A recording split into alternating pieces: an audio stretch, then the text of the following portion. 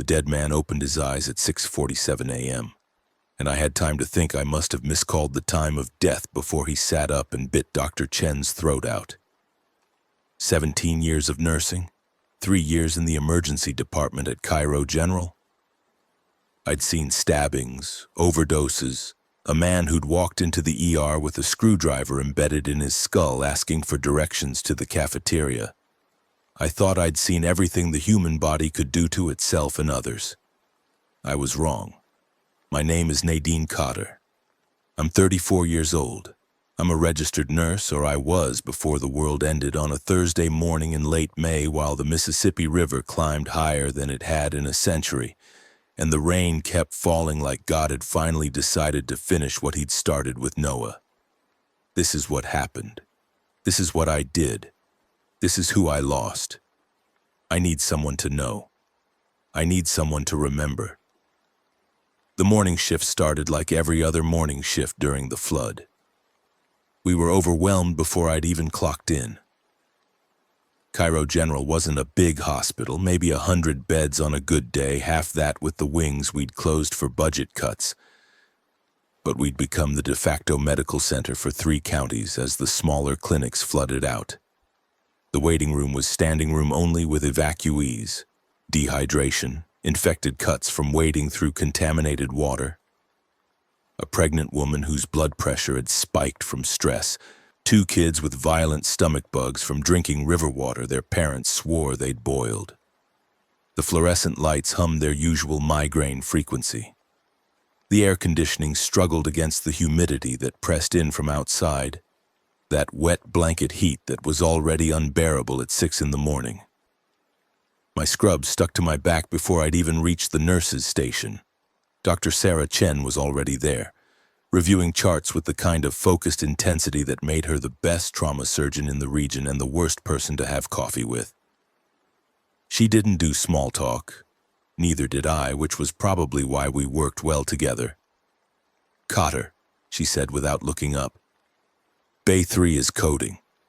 Good morning to you, too. Bay 3, now." I was moving before she finished. Bay 3 was a 52-year-old man named Ronald Deschamps, who'd come in around 3 in the morning with what we thought was a seizure. He'd been found unconscious in his flooded garage by his wife, who said he'd gone out to check on their boat and never come back. She thought he'd had a stroke, maybe a heart attack. The CT showed nothing. His blood work was strange, elevated white cells, markers we couldn't quite identify, but he'd stabilized. We'd moved him to Bay 3 for observation. Now he was crashing. I pulled back the curtain and found chaos. 2 nurses were already working on him, Jerome Wilson and Maria Santos, both good, both experienced. The crash cart was there. The monitor was screaming that flatline tone that sounds nothing like it does in the movies, more insistent somehow, more final. "Lost him 30 seconds ago," Jerome said. "Can't get him back." I grabbed the paddles. "Charging to 200. We shocked him. Nothing. His body jerked on the gurney like a fish on a dock, but the line stayed flat. "Charging to 300. Clear. Nothing." Dr. Chen pushed through the curtain. "What have we got?" 52-year-old male found unconscious in floodwater, possible aspiration, coding for... I checked the clock. 90 seconds, no response to defibrillation. "Push EP." Maria had the syringe ready. We worked on him for another 4 minutes. Compressions until my arms burned. 2 more rounds of epinephrine. His pupils were fixed and dilated, staring at the ceiling tiles like they held the answers to questions I didn't want to ask. Dr. Chen called it at 6:47 a.m. "Time of death, 6:47. She pulled off her gloves with that practiced snap surgeons have. "I'll talk to the wife. Cotter, can you..." That's when Ronald Deschamps sat up. Not like a patient regaining consciousness. Not like someone waking from a dream. He sat up like a puppet pulled by strings, his whole torso lifting at once, his head lolling and then snapping forward with a crack of vertebrae that I felt in my teeth. His eyes were open. They weren't his eyes anymore. The whites had gone the color of old bruises. The pupils were wrong, too wide, too dark, dilated beyond anything medical. And there was nothing behind them. No confusion, no pain, no fear. Just a horrible, empty hunger that I didn't recognize as hunger until later, until I'd seen it 1,000 more times, until it became as familiar to me as my own reflection. He grabbed Dr. Chen by the wrist before any of us could move. Sarah Chen was 5'3" and maybe 110 pounds. She ran marathons. She'd survived a residency that broke 30% of her cohort. She was the smartest person I'd ever worked with, and she was dead before she could make a sound. Ronald Deschamps pulled her toward him like she weighed nothing, yanked her across the gurney, and buried his teeth in her throat. Not a bite, a tear. He ripped out her carotid with the same motion you'd use to bite into an apple, and the blood. I've never been able to describe the blood. It was everywhere. It painted the ceiling. It sprayed across my face in a hot, coppery wave that I can still taste when I close my eyes. Sarah made a sound, a wet gargling that wasn't even a scream, and then she fell. And then Ronald Deschamps turned to look at me with her blood running down his chin. I don't remember grabbing the IV pole. I don't remember swinging it. But I remember the impact. The way his skull gave like a rotten pumpkin, the squelching crunch that traveled up through the metal and into my arms. I remember hitting him again and again long after he'd stopped moving, long after Maria was pulling me back and Jerome was screaming something I couldn't hear over the roaring in my ears. I remember looking down at what was left of Ronald Deschamps' head and thinking very clearly, I just killed a patient. And then I remember looking at Sarah Chen's body on the floor, at the blood still pumping weakly from the ruin of her throat, and thinking, no, he was already dead. I just killed whatever was wearing him. The overhead PA crackled. A voice I didn't recognize said something about a disturbance in the West Wing. Then another voice cut in, panicked, saying there were multiple disturbances, that patients were attacking staff, that someone needed to call the police. Then the screaming started. The next 47 minutes are a blur of fragments. I've tried to reconstruct them, tried to put them in order, but trauma doesn't work that way. The brain protects itself by breaking things apart, by refusing to let you hold the whole picture at once. Here's what I remember. Running down the hallway and finding Mrs. Deschamps in the waiting room, asking about her husband and the look on her face when she saw the blood on my scrubs. The pregnant woman from earlier screaming as an old man in a hospital gown bit into her shoulder. 2 security guards wrestling with a teenage girl who'd been in for a broken arm. Her cast bright pink against the red mess she was making of one guard's face. Jerome Wilson going down in the stairwell with 3 of them on top of him. I could hear him calling for his mother. The lights flickering, dying, coming back, flickering again. The emergency exits locking automatically when the fire alarms went off, trapping us in hallways that became slaughterhouses. Maria Santos shoving me into a supply closet and blocking the door with her body while something that used to be a phlebotomist pounded on the other side. The sound her ribs made when the door finally gave. The way she looked at me in that last second through the gap and mouthed the word run. I ran. The hospital had 5 floors. I'd started on the 2nd. By the time I found a stairwell that wasn't a death trap, I'd made it to the 4th through a ventilation shaft I still don't understand how I fit through. My scrubs were torn. I'd lost 1 shoe. I'd picked up a fire extinguisher somewhere that I didn't remember grabbing, and it was covered in something dark and wet. The 4th floor was quieter. Oncology. Most of the patients up here couldn't walk, let alone chase anyone, but the quiet was worse than the screaming. It meant everyone was already dead. I found 3 survivors huddled in a radiation treatment room. An orderly named Marcus, whose last name I didn't catch, a patient named Helen who was 83 and somehow completely calm, and a medical student named David who was crying so hard he couldn't breathe. ER nurse, I said when they stared at me. We need to get to the roof. The roof? David's voice cracked. We need to get out of the building. We need to... The parking lot is flooded. You want to wade through 3 feet of water in the dark with those things behind us? She's right, the orderly said. His voice was steady, deep. He had the kind of build that suggested either a lot of manual labor or a serious gym habit, and he was holding a fire axe like he knew how to use it. Roof's our best bet. I saw a helicopter earlier, might be there doing evacuations. I can't leave, Helen said, my chemo. We all looked at her. She was bald from treatment, her scalp pale and fragile looking under the fluorescent lights. She had an IV port in her chest and paper-thin skin, and she was going to die if she stayed here. Ma'am, the orderly said gently, the hospital isn't safe anymore. Young man, I've survived lung cancer, a husband who drank himself to death, and the 2011 tornado. I'll survive this. She smiled, and there was something fierce in it. Besides, I haven't seen my granddaughter in 3 months. I'm not dying until I get to yell at her for not calling. I found myself liking her despite everything. Can you walk? I can hobble. That's as good as you're going to get. David. I grabbed the medical student's shoulder. He flinched. David, I need you to focus. Can you help her walk? He took a shuddering breath, nodded. Something steadied in his eyes, not courage exactly, but the muscle memory of someone who'd been trained to follow instructions.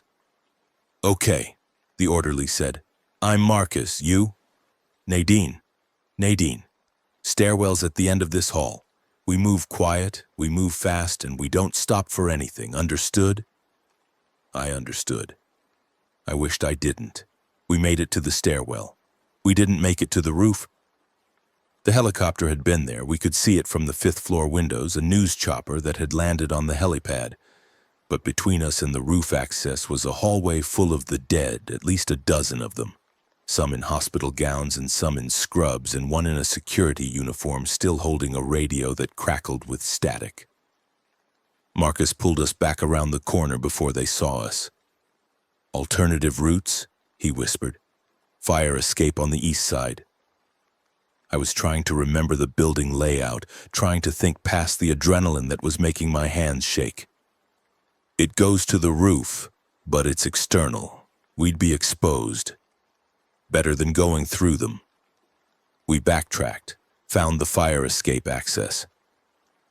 The door was supposed to be alarmed, but the alarm system was screaming already and had been for 20 minutes, so one more alarm didn't matter. The fire escape was rusted, creaking with every step. The morning had fully arrived now, gray and humid, and I could see Cairo spread out below us, or what was left of it. Half the city was underwater. I could see cars floating in the streets, debris piled up against telephone poles, rooftops poking up from the brown flood like islands in a nightmare archipelago. I could also see people in the water, moving slow, moving wrong.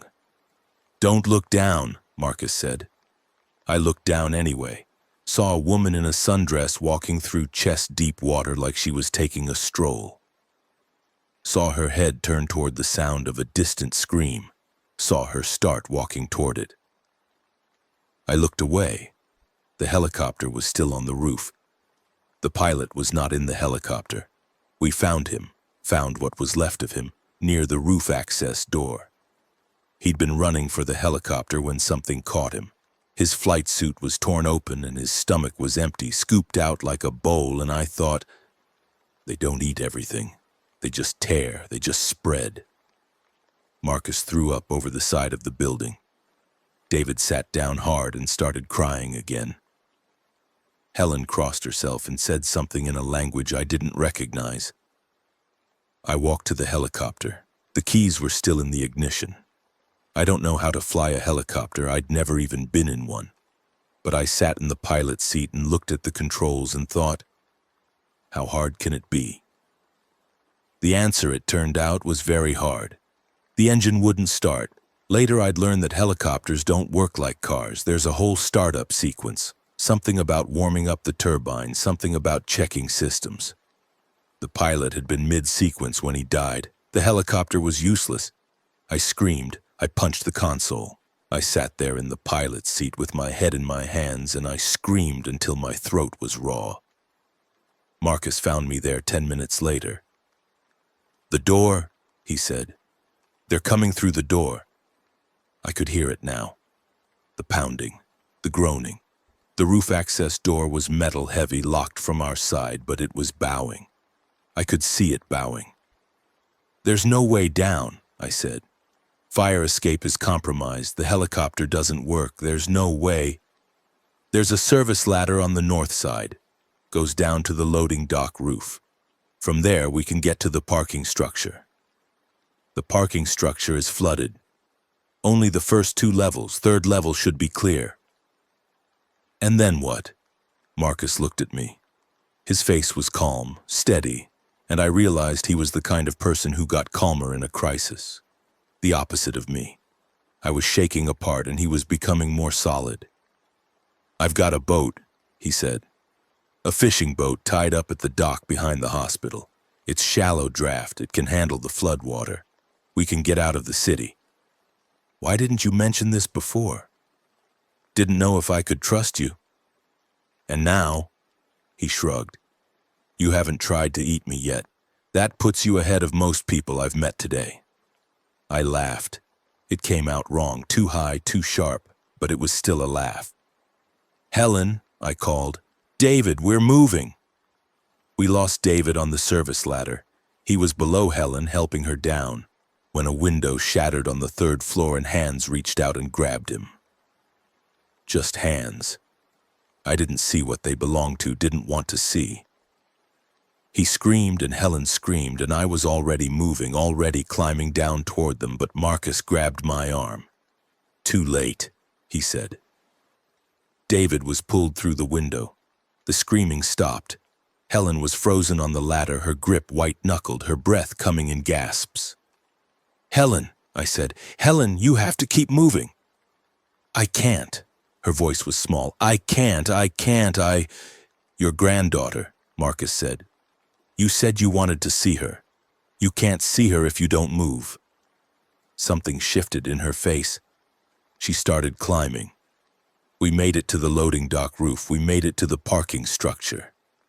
The 3rd level was clear like Marcus had promised, but we could hear them below us. Splashing, groaning, the echo of their hunger bouncing off concrete walls. "My car," Helen said suddenly. "My car is here, level 3, near the elevator." It was a 1997 Honda Accord, faded blue, with a handicapped placard hanging from the mirror and a "World's Best Grandma" bumper sticker that made my chest ache. "Keys," I said. She handed them over. They were on a keychain with a picture of a little girl. Her granddaughter, I assumed, maybe 5 years old, smiling. I got behind the wheel. Marcus helped Helen into the back seat. The car started on the first try. "Ramp goes down," I said. "Down into the flood." "There's a gap," Marcus said, "where the structure connects to the main building. Elevated walkway goes over the flood to the east lot. It's narrow, but the Accord should fit." "Should? Only one way to find out." I put the car in drive. The walkway was designed for pedestrians, not vehicles. The Accord scraped through with maybe 3 inches to spare on each side, and I could feel the whole structure shaking beneath us. Helen prayed in the back seat. Marcus navigated from the passenger side, guiding me through turns I couldn't see. We emerged into the east parking lot. It was flooded too, but shallower, maybe 2 feet of murky brown water. I could see the hospital behind us, could see smoke rising from somewhere on the lower floors, could see figures moving in the windows. Too many figures, too many to count. "Keep driving," Marcus said. "The boat dock is half a mile east, but the roads are flooded. We'll have to go around." I drove. The Accord pushed through the water like a boat itself, spray arcing up on both sides. Street signs poked up from the flood, Stop signs and yield signs, and one that said, "Welcome to Cairo, gateway to the south." The welcome sign was half submerged, the letters barely visible. There were bodies in the water. I tried not to look at them. Some of them were floating face down. Some of them were standing upright, water up to their chests, their heads turning slowly to follow the sound of the engine. "They're not drowning," I said. "No," Marcus agreed. "They're not." Ugh. We drove in silence after that. The sound of the engine, the splash of water, the distant groaning that seemed to come from everywhere at once. I focused on the road, or where the road should have been, following the tops of fences and the shadows of buildings to navigate a landscape that had become an alien sea. The engine started coughing when we were a quarter mile from the dock. "No," I said. "No, no, no." "Water in the intake," Marcus said. "We pushed too far." The Accord died in the middle of a flooded intersection. The water was up to the doors now. I could see Marcus's boat ahead, a small fishing vessel tied to a half-submerged dock, but between us and the boat was 100 yards of brown water. "We'll have to wade," Marcus said. "I can't swim." He looked at me. "What?" "I can't swim. I almost drowned when I was 7. I never learned." "It's not deep enough to swim, I can't." The panic was rising in my chest, irrational and absolute. "I can't go in the water. I can't." "Then stay here and die." It wasn't cruel, it was just a fact. He said it the way he might say the sky is blue or water is wet. A simple statement of reality. Helen put her hand on my shoulder. "I'll hold on to you. We'll go together." I looked at the water, at the shapes moving in it, at the boat that might be salvation and might be death. "Okay," I said. "Okay, let's go." The water was warm. That was the first thing I noticed. Warm like bath water, like something living. It swirled around my legs as I stepped out of the car, pulling at me with currents I couldn't see. The smell hit next. Mud and rot and something chemical, probably runoff from the flooded gas stations and auto shops. Helen clung to my arm. Marcus led the way, his fire axe held above the water. We moved slowly, feeling for the road beneath our feet. Every step was a negotiation with the current, with the debris that bumped against our legs, with the terror that turned every shadow into a reaching hand. We were 50 yards from the boat when the first one surfaced. It came up right in front of Marcus, rising from the water like something from a nightmare. A man, I think it was a man, bloated and gray, riverweed tangled in what was left of his hair. His eyes were that same wrong color I'd seen in Ronald Deschamps, that bruise yellow with the two wide pupils, and his mouth opened in a sound that wasn't quite a groan and wasn't quite a scream. Marcus swung the axe. The blade caught the thing in the neck, not quite severing, but close enough. It went down, disappearing back beneath the brown water. "Move," Marcus said. "Move, move, move!" They were everywhere, rising from the water around us like the dead from a mass grave, their hands reaching, their mouths working. I hadn't realized they were there, had walked right past them, right through them, never knowing they were standing on the submerged road waiting for something to trigger their hunger. Helen screamed. Something had grabbed her leg. I didn't think. I just moved. I shoved my hand into the water and found the arm that was holding her, cold, spongy flesh that gave under my fingers, and I twisted. Bones crunched, the grip released. I pulled Helen forward and we ran. Running in waist-deep water isn't really running. It's more like slow-motion thrashing. Every step a battle against the current and the mud and the panic that wants to freeze you solid. Behind us, I could hear them following, the splash and churn of bodies moving through floodwater, the groaning that seemed to echo off the buildings around us. Marcus was at the boat.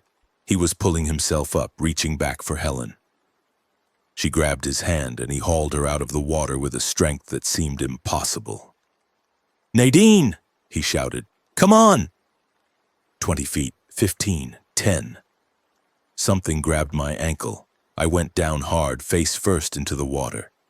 It flooded my mouth, my nose, the chemical taste of it mixing with the copper of blood. I came up gasping and saw it. A woman in a nurse's uniform, half her face missing, pulling herself up my body like a ladder. I couldn't scream. I couldn't breathe. All I could do was watch as her mouth opened, as her teeth descended toward my throat. The fire axe took off the top of her head. Marcus was in the water with me, wading toward the boat, dragging me by my scrub top. "Move," he said. "Nadine, you have to move." I moved. I don't know how.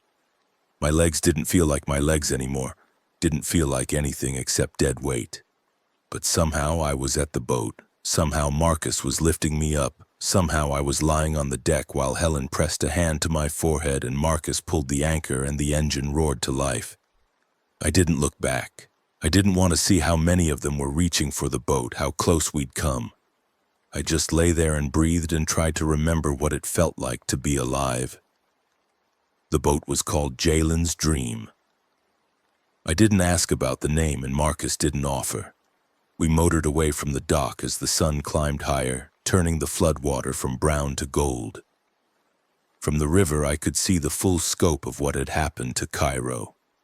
Whole neighborhoods were underwater.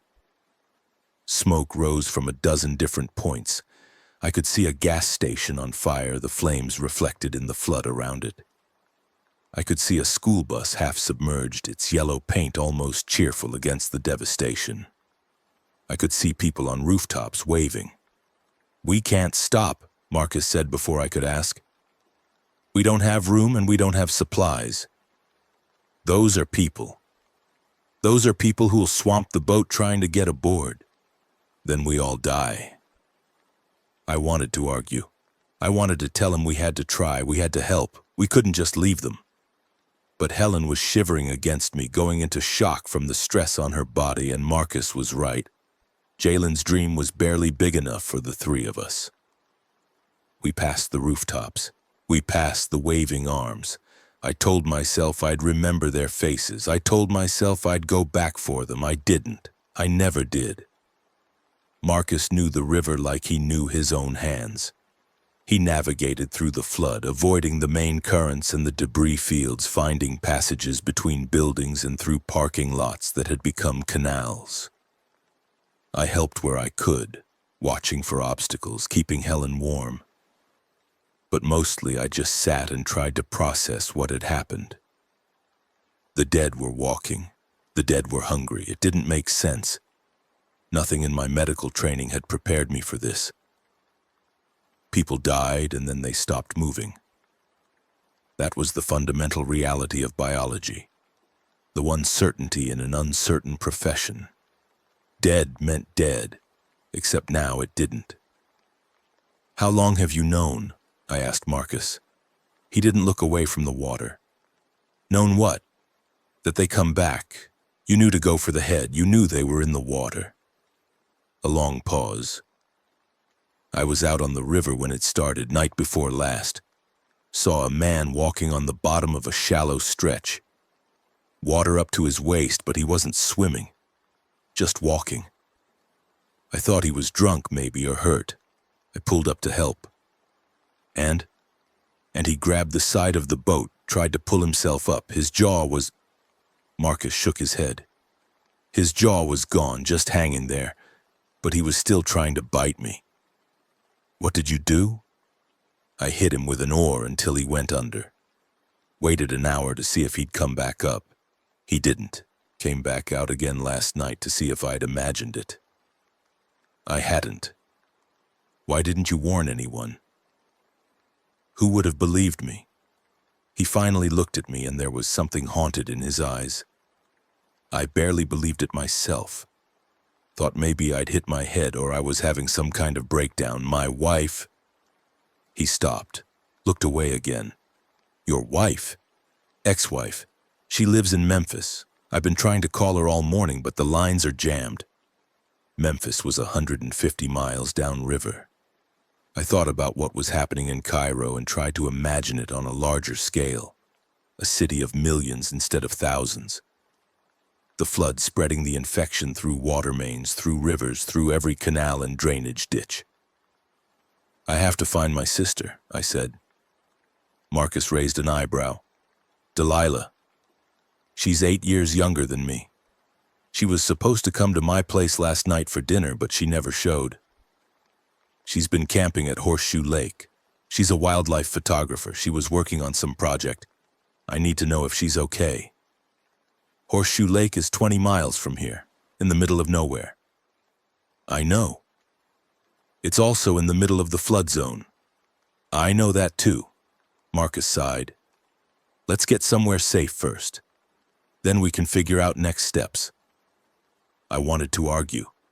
I wanted to make him turn the boat around and head straight for Horseshoe Lake. But Helen was drifting in and out of consciousness, and I was exhausted, and the sun was getting higher and the dead were everywhere. Marcus was right. We needed to find shelter first. I just hoped Delilah had found shelter too. We made it to higher ground around noon. My apartment building was on the east side of town, on a slight rise that had saved it from the worst of the flooding. The water only came up to the first-floor windows here, which meant the second floor, where I lived, should still be dry. Marcus pulled the boat up to my balcony. It was surreal, stepping from a fishing vessel onto the railing of my own apartment, looking through the sliding glass door at the living room where I'd watched TV just yesterday. "Wait here," I said. "Let me make sure it's clear." The door was locked. I found my key, still on my keychain somehow, threw everything, and let myself in. The apartment was empty. No one had been here since I'd left for my shift the night before. The bed was unmade. There was a half-eaten bowl of cereal on the counter from my midnight snack. My phone was charging on the nightstand, blinking with notifications I didn't want to read. I checked every room, every closet. Nothing. No one. Then I saw the note on the kitchen table. "Nadine, came by for dinner, but you weren't here. Figured you got called in for the flood stuff. I'm heading back to Horseshoe Lake. I want to get some shots of the water damage to the wildlife areas. Should be back in a couple days. Don't worry about me. You know I can take care of myself. Love you, D." The note was dated yesterday, May 22nd, the day before the world ended. I read it 3 times. Then I sat down on the kitchen floor and I cried. I cried for Sarah Chen and for Maria Santos and for Jerome Wilson. I cried for David, pulled through a window by hands I never saw. I cried for the people on the rooftops we didn't stop for the pregnant woman in the waiting room, for every patient I'd tried to help in my 17 years of nursing who had woken up wrong and hungry and no longer human. I cried for my sister, alone at Horseshoe Lake with no idea what was coming. Marcus found me there 10 minutes later. He didn't say anything. He just sat down next to me and let me cry. When I was finished, he helped me up. "We need to search the building," he said. "See if there are other survivors. Then we need to rest. You haven't slept in. How long?" "I don't know. 30 hours? 35? You need to sleep. I need to find Delilah. You need to sleep first. You won't be any good to her if you collapse halfway there." He was right. I hated that he was right. "We'll go at first light," I said. "Tomorrow, as soon as it's light enough to see." Marcus nodded. "First light." We searched the building floor by floor, moving careful and quiet. Most of the apartments were empty, evacuated already, hopefully, though some of the doors were open in ways that suggested the evacuation hadn't been voluntary. On the 3rd floor, we found survivors. There were 2 of them, a man in his 60s wearing the collar of a Baptist minister, and a teenage boy with a cast on his arm and a vacant look in his eyes. They were barricaded in apartment 3C, the furniture piled against the door in a makeshift barrier. "Please," the minister said when we identified ourselves through the door. "Please, my God, we need help." His name was Theodore Williams. Everyone called him Pastor T. He'd been the minister at First Baptist for 30 years, and he'd stayed behind when the evacuation orders came because his congregation needed him. "I couldn't leave them," he said as we helped him move the furniture. "I couldn't abandon them when they were scared. I thought we could pray through it. I thought the Lord would protect us." "What happened?" Pastor Williams' face crumpled. Mrs. Jefferson turned first. She'd been bitten the day before during the looting. She said it was just a scratch. I believed her. And then, "You don't have to tell me," I said. "No, I do. I need to say it out loud." He took a breath. "She attacked Brother Thomas. Then Brother Thomas turned. Then Sister Ruth.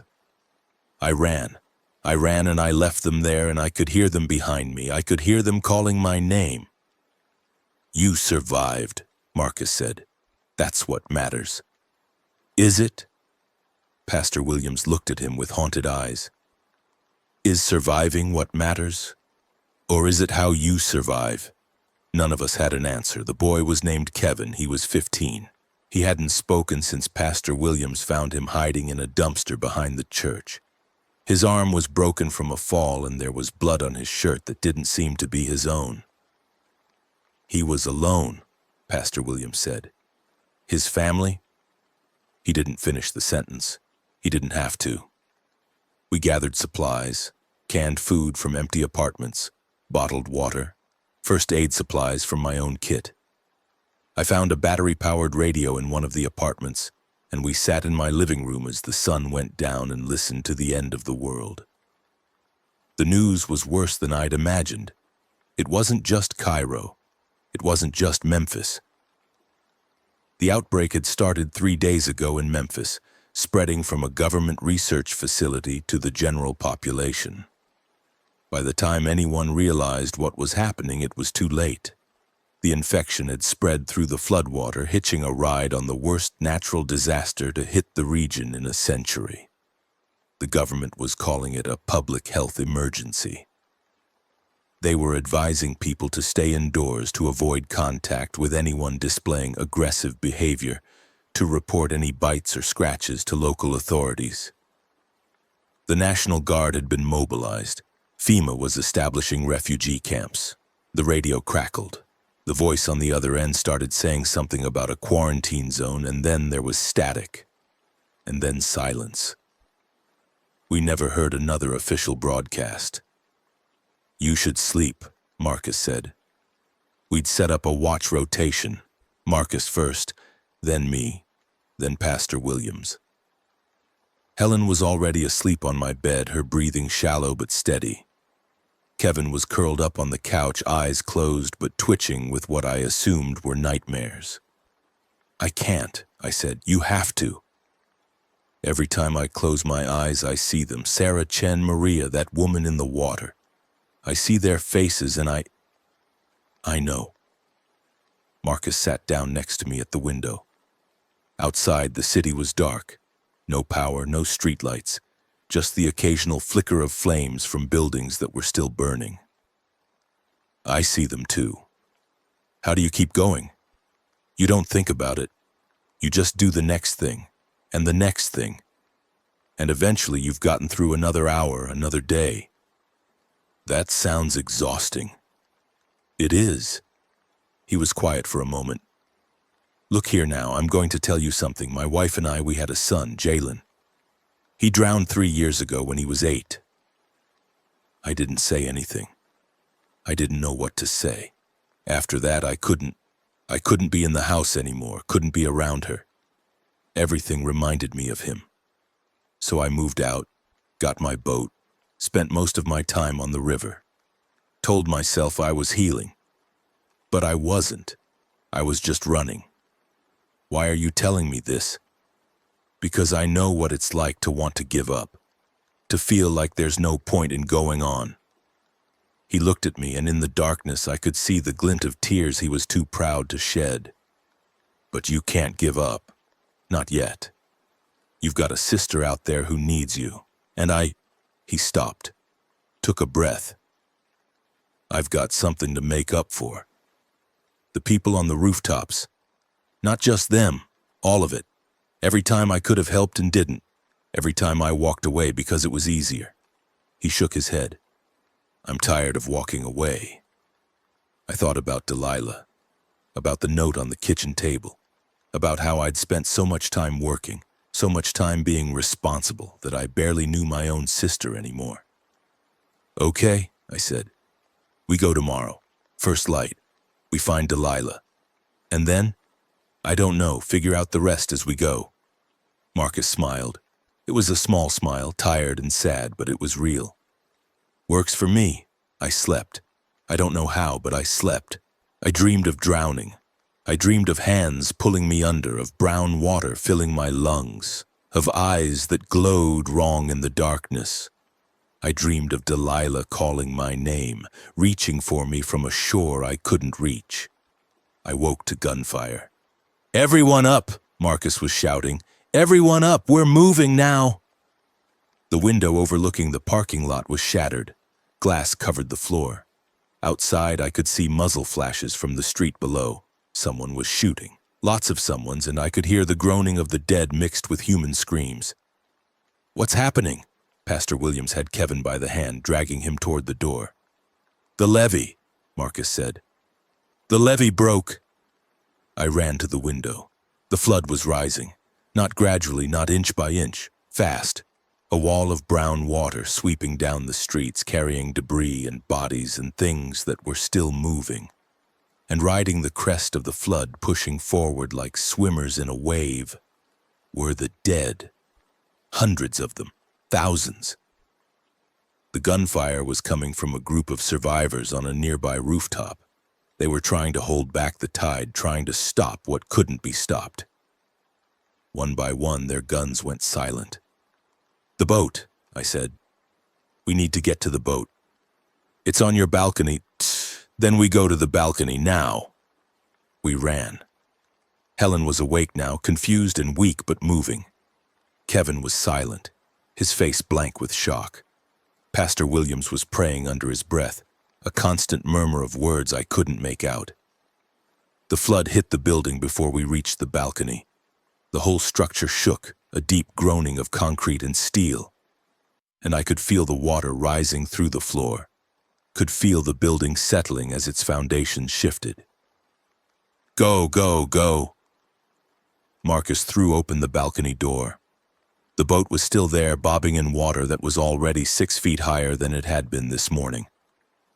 The rope was straining, the current pulling at the vessel.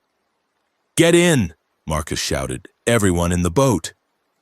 Kevin first, practically thrown over the railing. Then Helen, lifted by Pastor Williams with a strength that surprised me. Then Pastor Williams himself, scrambling over the edge. I was halfway over the railing when I heard the sound. It came from inside the apartment, from the living room, from the hallway. The door was splintering. Marcus grabbed my arm. "Don't look," he said. "Just get in the boat." I looked. They were pouring through the doorway. The dead carried by the flood into the building, climbing the stairs and breaking down doors. They filled my apartment, my home, my refuge. A wave of gray flesh and reaching hands and mouths that opened and closed and opened. Marcus pulled me over the railing. I fell into the boat, landing hard on my back. Above me, I saw them reach the balcony, saw them spill over the railing, falling into the water around us. Marcus cut the rope. The engine roared. Jalen's dream pulled away from the balcony as hands slapped against the hull, as faces bobbed up from the water around us, as the dead climbed over each other trying to reach us. One of them grabbed the side of the boat. Marcus hit it with the fire axe. Another grabbed on, and another. The boat was listing, taking on water, and we were sinking. Pastor Williams stood up. "What in the gracious heavens do you think you're doing?" he shouted at the dead, at the flood, at God, maybe. Get away from these people." He grabbed an oar and started swinging. It shouldn't have worked. It was absurd, an old man with an oar against a horde of the dead. But it gave Marcus time. Time to get the engine at full throttle, time to pull away from the building, time to break free of the hands that pulled at us. Pastor Williams fell back into the boat, gasping. His face was splattered with something dark and foul. "Apologies," he said. "I try not to raise my voice." I laughed. It was hysterical, probably. It was the only thing I could do. Behind us, my building collapsed into the flood. We rode the current south. There was no fighting it. The water was moving too fast, carrying too much debris. All Marcus could do was keep us upright, keep us away from the worst of the obstacles, keep us alive. The dead were everywhere now. They floated past us in the current, reaching for the boat but unable to catch hold. They stood on rooftops and high ground, watching us pass with those wrong eyes. They crowded at the edges of the flood, waiting. "They're not drowning," Helen said. She was staring at the water with a kind of horrified fascination. "Why aren't they drowning?" "They don't need to breathe," I said. "They're already dead." "That's not possible. That's not—" "Nothing about this is possible." I was too tired to be gentle. And yet here we are. The current carried us past Cairo General. What was left of it? The building was burning now, flames leaping from every window, smoke blackening the sky. I could see figures moving in the flames, some running, some walking, some already burning. I looked away. The flood eventually deposited us on a stretch of high ground near the Thebes Railroad Bridge. The current had slowed here, diverted by the bridge supports, creating an eddy that let Marcus guide us to shore. We climbed out of the boat on shaking legs. The sun was fully up now, hot and bright, and the humidity pressed down like a physical weight. "We can't stay here," Marcus said. "Current's changing. In an hour, this will be underwater too." "The bridge." Pastor Williams pointed at the massive structure rising from the flood. "It's high ground. The water won't reach the tracks." "The bridge is a mile long," I said. "If there are infected at both ends, then we'll deal with them when we get there." Marcus started pulling supplies from the boat. "Right now, it's the only option." I looked at the bridge. It was a monster of rusted steel and weathered wood stretching across the Mississippi toward Missouri. The water swirled around its supports, carrying debris that piled up against the iron like bodies against a barricade. I looked at Delilah's note, folded in my pocket. Horseshoe Lake was northeast. Away from the bridge, away from safety. "We go to the bridge," I said. "We secure a position, then—" I took a breath. "Then I go find my sister." Marcus nodded. "Okay. You'll wait for me?" "As long as we can." It wasn't a promise, it wasn't a guarantee, but it was something. I looked back at Cairo, at the smoke and the flames and the flood, and I started walking toward the bridge. The climb to the bridge was a nightmare. The approach was flooded, the road submerged under 3 feet of brown water. We waded through it in a line, Marcus at the front with his axe, then me, then Helen and Kevin, then Pastor Williams bringing up the rear. Every step was a gamble. Every shadow in the water could be hiding something. We were halfway to the bridge supports when the first one grabbed Kevin. He went down without a sound, pulled under the water so fast I barely saw it happen. Pastor Williams lunged for him, got a hand on his shirt, pulled. The dead thing came up with him. It had been underwater for a while, days maybe. Its skin was gray-green, bloated, peeling away in sheets. Its eyes were gone, eaten by fish or rotted away. But it was still moving, still reaching, still trying to bite. Marcus hit it with the axe. Once, twice, 3 times. It let go of Kevin and sank back under the water. Kevin was coughing, choking, spitting up brown water. But he was alive, no bites, no scratches. "Keep moving," Marcus said. "They know we're here now." We ran. Or we tried to run. The water made it impossible, turned every step into a slow-motion struggle. Behind us, I could see ripples in the water. Movement, things rising. The bridge supports were 50 feet away, 40, 30. Something grabbed my ankle. I went down again, face first into the water. But this time I was ready. I twisted, reached down, found the arm that was holding me and pulled. The dead thing came out of the water, a woman or what was left of one, and I shoved my thumbs into its eye sockets and pushed. Its skull collapsed, its grip loosened. I kicked free and kept running. Marcus was at the supports, pulling Helen up onto the maintenance ladder. Kevin was already climbing faster than I would have thought possible with a broken arm. Pastor Williams was holding position at the base, swinging a piece of driftwood at anything that came close. "Nadine!" Marcus shouted. "Come on!" I ran. The water was up to my waist now, rising fast. I could feel the current pulling at me, could feel hands brushing against my legs, could hear the groaning getting louder. I reached the ladder, grabbed the bottom rung, started climbing. Below me the water erupted. They came out of the flood like something from a fever dream. Dozens of them, hundreds, rising from the river that had claimed them and walking toward the bridge. Walking toward us, I climbed. I didn't look down. I just climbed. The top of the bridge was 60 feet above the water. Looking down made my stomach lurch, so I stopped looking down. We found a maintenance platform about a quarter-mile from the Cairo side, a little shelter with walls and a roof meant for workers doing repairs. It was cramped, barely big enough for the 5 of us, but it was dry and it was safe, and right now that was enough. "We stay here tonight," Marcus said. "Rest, recover. Tomorrow we keep moving." I sat down against the wall and closed my eyes. Every muscle in my body ached, every breath hurt, but I was alive. We were all alive, for now. The sun set over the Mississippi, painting the floodwater orange and red. In the fading light, I could see the shape of Cairo, or what was left of it. Most of the city was underwater. Fires burned unchecked. The smoke rose to meet the clouds. I thought about Sarah Chen, about Maria Santos, about David and Jerome and Mrs. Deschamps, about the people on the rooftops we didn't stop for. I thought about Delilah. "Tomorrow," I whispered. "I'm coming tomorrow." Behind me, Pastor Williams was praying. Beside me, Helen was sleeping, her breath rattling in her chest.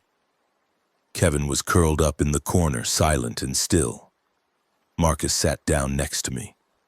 "Can't sleep," he said. "Can't stop thinking." "That's the worst part, isn't it? The thinking." I nodded. Below us in the darkness, I could hear them. The groaning, the splashing, the sound of the dead waiting. "My sister used to tell me I thought too much," I said. She'd say, "Nadine, sometimes you just have to feel things. Stop analyzing and just feel." Smart sister. She is. I took a breath. She's out there somewhere, alone, and I'm sitting here on a bridge doing nothing. You're surviving, that's not nothing. It's not enough. Marcus was quiet for a moment, then, "Look here now. When we get across this bridge, I'm coming with you. To Horseshoe Lake? To wherever you need to go. I told you I'm tired of walking away." I looked at him. In the darkness, I couldn't see his face, but I could hear something in his voice. Something that sounded like hope. "Thank you," I said. "Don't thank me yet. We still have to survive the night." The night was long. The groaning never stopped. From down below, I could hear them moving along the water, following the bridge supports. Sometimes one would climb part way up. We'd hear the clang of metal, the scrape of dead fingers on iron, but none of them made it to the top. Helen's breathing got worse as the night went on. By midnight, she was struggling for every breath. "Her lungs," I said to Marcus. "The water, the stress. Her body can't handle it." "What do you need?" "Oxygen, steroids, a hospital." I laughed bitterly. "A time machine. What can we do without those things?" "Keep her warm, keep her calm. Pray." Pastor Williams was already praying. Helen died just before dawn. She'd been lucid at the end, talking about her granddaughter, about the garden she'd planted last spring, about how she wanted to be buried next to her husband in the Mound City Cemetery. Then she'd closed her eyes and stopped breathing. We didn't have time to bury her. We didn't have time for a proper service. Pastor Williams said a few words while the sun came up, and then we covered her with a tarp we'd found in the maintenance shelter. "We can't leave her here," Kevin said. They were the first words he'd spoken since we'd found him. "We have to," Marcus said gently. "We can't carry her across the bridge, and we can't stay." "But she'll—" Kevin's voice cracked. "They'll—" "I know." Marcus put a hand on the boy's shoulder. "I know," Kevin cried. Pastor Williams held him. I stood at the edge of the platform and watched the flood recede, watched the bodies floating in the current, watched the dead walking through streets that had become rivers. When Kevin was finished, we gathered what supplies we could carry and started walking. The bridge stretched ahead of us, a mile of rusted track and weathered wood. The morning sun beat down, already brutal, and the humidity made every breath feel like drowning. We walked in silence. I couldn't stop thinking about Helen, about how she'd survived cancer and a tornado and a husband who drank himself to death, only to die on a bridge above a flood full of corpses. I couldn't stop thinking about her granddaughter who would never know what happened, who would spend the rest of her life, however long that was, wondering. I couldn't stop thinking about Delilah. "There's something on the tracks," Marcus said. I looked up. Ahead of us, maybe 300 yards, something was blocking the bridge. A train car derailed and tilted, its side marked with the logo of some shipping company I didn't recognize. "Could be useful," Pastor Williams said. "Supplies, maybe." "Could be dangerous," Marcus said. "Enclosed space. If there's infected inside—" "We have to pass it anyway," I said. "Might as well see what's there." We approached slowly, weapons ready. Marcus had his axe. I'd found a length of pipe somewhere in the night. I couldn't remember where. Pastor Williams had his driftwood club. Kevin had nothing, his broken arm making him useless in a fight. The train car was a refrigerated unit. The door was hanging open, swinging gently in the wind. Marcus went first. Inside, there was only darkness and the smell of rotting meat. Whatever had been in the car had spoiled weeks ago, before the outbreak, before the flood. Just another victim of infrastructure collapse. "Clear," Marcus said. "Nothing useful." We kept walking. We found the first body halfway across the bridge. It was a man in a National Guard uniform, his rifle still clutched in his hands. He'd been shot in the head. A clean wound, professional. His radio was crushed, his pockets empty. "Military was here," Marcus said. "Were," I agreed. "Not anymore." We found 3 more bodies before we reached the Missouri side. All soldiers, all shot clean, all stripped of anything useful. "Someone was fighting back," Pastor Williams said, "or fighting each other." I'd seen enough hospital violence to know how fast civilization could crumble. Probably both. The Missouri side of the bridge was elevated, a concrete abutment rising from the flood, dry and solid. We climbed down the maintenance ladder and found ourselves on high ground for the first time in what felt like years. "Which way?" Marcus asked. I looked north. Horseshoe Lake was 20 miles in that direction, through flood zones and dead cities and who knew what else. "North," I said. "What about us?" Kevin's voice was small. "We're coming too, right?" I looked at him, at his broken arm, his shell-shocked eyes, his body that was already running on empty. At Pastor Williams, who was strong but old, who'd lost his congregation and his faith. "It's going to be dangerous," I said. "I can't promise—" "We know," Pastor Williams said. "We know what you can't promise, but we're coming anyway." "Why?"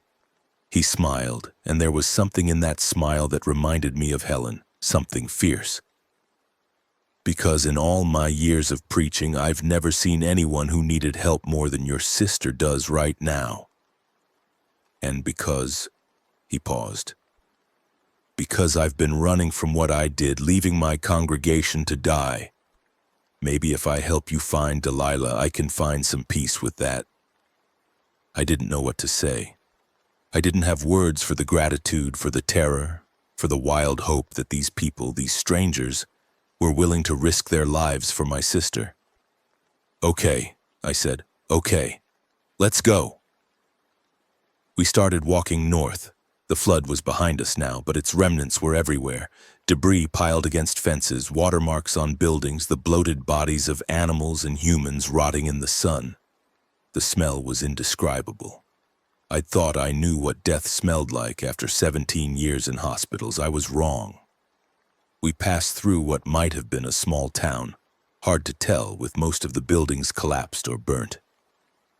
There were cars overturned in the streets, storefronts with shattered windows, a church with its steeple hanging at a crazy angle. No survivors, no infected either, at least not that we saw. "Where is everyone?" Kevin asked. "Dead," Marcus said. "Evacuated, hiding." "Or waiting," I said. We all knew what I meant. We found the gas station around midday. It was the first intact building we'd seen in hours. A little roadside stop with pumps out front and a convenience store attached. The windows were boarded up, the door barricaded, and someone had spray-painted a message on the wall. "Alive inside, do not enter." Marcus approached slowly, his axe ready. "Hello?" he called. "We're survivors, we're not infected, we just need supplies." Silence. "We're not here to hurt anyone. We're just passing through." More silence. Then from inside, "How many of you?" "4. One of us is injured." A pause. Then the sound of furniture being moved. The door opened a crack and a face appeared. A woman, maybe 30, with a shotgun pointed at Marcus's chest. "Show me the injury," she said. Kevin stepped forward, holding up his broken arm. The woman studied him for a long moment. Then she lowered the shotgun.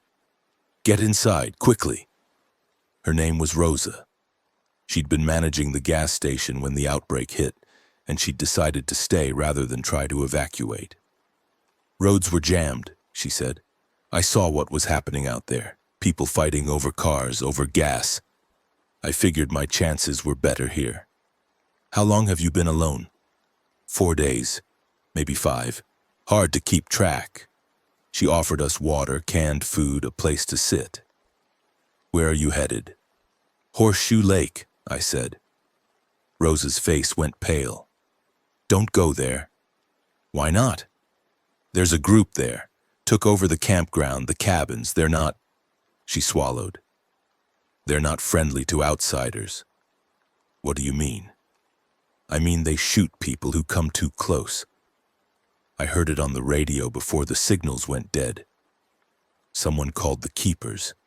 They think the outbreak is some kind of rapture, some kind of test from God. Anyone who's not chosen is fair game." I thought about Delilah, alone at Horseshoe Lake with religious fanatics. I thought about her camera and her optimism and her complete inability to believe the worst about anyone. "I have to go anyway," I said. "My sister is there." Rosa looked at me for a long moment. Then she nodded. "I can't stop you, but I can give you this." She reached behind the counter and pulled out a map, an old gas station map, the kind they don't make anymore. "The back roads, the paths the Keepers might not be watching. It's not much, but it's something. Thank you." "Don't thank me, just—" She paused. "Just survive, okay? That's all any of us can do now." We left the gas station as the sun started to set. Rosa had given us food, water, and the map. She'd also given us something I hadn't expected, hope. Not much, just a flicker, just an ember, but it was there. "We should find shelter," Marcus said. "Travel at night is suicide. There's a farmhouse a mile north," Rosa had said. "Belonged to the Hendersons, they evacuated, should be empty." We found the farmhouse as darkness fell. It was intact, untouched, like a relic from a world that no longer existed.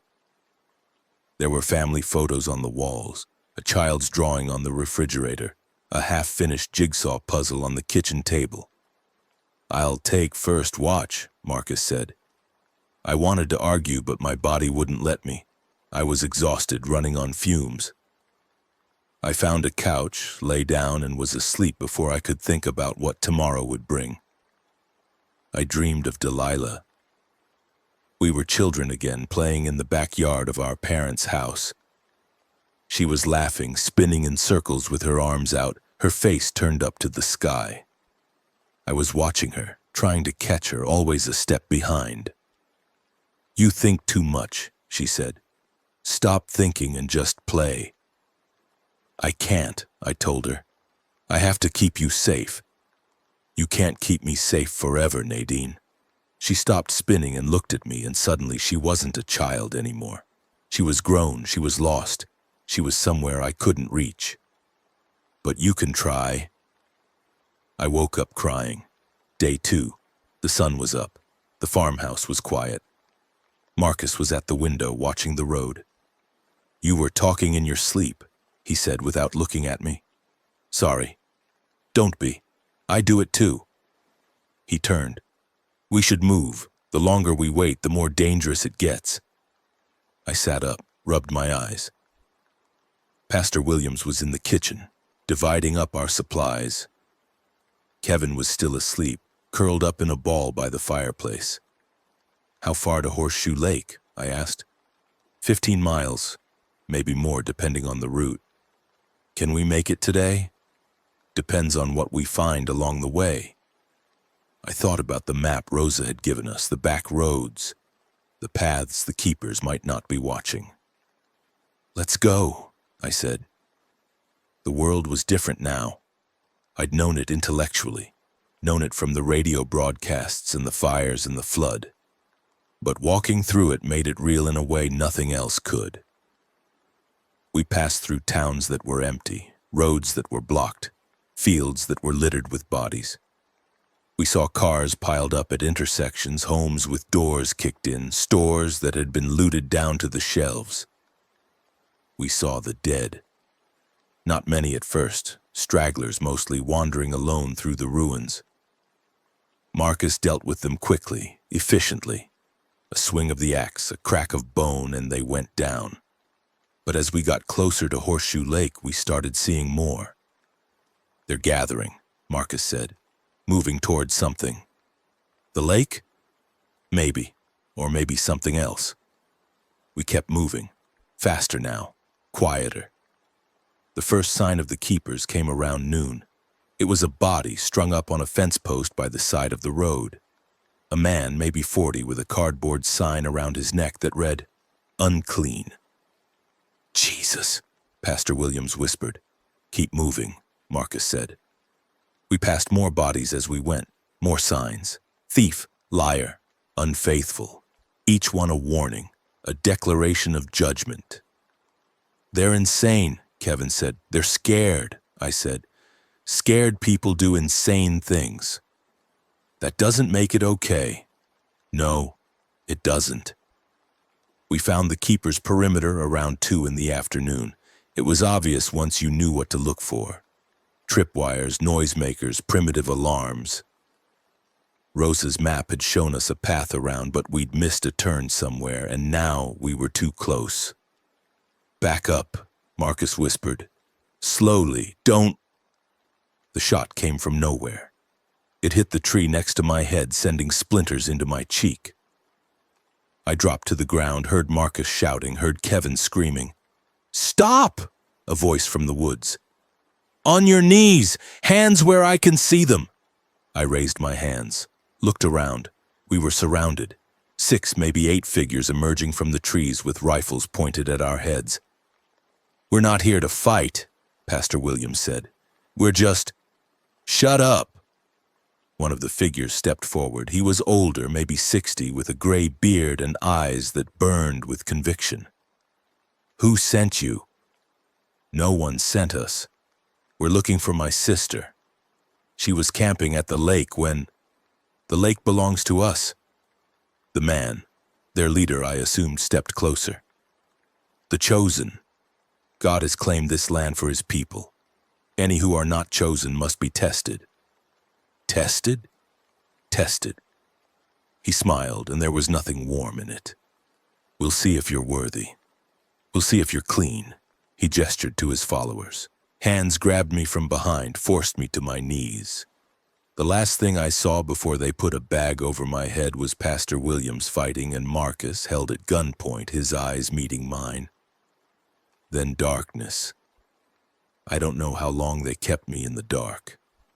Hours, maybe more. Time lost meaning without sight, without sound beyond my own breathing. They'd taken everything, my supplies, my weapons, my hope. I thought about Delilah, about how close I'd come, about how I'd failed.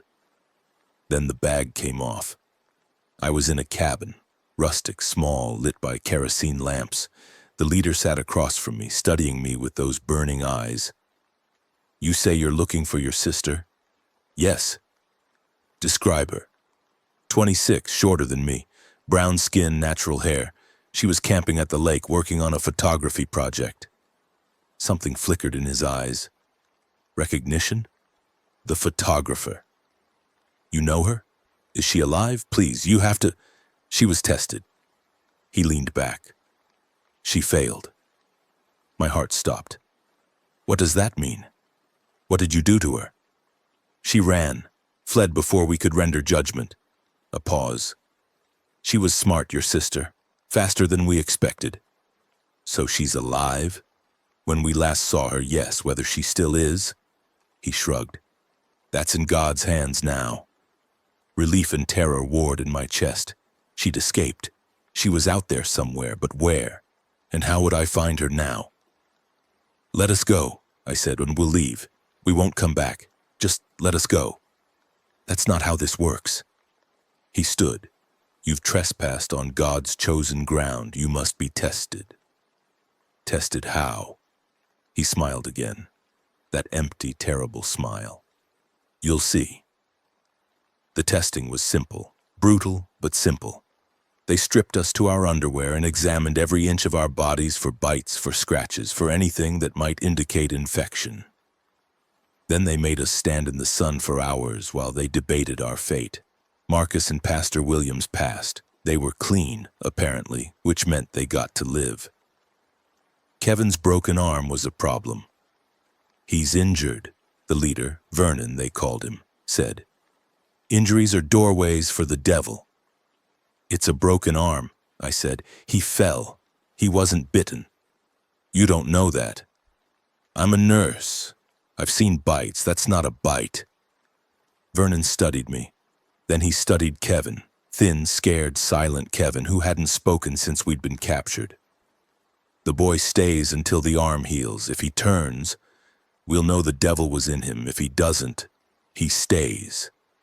I was shaking with rage, with fear, with exhaustion. Fine. But I'm staying with him. No, you're leaving, all of you, tonight.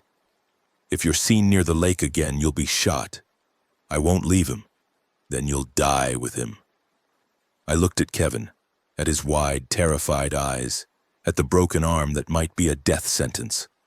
I'll come back for you, I said. I swear I will come back. Kevin nodded. He didn't say anything. He didn't have to. They marched us to the edge of their territory. Me, Marcus, and Pastor Williams. They gave us our supplies, our weapons, even the map. Then they pointed toward the north. The photographer was seen heading that way, Vernon said. Toward the ranger station. Whether she's still there? He shrugged. Not our concern. If you hurt Kevin, the boy will be treated fairly, as long as he remains clean. Vernon stepped closer. But you should worry about yourself, what you'll find out there, what you'll become. He turned and walked away. His followers melted back into the woods. We were alone. We can't just leave him, Pastor Williams said. We can't fight them either. Marcus's voice was heavy. Not with 3 of us and no plan. So what do we do? I stared at the woods, at the path ahead. at the darkness gathering as the sun went down. "We find Delilah," I said. "We get stronger and then we come back. That could take days, weeks. Then it takes days, weeks." I started walking. "But I'm not giving up on Kevin, on Delilah, on any of them." Marcus and Pastor Williams exchanged a look. Then they followed. We found the ranger station at nightfall. It was partially flooded, half the building underwater, the other half sagging but intact. There were signs of recent occupation. Food wrappers, a sleeping bag, camera equipment scattered on the floor. Delilah's camera equipment. "She was here," I said. "She was here. But she's not anymore." Marcus was examining the room, his axe ready. "Look at this." He pointed at the wall. Someone had written a message in marker, hasty and desperate. And keepers came, had to run, heading for the bridge. The big one. "Wait for me." The big one. The railroad bridge. The bridge we'd just crossed. "She's going back," I said. "She's going back toward Cairo. Then we go after her." I looked at Marcus, at Pastor Williams, at these two strangers who had become something more in the space of 2 days. "It's going to be dangerous," I said. "Everything's dangerous now." Marcus hefted his axe. "At least this is dangerous for a reason." We left the ranger station and started walking south. Behind us, somewhere in the darkness, Kevin was alone with the keepers. Ahead of us, somewhere on the flooded roads, Delilah was running. And all around us, in the water and in the shadows and in the ruins of everything we'd known, the dead were waiting. The second night was harder than the first. We couldn't risk a fire, too visible, too dangerous. We huddled in the shell of an abandoned car, taking turns on watch, listening to the sounds of the night, the groaning, the splashing, the occasional gunshot from somewhere far away. I couldn't sleep. Every time I closed my eyes, I saw Kevin's face, Delilah's handwriting on the wall, the bodies strung up on fence posts. "You should rest," Pastor Williams said. "I can't. You have to. You won't be any good to your sister if you collapse." "I know." I stared at the darkness outside the car. I keep thinking about all the things I should have done differently. Called her more. Visited more. Been there when she needed me instead of working doubles at the hospital. Regret is natural, but it's also useless. Pastor Williams shifted, his old joints creaking. "The past is written. All we can change is what comes next." "Is that what you tell yourself? About your congregation?" A long pause. "It's what I'm trying to tell myself. Some days it even works." I almost laughed. "Does it get easier?" "No." He was quiet for a moment. "But you get used to carrying it. The weight doesn't get lighter, you just get stronger." I thought about that. About the weight I was carrying, Delilah, Kevin, all the people I couldn't save. About the weight Pastor Williams was carrying and Marcus and everyone who'd survived this long. Maybe he was right. Maybe the only way forward was to get stronger. "Thank you," I said. "For what?" "For being here. For coming with me." Pastor Williams smiled in the darkness. "Where else would I go?" Day 3. We started moving at first light, heading south toward the bridge. The roads were worse here, more debris, more flooding, more signs of violence. We had to detour twice to avoid groups of infected that were too large to fight. "There are more of them," Marcus said. "More than there were 2 days ago. The flood is spreading the infection, every river, every stream. Every water source becomes a threat." He shook his head. "This is going to get worse before it gets better." "Will it get better?" He didn't answer. We found the first sign of Delilah around midday. It was a camera strap caught on a branch by the side of the road. Bright blue, distinctive. She'd had it custom made with her initials embroidered on the end. "She was here," I said. "Recently." "How do you know?" "The strap is dry. If it had been here overnight, the dew would have soaked it." So she's close. She's close. We picked up the pace. The bridge was maybe 5 miles ahead now. If she'd made it that far, if she was waiting for us. The gunshots started without warning. It came from ahead. A rapid burst of fire, followed by screaming, followed by more shots. "Cover!" Marcus shouted. We dove behind an overturned truck, pressing ourselves against the metal. The shooting continued. Not aimed at us, I realized. Aimed at something else. What's happening? Marcus crept toward the edge of the truck, peered around. Survivors, a group of them, they're fighting. Fighting who? Not who. What? I looked. There were maybe 8 of them clustered around a pickup truck that had gotten stuck in the mud. They were firing at a wave of infected coming from the woods, 20, 30, more. Fresh ones, fast ones, sprinting toward the survivors with that horrible, hungry speed. And in the middle of the survivors, holding a shotgun she clearly didn't know how to use, was Delilah. "Delilah!" I was running before I knew I'd moved, sprinting toward the chaos, toward the gunfire, toward my sister. I heard Marcus shouting behind me, heard Pastor Williams, but I didn't stop. The infected saw me coming. Some of them peeled off from the main group, turned toward me. I swung my pipe at the first one, connected with its skull. The second one grabbed my arm. I twisted free, hit it again. A third one was right behind it. Marcus's axe took off its head. We fought our way through, side by side, pipe and axe, clearing a path to the truck. The survivors were screaming, shooting, trying to hold back the tide. One of them went down, then another. Delilah saw me. "Nadine!" I reached her, grabbed her, pulled her toward the truck. "We have to go, now!" "The others can't save them, move!" We ran. The infected followed. Marcus and Pastor Williams covered our retreat, swinging and shooting and fighting. Behind us, the survivors fell one by one, their screams fading into the groaning of the dead. We made it to the bridge as the sun started to set. The flood had receded somewhat, leaving the lower supports exposed but slick with mud and algae. We climbed the maintenance ladder, the same one we'd used 2 days ago, pulling ourselves up toward the tracks. Delilah was shaking. Shock, probably, and exhaustion. I held her hand the whole way up. "I've got you," I said. "I've got you. You're safe now." "Safe?" She laughed, and there was hysteria in it. "Where's safe?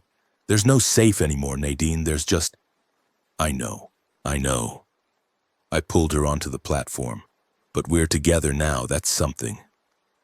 She looked at me, really looked for the first time. Her face was dirty, scratched, worn thin by days of running. But her eyes were the same, my little sister's eyes. "You came for me," she said. "Of course I did. I didn't think—" She started crying. "I thought I was going to die out there. I thought you were dead or turned or—" "I'm here," I held her. "I'm here." The 4 of us stood on the bridge as the sun went down.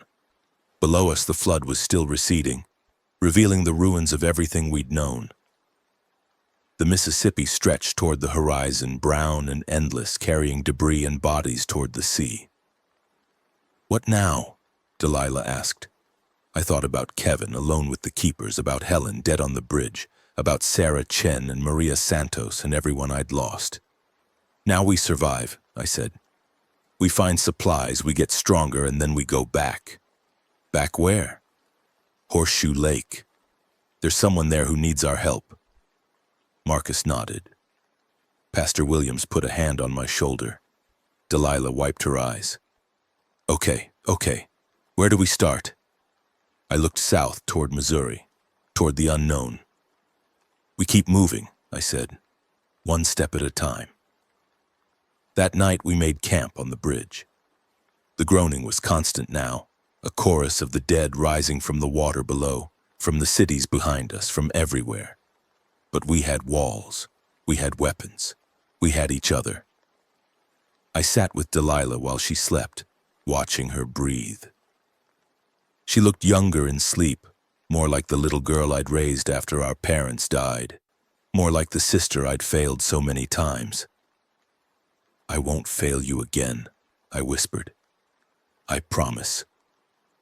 The bridge creaked in the wind. The river flowed. The dead waited. And somewhere in the darkness, in the ruins of the world, the levee was breaking. We heard it before we saw it. A deep rumbling, like thunder but lower. Then shouting, distant, panicked. Then the wall of water, visible even in the darkness, sweeping down the river toward the bridge. "Up!" Marcus was on his feet. "Everyone up! Higher ground!" "There is no higher ground!" Delilah was scrambling for her pack. "We're on a bridge!" "The maintenance tower. At the center. It's the highest point. Move!" We ran. The water hit the bridge supports with a force that shook the entire structure, knocking us off our feet. I grabbed Delilah, pulled her up, kept running. The tower was 100 yards ahead. 50, 20. Behind us, the lower sections of the bridge were disappearing, torn away by the flood. I could see figures in the water. Some swimming, some struggling, some already dead. We reached the tower, started climbing.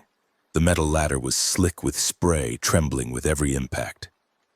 Marcus went first, then Delilah, then Pastor Williams, then me. I was 10 feet from the top when I looked down. They were coming. The infected carried by the flood climbing the bridge supports, dozens of them, hundreds. I climbed faster. The tower was small, barely big enough for the 4 of us, but it was above the water, above the dead, above the chaos. We huddled together as the flood raged below. The bridge was disappearing piece by piece, torn apart by the current. Soon there would be nothing left. What do we do? Delilah's voice was barely audible above the roar of the water. Where do we go? I looked at Marcus, at Pastor Williams, at my sister. We wait, I said. We wait for the water to recede, and then we keep going. Keep going where? I don't know. I took a breath. But we'll figure it out, together.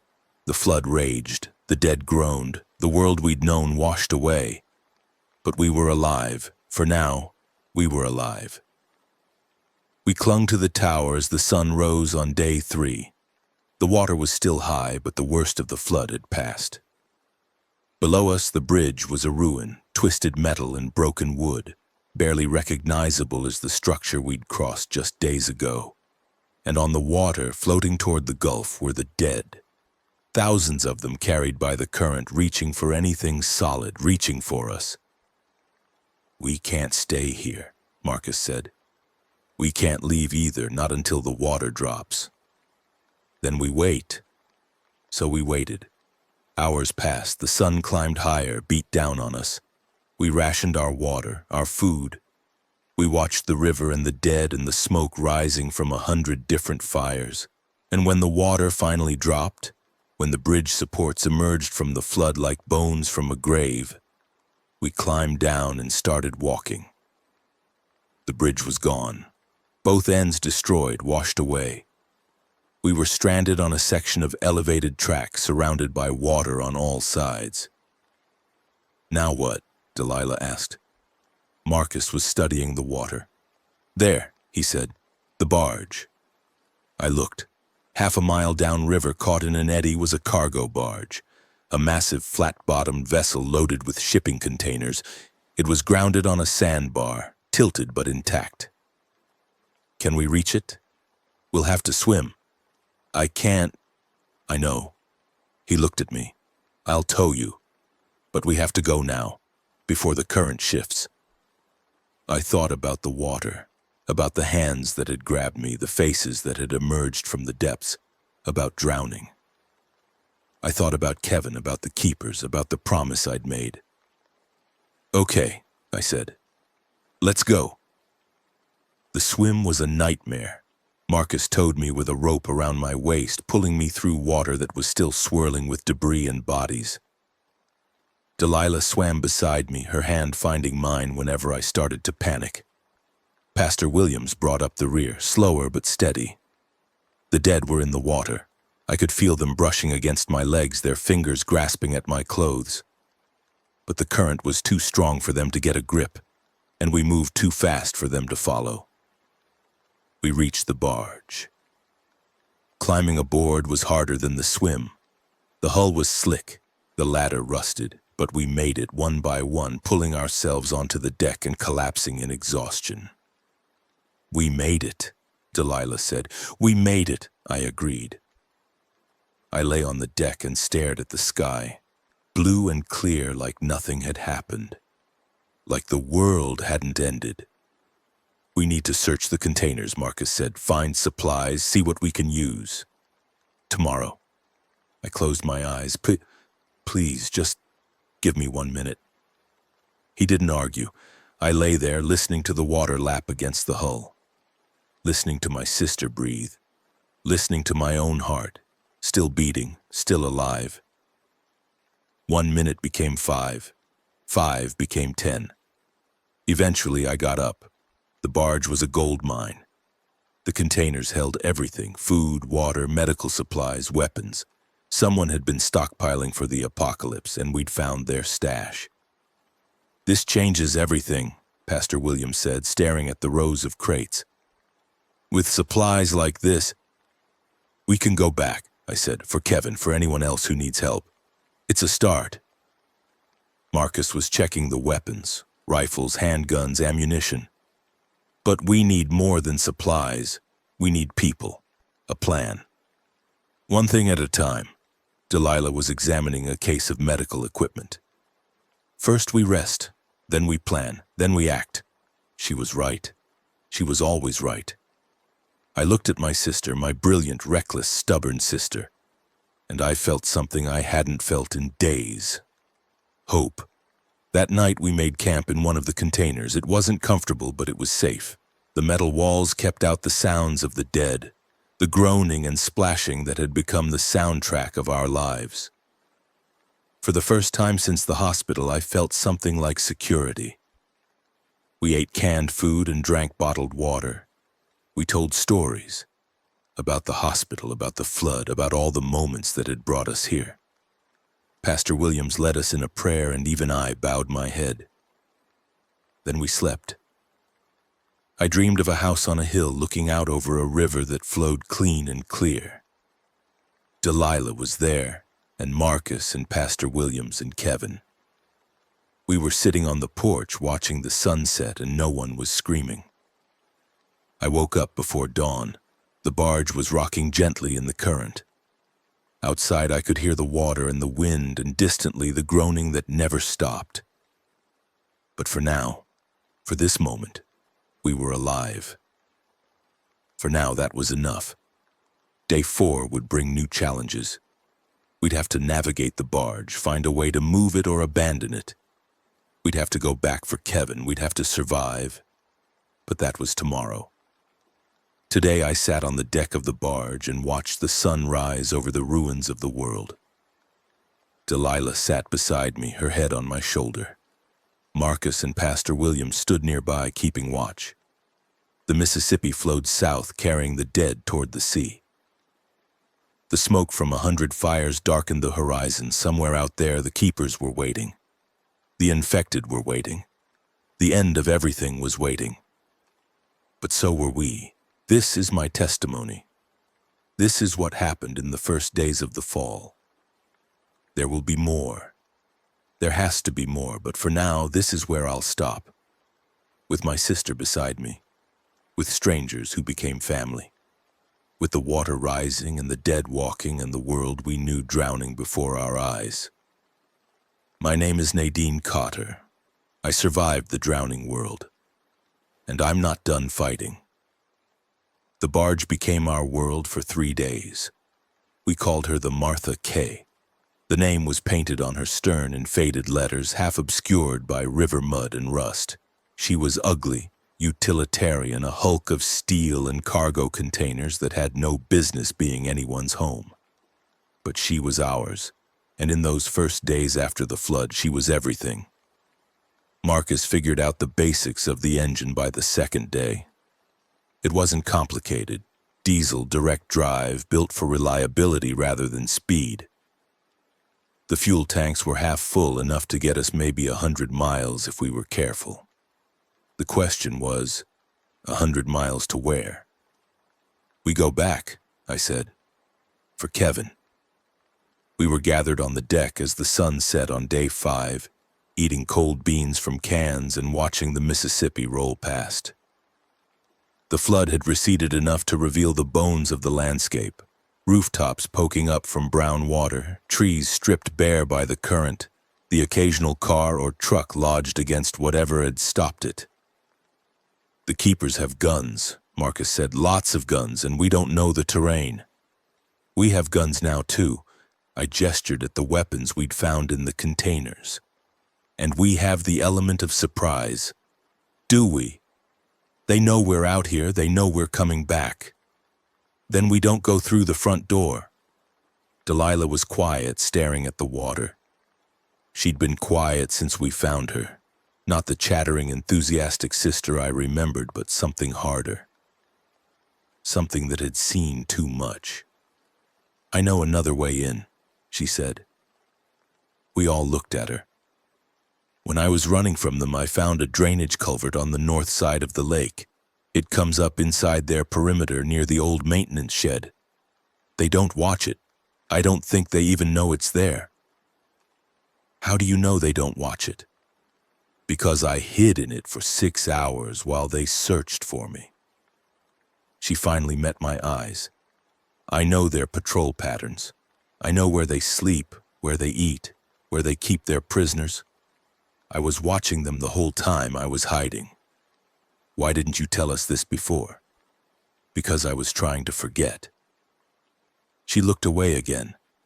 "But I can't forget Kevin. Not after what they did to that family."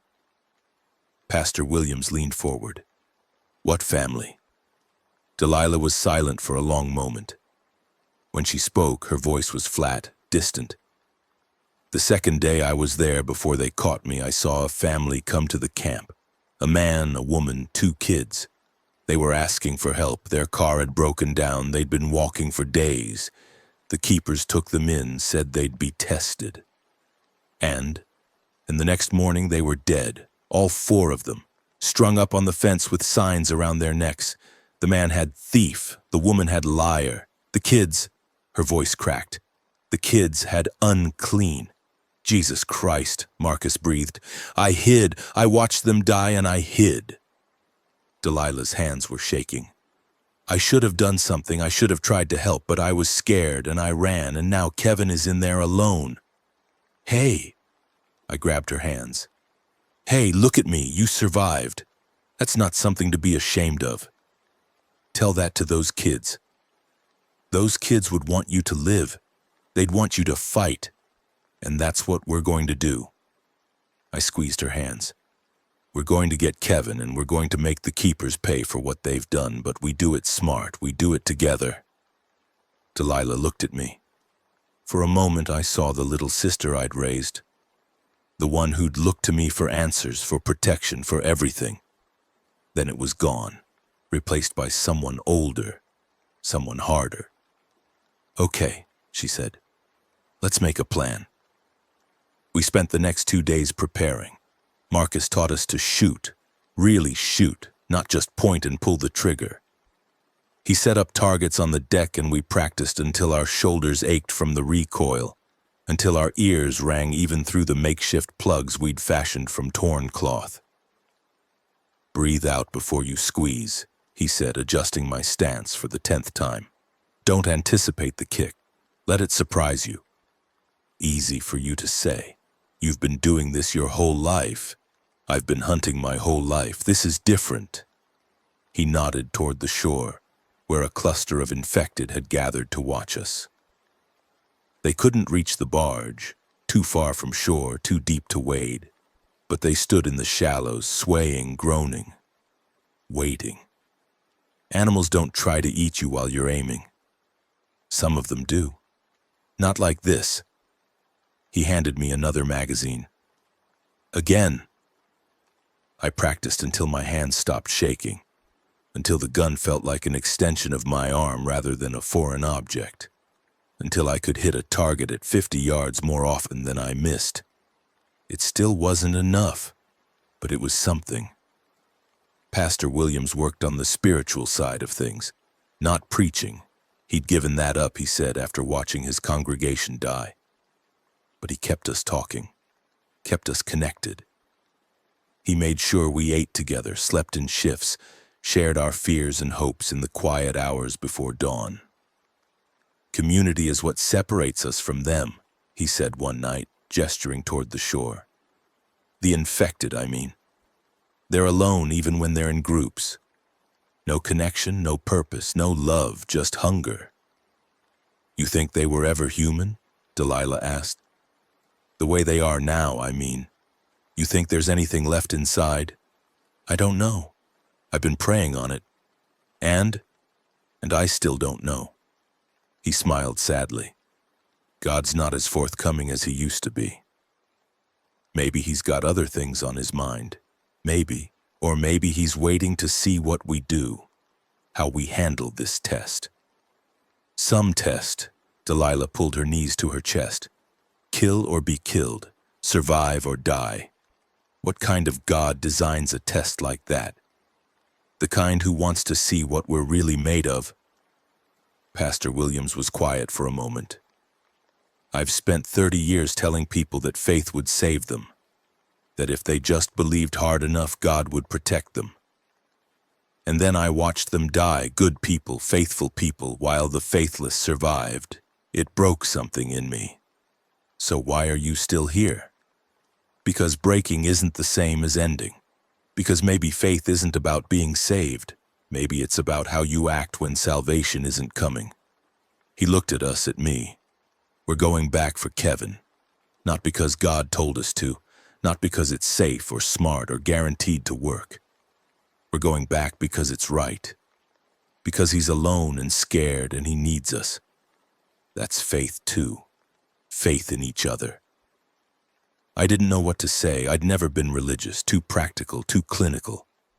But there was something in Pastor Williams' words that resonated. Something about choosing to act when action seemed hopeless. When we get Kevin, I said, we're going to need a place to go, somewhere safe. Somewhere we can actually live, not just survive. Any ideas? There's a dam about 20 miles east of here, Olmsted Lock and Dam. Big facility, lots of infrastructure, if anyone's still manning it. That's a lot of ifs. Everything's a lot of ifs now. I looked at the river, at the bodies still floating past. But we have to start somewhere. On day 7, we went back for Kevin. The plan was simple. Delilah would guide us through the drainage culvert to the maintenance shed. From there, we'd locate where they were keeping Kevin, extract him, and get out before the keepers knew we were there. No confrontation, no heroics, just in and out. Simple plans never survive contact with reality. We left the barge anchored in a cove 3 miles from Horseshoe Lake, hidden from view by a stand of half-drowned cypress trees. The walk to the keeper's territory took 4 hours, moving slow and quiet through flooded forest and abandoned farmland. Delilah led the way. She moved differently now, careful, precise, watching every shadow. The photography skills she'd developed for capturing wildlife had become survival skills. She could freeze mid-step at the slightest sound, blend into the landscape like she'd been born to it. Marcus was behind her, then me, then Pastor Williams. We communicated in hand signals. Another thing Marcus had taught us, military stuff he'd picked up somewhere. Stop, move, danger, all clear. The infected were everywhere but scattered. Shamblers mostly, the slow ones that had been dead for a week or more. We avoided them when we could, put them down quietly when we couldn't. Marcus had fashioned a silent weapon from a length of rebar. One clean strike to the head, and they dropped without a sound. We reached the drainage culvert as the sun started to set. "This is it," Delilah whispered. 100 yards, then a right turn, then another 50 to the shed. Stay low. The last section has gaps in the ceiling. Any guards? Not usually, but things might have changed. We entered the culvert one by one. It was dark, cramped, the water ankle-deep and cold. The smell was indescribable. Rotting vegetation, dead animals, human waste. I breathed through my mouth and kept moving. The 100 yards felt like a mile. Every splash echoed, every breath seemed too loud. I could hear sounds from above, voices, footsteps, the occasional bark of a dog, the keepers going about their business unaware that we were right beneath them. We reached the right turn, started the final 50 yards. That's when we heard the screaming. It was coming from above, from the camp, from somewhere close, a man's voice, high and desperate, begging for mercy. "Please, please, I didn't do anything, I swear I didn't." A gunshot. The screaming stopped. We froze in the darkness of the culvert. I could feel my heart pounding, could hear my blood rushing in my ears. "Keep moving," Marcus breathed. "Nothing we can do." He was right. I knew he was right. But the sound of that gunshot, the sudden silence, it stayed with me. It's still with me now. We reached the maintenance shed without incident. Delilah found the access panel, rusted but functional, and we climbed out into a small building filled with old equipment and the smell of motor oil. "Kevin's being held in the main lodge," Delilah said. "It's about 200 yards east, past the chapel." "How do you know that's where they keep prisoners?" "Because that's where they kept me, before I escaped." She checked her weapon, a pistol she'd been practicing with obsessively. "Stay close, and whatever happens, don't stop moving." We slipped out of the shed and into the gathering darkness. The keeper's camp was bigger than I'd expected. What had once been a state park campground had become a fortified compound, fences topped with barbed wire, guard towers at the corners, floodlights powered by generators. They'd been preparing for this, I realized. Long before the outbreak, they'd been getting ready. We moved along the fence line, using shadows for cover. I could see keepers patrolling the perimeter, men and women in civilian clothes carrying rifles, moving with the confidence of people who believed they were righteous. The chapel was a small building near the center of the compound. We had to cross 50 feet of open ground to get past it. "On my signal," Marcus whispered. "Quick and quiet." He held up 3 fingers. 2, 1. We ran. I don't know how we made it.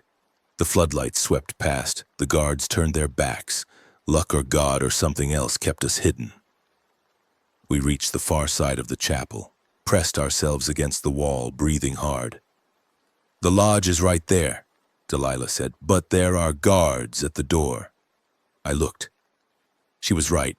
2 men armed, standing on either side of the entrance. Distraction?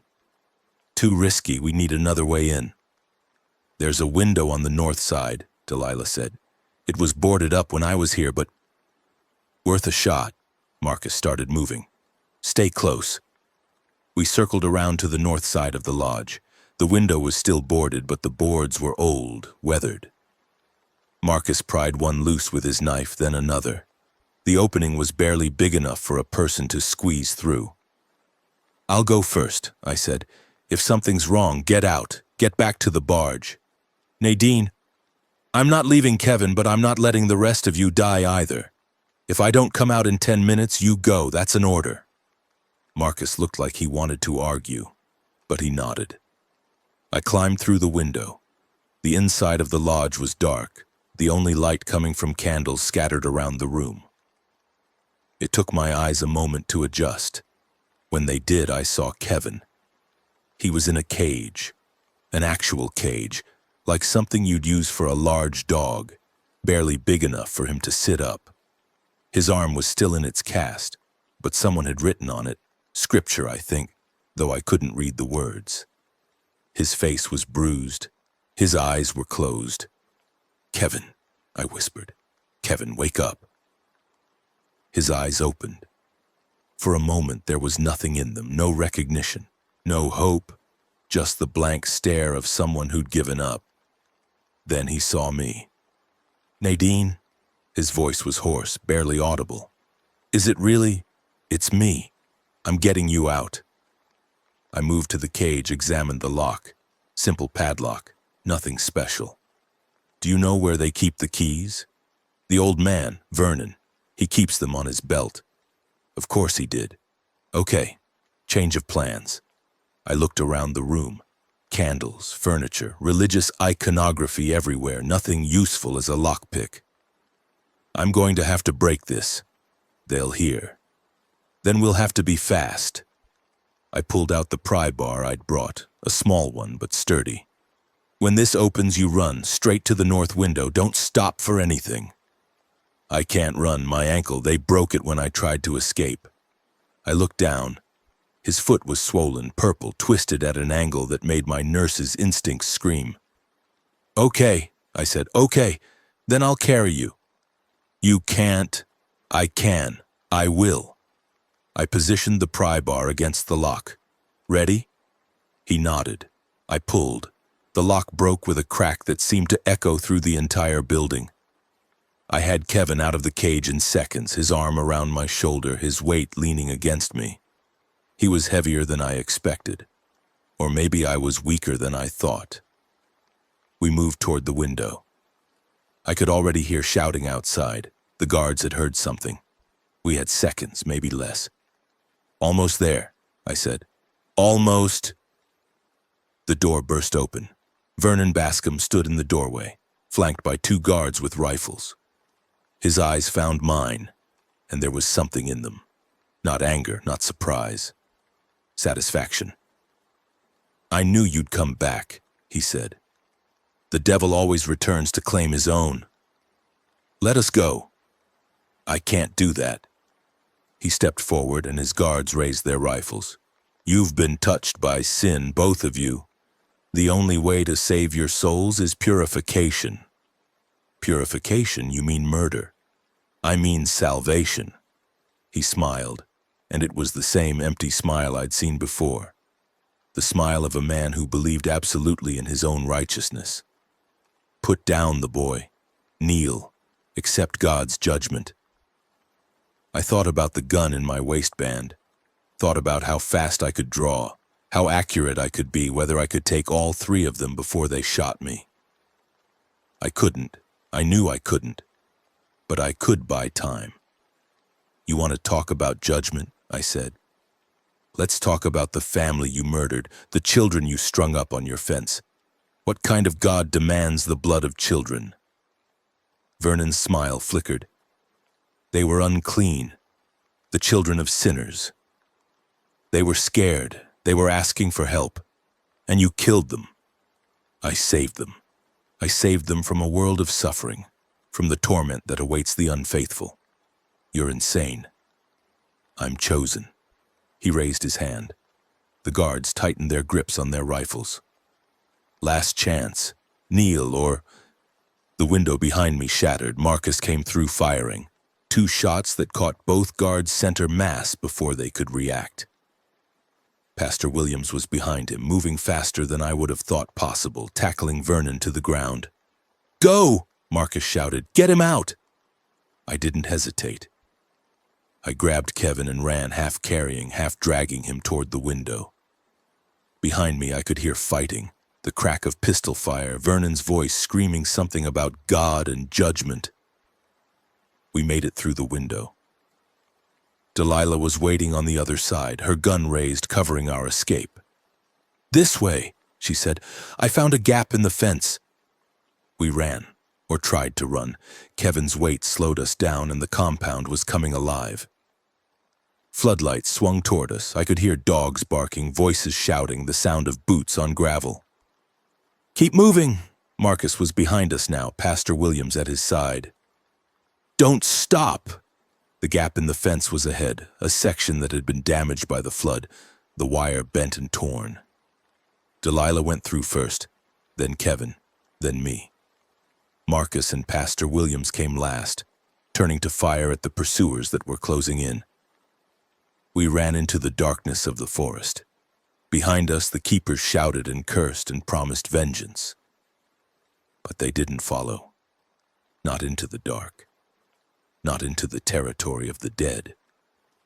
We reached the barge just before dawn. Kevin was in bad shape, The broken ankle was worse than I'd thought, and he'd developed a fever from some kind of infection. I spent the first hour on the deck treating him, using the medical supplies we'd scavenged to clean his wounds and set his bones as best I could. "Will he be okay?" Delilah asked. "I don't know." I was exhausted, running on adrenaline and fear. "The ankle's bad, but it's the infection I'm worried about. Without antibiotics, we'll find some," Marcus said. "There's a town about 5 miles downriver, Cape Girardeau. Might be a pharmacy, a hospital, something."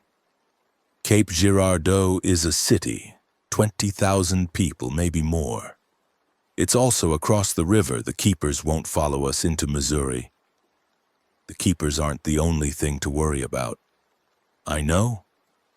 Marcus checked his weapon. "But we don't have a choice. The kid needs medicine or he dies, simple as that." I looked at Kevin, unconscious on the deck, his face pale and sweating. He was 15 years old. He'd watched his family die. He'd been tortured by religious fanatics. And now he might die anyway from an infection I couldn't treat. "Okay," I said. "We go to Cape Girardeau." The Martha K rumbled to life as the sun rose, her engine coughing and sputtering before settling into a steady growl. Marcus stood at the helm, navigating the debris-choked river with a practiced eye. The rest of us gathered what weapons and supplies we could carry. "Stay close to the shore," I said. "The current's stronger in the middle." "I know." Marcus didn't look away from the water.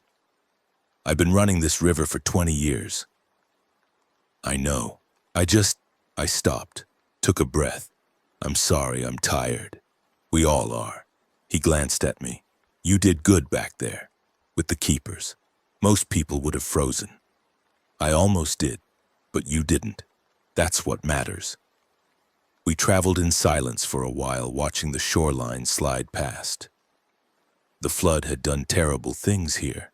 Whole neighborhoods underwater, cars and trucks piled up against bridges, bodies floating face down in the shallows.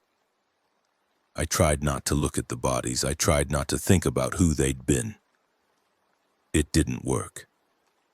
Cape Girardeau appeared on the horizon around midday, a sprawl of buildings rising from the floodplain, half of them underwater.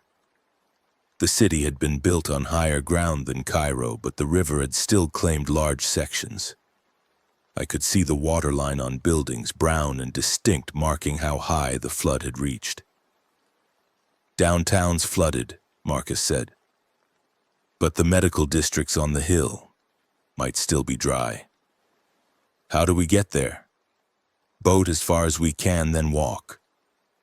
We anchored the barge in a sheltered cove and transferred to a smaller craft, an aluminum john boat we'd found strapped to one of the containers.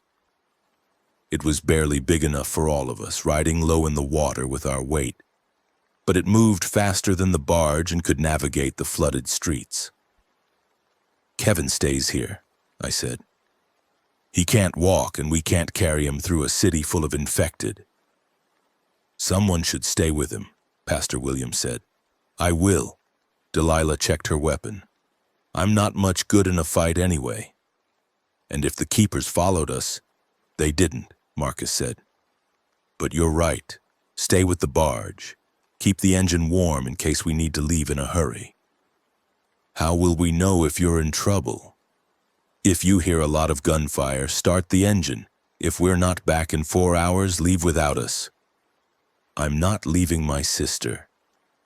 "Then let's make sure you don't have to." Marcus climbed into the john boat. "Let's go." The flooded streets of Cape Girardeau were a maze of debris and death. We navigated slowly, using oars to push off abandoned cars and downed power lines. The water was murky, impossible to see more than a few inches deep. Every shadow could be hiding something. Every ripple could be a threat. "Movement," Pastor Williams said, pointing. "Rooftop, 2 o'clock. I looked. A figure stood on the roof of a half-submerged house, watching us. Human, not infected. I could tell by the way it moved, the way it raised a hand in what might have been a wave. Survivor? Marcus asked. Maybe. Could be a trap. Could be someone who needs help. We debated for a moment, then Marcus steered toward the house. As we got closer, I could see the survivor more clearly.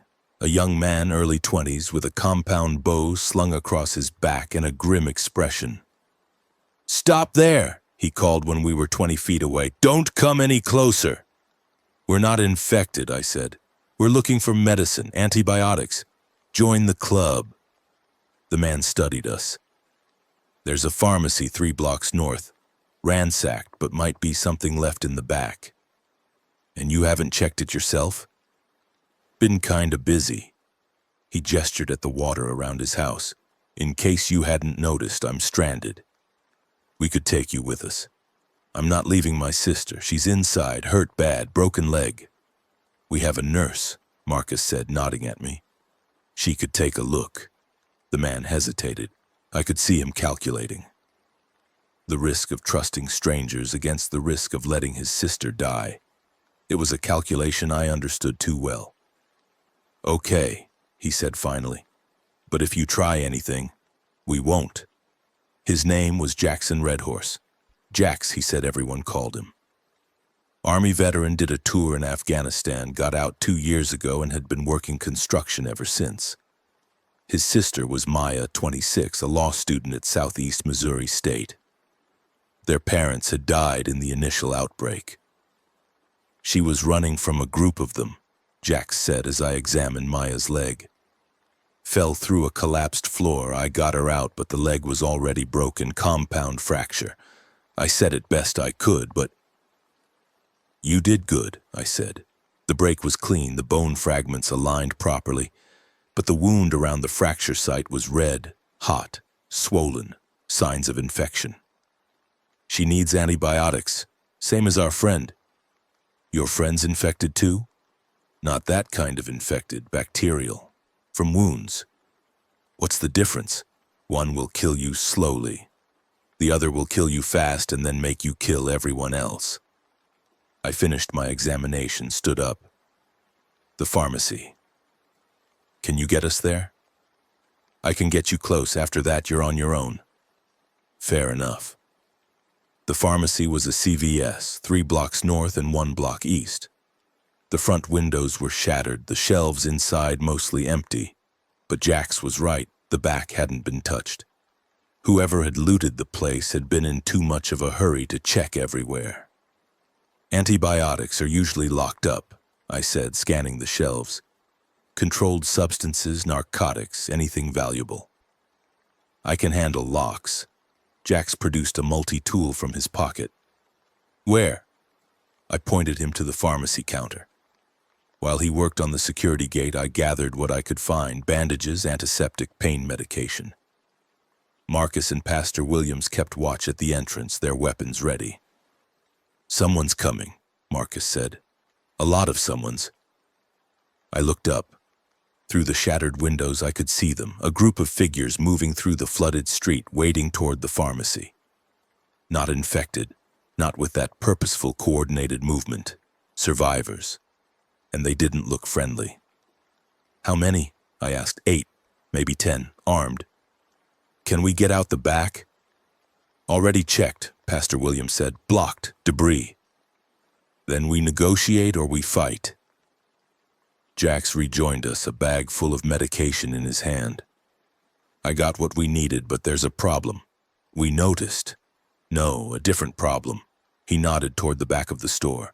"There's a door back there, leads to a storeroom, and there's someone in the storeroom." "Infected?" "No, a kid, hiding behind some boxes."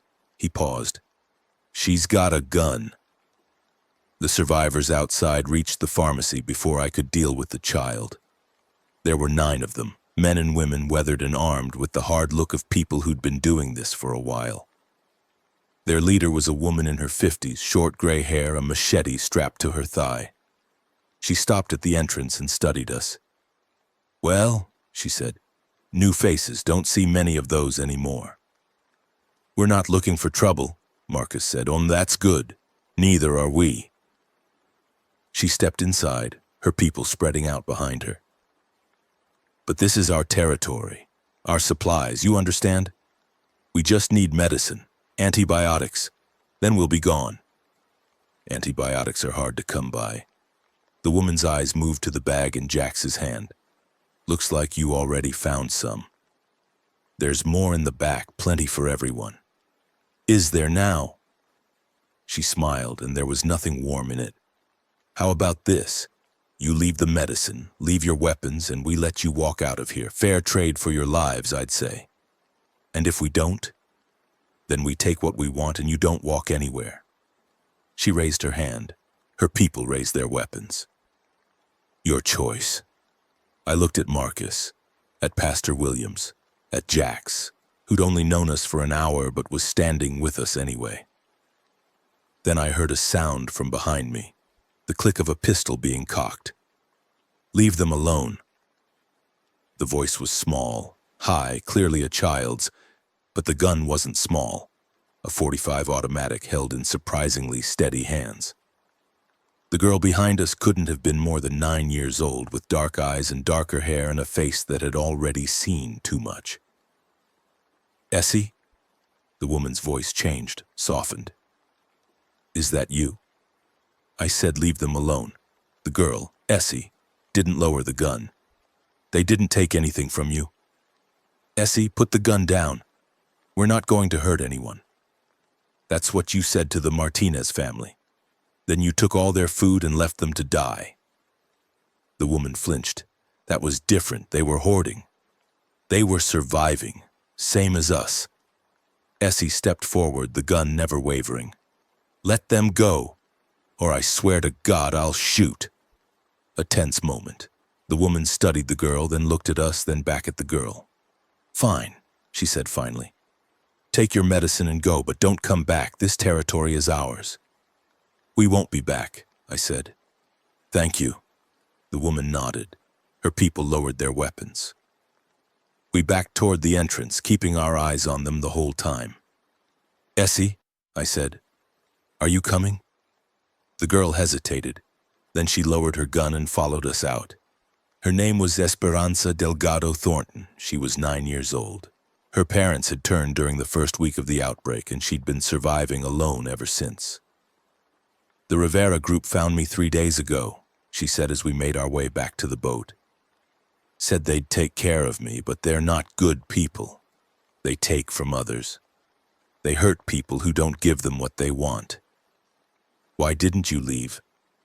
Where would I go? She walked with a kind of grim determination that was too old for her face. At least with them, I had food, shelter. I didn't have to be alone. You don't have to be alone now either, Pastor Williams said gently. Essie looked at him. That's what my parents said.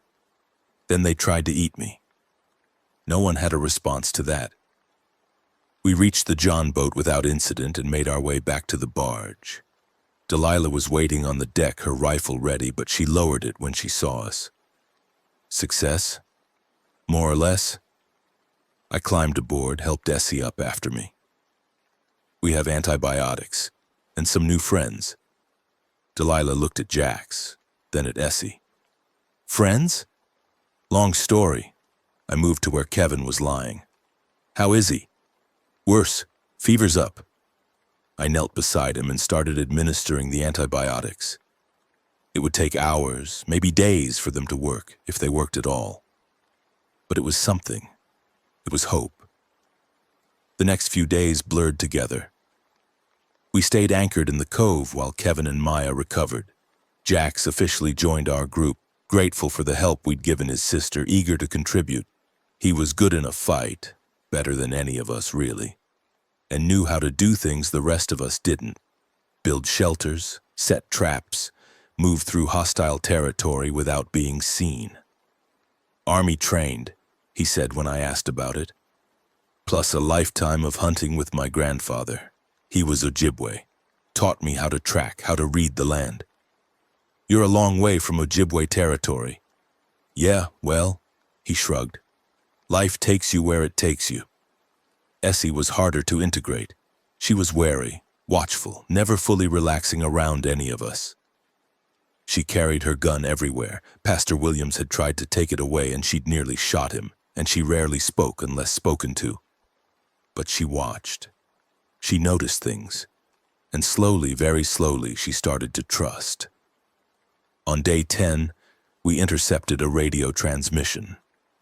Marcus had been scanning frequencies every night, looking for signs of organized survivors, government broadcasts, anything that might tell us what was happening beyond our immediate area. Mostly he found static. Occasionally he'd pick up fragments, panicked voices, garbled messages, the occasional loop of emergency instructions that had been playing since the beginning. But on day 10, he found something different. Repeat, this is Commerce Station broadcasting from the Missouri side of the confluence. We have food, shelter, and security. All survivors welcome. If you can hear this message, we are located at the grain elevator in Commerce, Missouri. Repeat, Commerce Station. The message looped, a male voice, calm, professional. It sounded like civilization.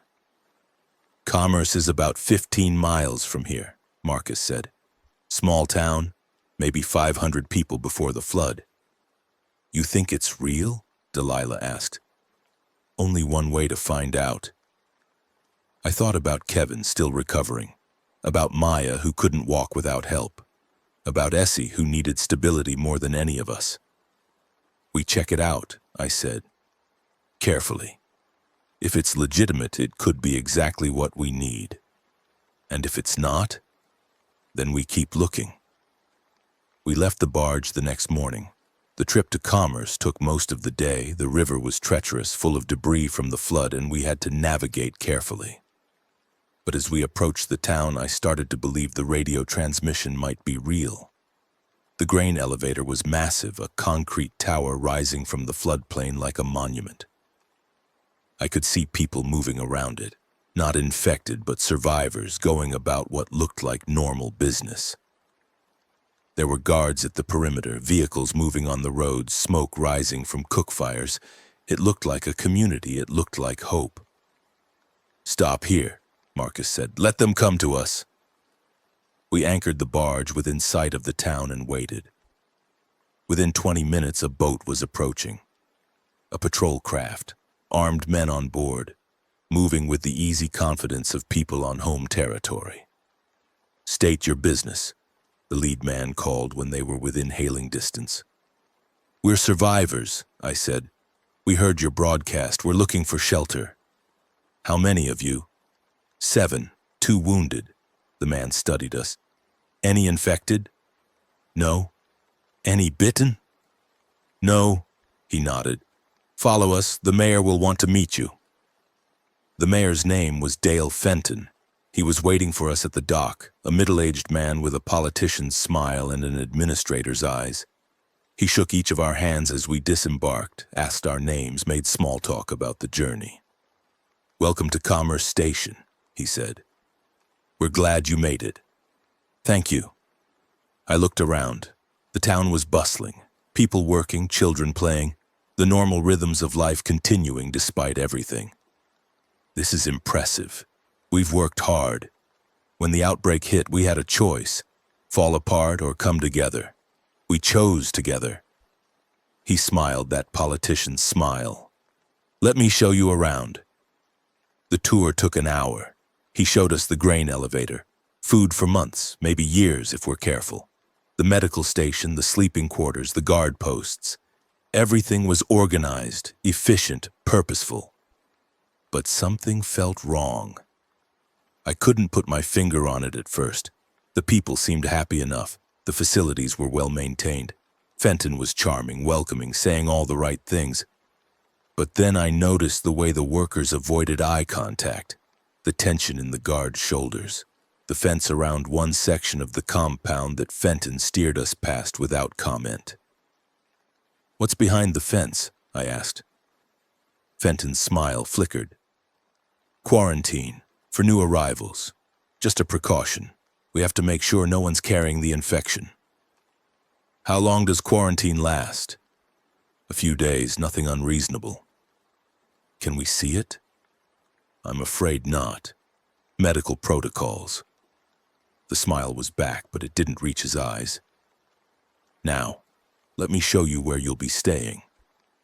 Our quarters were in a converted warehouse near the edge of town.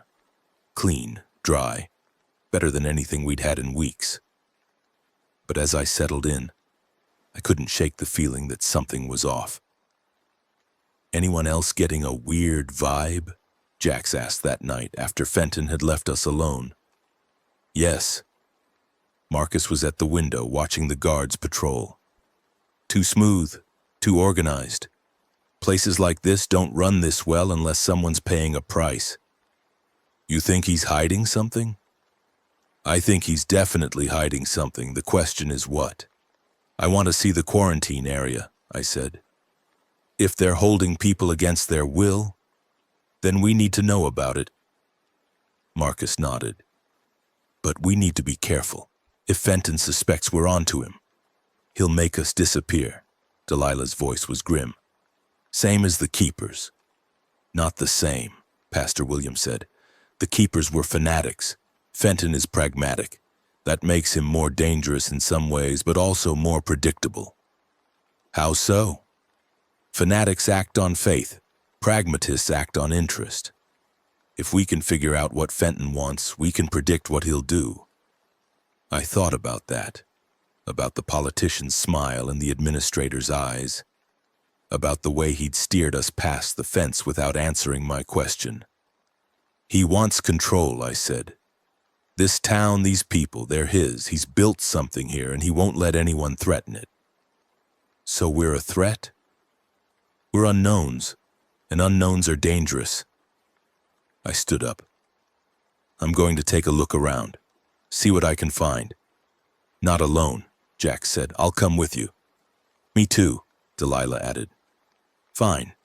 Everyone else stays here. If we're not back by dawn, we'll come looking, Pastor Williams finished. Be careful.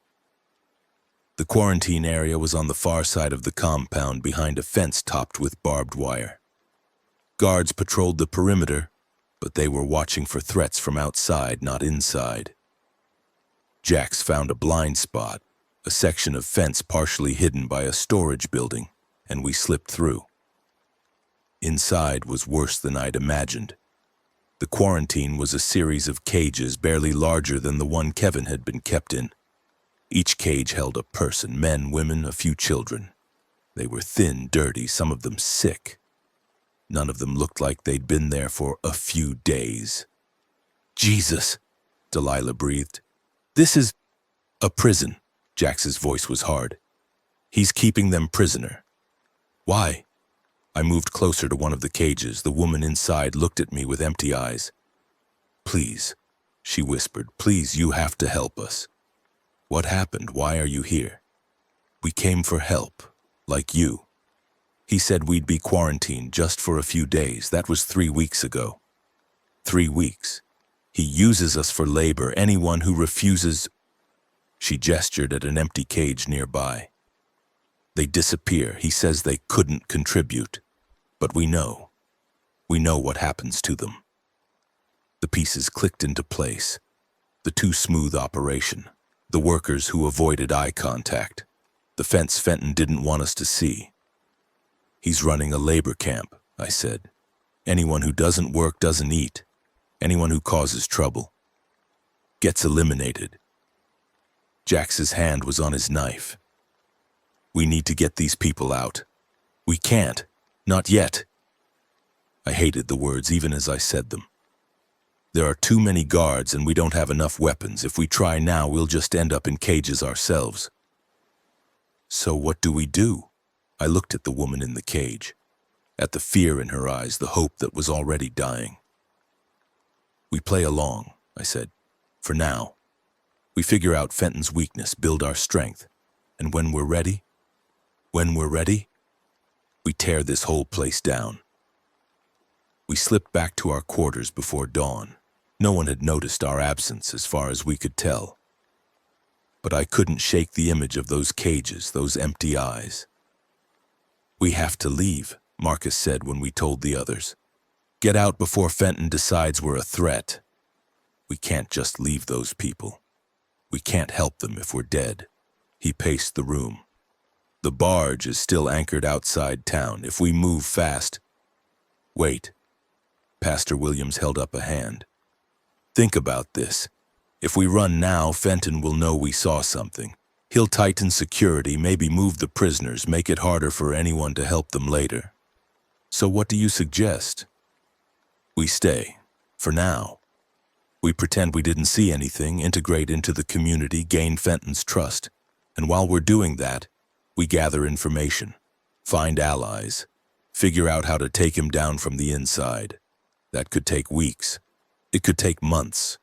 But it's better than getting caught and killed, isn't it? I thought about it. About the woman in the cage.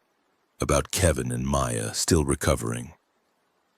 About Essie, who needed stability more than any of us. Pastor Williams is right, I said. We stay. But we stay careful, and the moment we see an opportunity, we take it. Marcus nodded. Agreed. The next 2 weeks were a masterclass in deception. We integrated into Commerce Station, taking on jobs, following rules, becoming part of the community. Fenton seemed pleased with our cooperation. He assigned Marcus to the security team, put me to work in the medical station, gave Pastor Williams a role leading religious services. Even Essie was given tasks, helping with food distribution, keeping her hands busy and her mind occupied. But behind the facade, we were working. Jax mapped the compound, identified guard rotations, found weaknesses in the perimeter.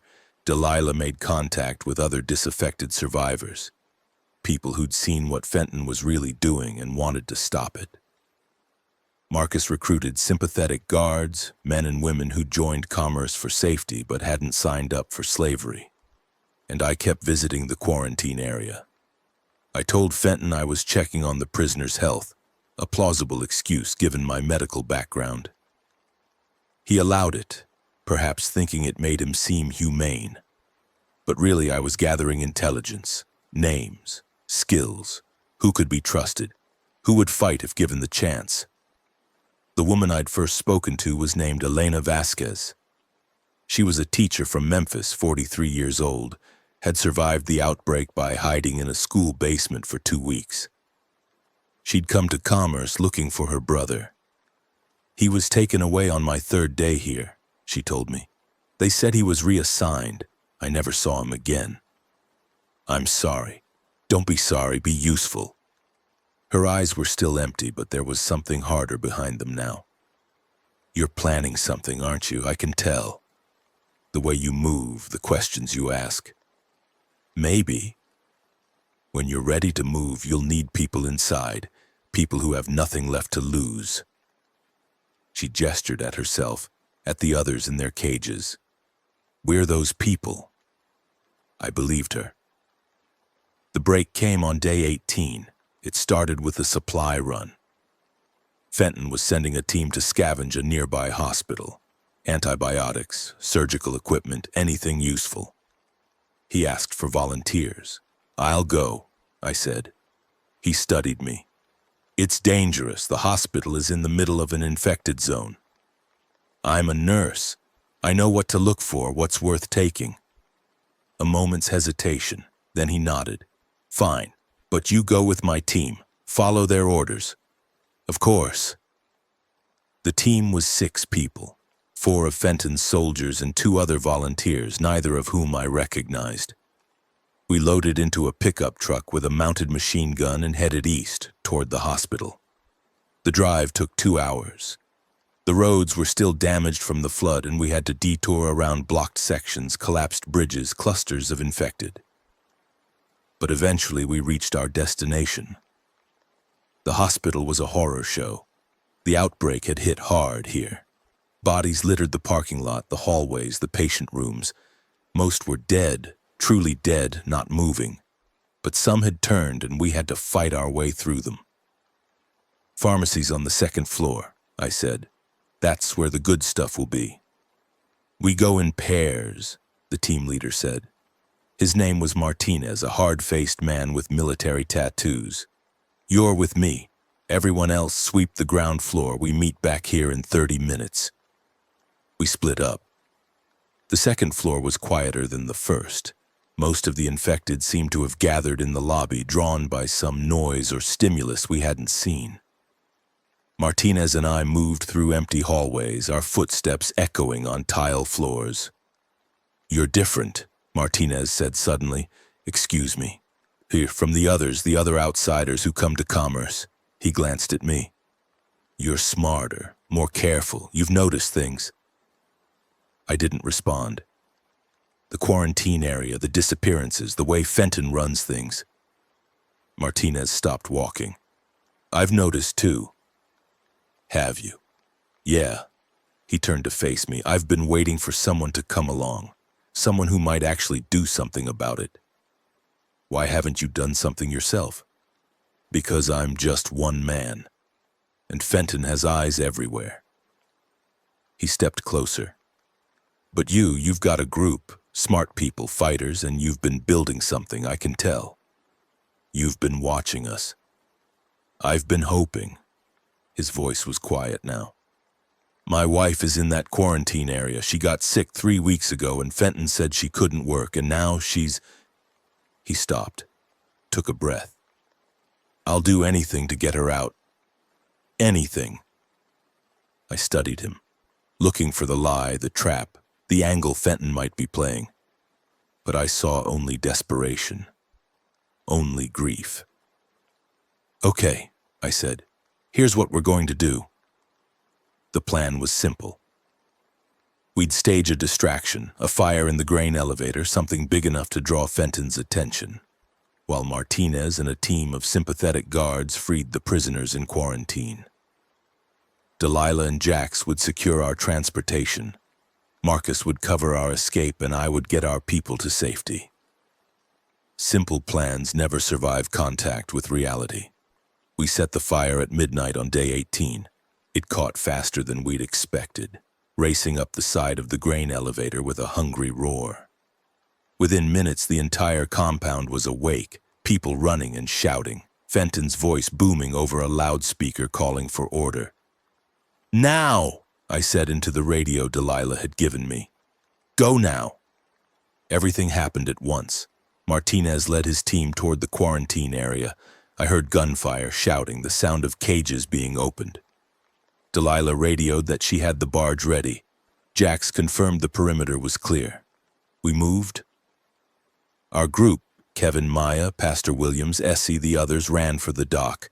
The fire was spreading now, lighting up the night, casting long shadows across the compound. I could see Fenton in the distance, surrounded by guards trying to organize a response. "Nadine," Martinez's voice on the radio. "We have the prisoners, but we've got company. They're sending troops to the quarantine area. Hold them off as long as you can. We're almost at the boat." We reached the dock. The barge was there, engine running. Delilah at the helm. We started loading people. Kevin first, then Maya, then the civilians we'd picked up. "Where's Elena?" I asked. "Elena Vasquez from the quarantine." "She's coming," Pastor Williams said. "Martinez is bringing the last group now." I looked back toward the compound. I could see figures running toward us, some carrying others, some fighting off guards.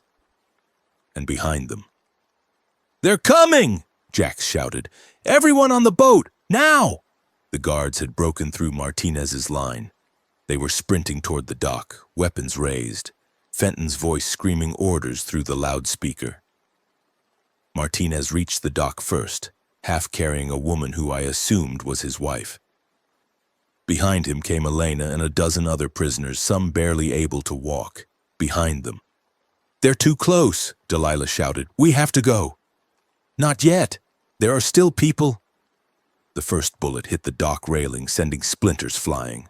More followed, a hail of gunfire from the pursuing guards. Someone screamed, someone fell. "Get on the boat!" Marcus was returning fire, covering the last of the evacuees.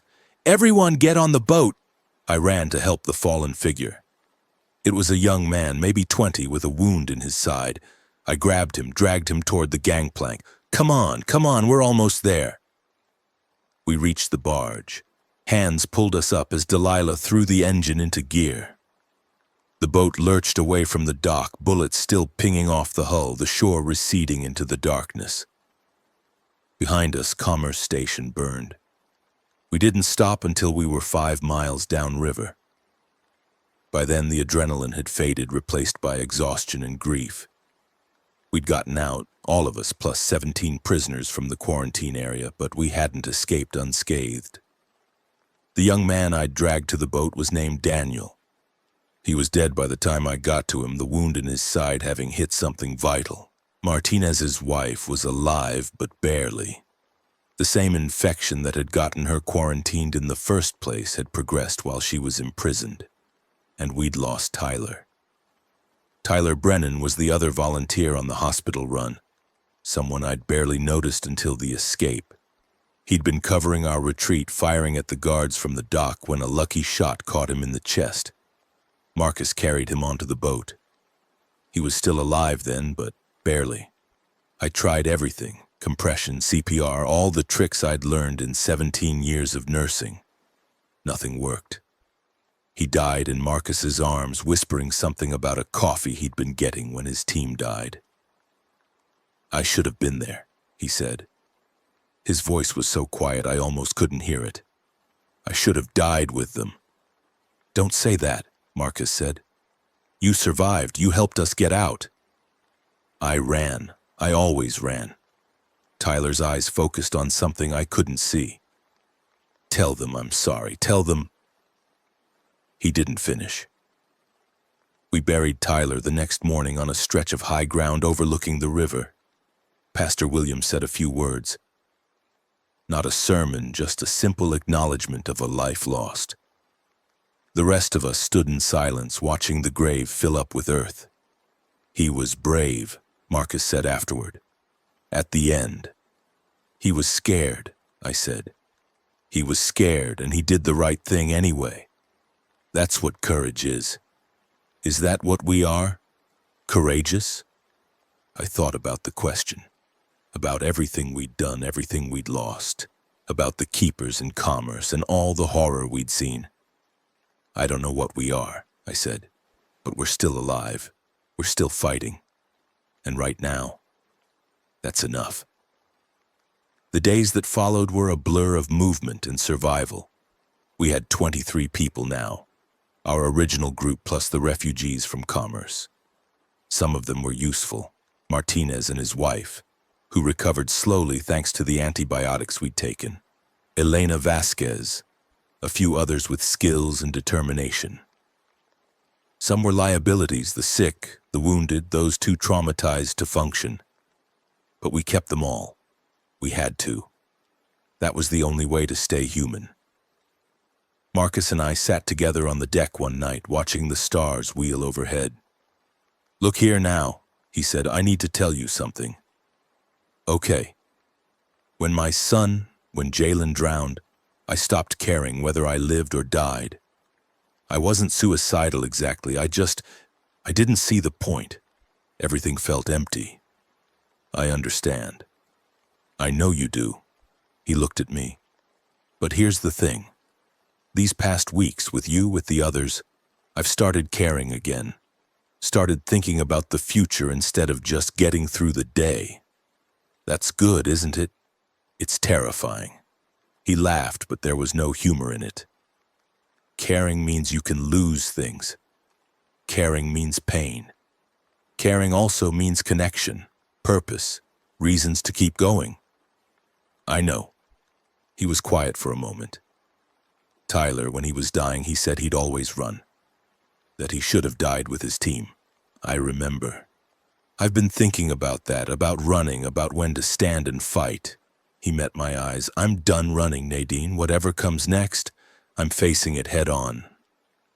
"Even if it kills you?" "Even then." A pause. "But I'd rather live if it's all the same." I smiled despite everything. "Me too." We traveled for 3 more days before we found the dam. Olmsted Lock and Dam. I'd mentioned it weeks ago, before Commerce, before everything. A massive structure on the Ohio River, large enough to be a fortress, with the resources to support a community. We didn't know if it was occupied. We didn't know if it was safe. But as we approached, as the huge concrete structure rose from the water ahead of us, I felt something I hadn't felt in a long time. Hope. "What do you think?" Delilah asked, standing beside me at the railing. "I think it's either salvation or another commerce." "Which one are you betting on?" I watched the dam grow larger, watched the figures moving on its surface. Too far away to see clearly, but they didn't seem to be shooting at us. That was something. "I'm betting on us," I said. "Whatever we find there, we face it together and we make it work. And if we can't, then we find somewhere else, and somewhere else after that, until we find a place that's actually safe or until we run out of somewheres." Delilah laughed. "That's almost optimistic. I'm trying something new." The dam grew closer. I could see the details now, the guard posts, the makeshift fortifications, the American flag flying from the highest point. There were people on the walls watching us approach, soldiers maybe, or survivors who'd found military gear. A boat came out to meet us, different from commerce. No mounted weapons, no hostile posture. Just 3 people in a motorized craft, one of them waving. "Ahoy!" a voice called. "State your business." "We're survivors," I shouted back. "Looking for shelter. We heard there might be people here." A pause. Conference between the people in the boat. Then, "How many of you?" 23, some wounded." Another pause. Then, "Follow us. The sergeant will want to meet you." The sergeant was a woman named Rita Delgado. No relation to Essie as far as I could tell, just one of those cosmic coincidences that don't mean anything but feel significant anyway. She was waiting for us at the dam's primary entrance, flanked by soldiers in mismatched uniforms. Her expression was cautious but not hostile. "You're a big group," she said as we disembarked. "We don't get many of those. We've been through a lot." "I can see that." Her eyes moved over us, assessing. "The wounded? They need medical attention?" "Some of them. We have a nurse, but resources are limited. We have a medic and supplies." She hesitated. "But I need to be clear about something. We're not running a charity here. Everyone works, everyone contributes, no exceptions. We understand. And we have rules. Break them and you're out. I don't care how far you've traveled or what you've been through. Clear?" "Crystal." She studied me for a long moment. Then she nodded. "Welcome to Olmsted Dam. Let's hope you're worth the trouble." The dam was everything commerce had pretended to be. There were rules, yes, work assignments, rationing, a hierarchy based on skills and contributions. But there were no cages, no prisoners. No one disappeared in the night. Sergeant Delgado ran a tight operation, but she ran it fairly. When I asked about the quarantine policies, she laughed. "If someone's bitten, we know within hours. If they're sick with something else, we treat them. No one gets locked up for being inconvenient. And if someone can't work, if they're too sick, too wounded, then others cover for them until they can. That's what community means." She gave me a hard look. "Someone teach you to expect different?" "You could say that." "Well, unlearn it. We're all in this together. The moment we start treating each other as disposable, we're no better than the things outside the walls." We settled into life at the dam. It wasn't easy. Nothing was easy anymore, but it was stable. Routine. The first real rest any of us had gotten since the outbreak began. Kevin's ankle healed slowly but surely. Maya started walking again with a crutch at first, then without. Martinez and his wife found a place in the community, working security and medical support respectively. Even Essie started to relax just a little, spending time with the other children at the dam. But I couldn't relax. Not completely. There were still people out there. The keepers still holding their territory at Horseshoe Lake. The remnants of commerce, rebuilding under whoever had taken over from Fenton. And somewhere beyond all of that, the rest of the world, still burning, still dying, still waiting to be saved. "You're thinking too loud," Delilah said one night, finding me on the dam's observation deck. "Sorry." "Don't be. I'm doing it too." She sat down beside me, thinking about what comes next. And I don't know. For the first time since this started, I don't have a goal. Find Nadine, done. Find safety, done. Now what? Now we figure out how to live. Actually live, not just survive. Is that even possible? After everything we've seen? I thought about the question. About Sarah Chen and Maria Santos and Tyler Brennan. About the woman in the cage at Commerce. The bodies strung up by the keepers, the flood of infected that never stopped rising. "I don't know," I said. "But I want to find out." The radio crackled that night. We'd been monitoring frequencies same as always, but the broadcasts had been getting less frequent. The emergency systems were failing, the government was silent, the world outside our little bubble was going dark. But this broadcast was different. "Repeat, this is Fort Campbell, Kentucky. We have established a secure zone. All survivors in the region are advised to make their way here. We have food, shelter, medical facilities. The infection has been contained in our sector." "Repeat, Fort Campbell." The message looped. A military voice, professional, confident. "Fort Campbell is 80 miles from here," Delgado said, joining us by the radio. "Big base, lot of resources." "You think it's real?" "Could be. The 101st was stationed there. If anyone could hold a position, it'd be them. Should we go?" She was quiet for a moment. "This dam is home now. For me, for my people. We've built something here and I'm not leaving it for a maybe." "But?" "But you're not us. You've been running since this started. Maybe it's time you found somewhere to stop." I looked at my people, at Delilah and Marcus, at Pastor Williams and Essie, at Kevin and Jax and all the others. They were watching me, waiting to see what I would decide. "We'll talk it over," I said. "Together." The discussion lasted 2 hours. Some wanted to go. The promise of a real military base, of resources and security was tempting after everything we'd been through. Others wanted to stay. The dam was safe, familiar, better than any unknown. In the end, we split. Martinez and his wife would stay, along with Elena and most of the Commerce refugees. They'd found a place here, a purpose, and they weren't eager to start over. The rest of us, me, Delilah, Marcus, Pastor Williams, Essie, Jax, Kevin, and a few others, would go to Fort Campbell. Or try to, anyway. "You're welcome to come back if it doesn't work out," Delgado said as we loaded our supplies. "The door's always open. Thank you for everything. Thank me by surviving." She shook my hand. "Whatever you find out there, don't let it break you." "I won't." We left Olmsted Dam on day 18, heading east toward Kentucky. Behind us, the dam stood solid against the river, a monument to what people could build when they worked together. Ahead of us, the road stretched into uncertainty, danger, the unknown. But for the first time since this started, I wasn't afraid. I had my sister, I had my friends. I had people who would fight beside me, die beside me, live beside me. Whatever came next, we would face it together. The road to Fort Campbell was 80 miles of hell. The highways were clogged with abandoned vehicles, crashed helicopters, the remains of military convoys that had been overrun in the first days. We had to go around, find alternative routes, push through territory that hadn't seen living humans in weeks. The infected were thick out here.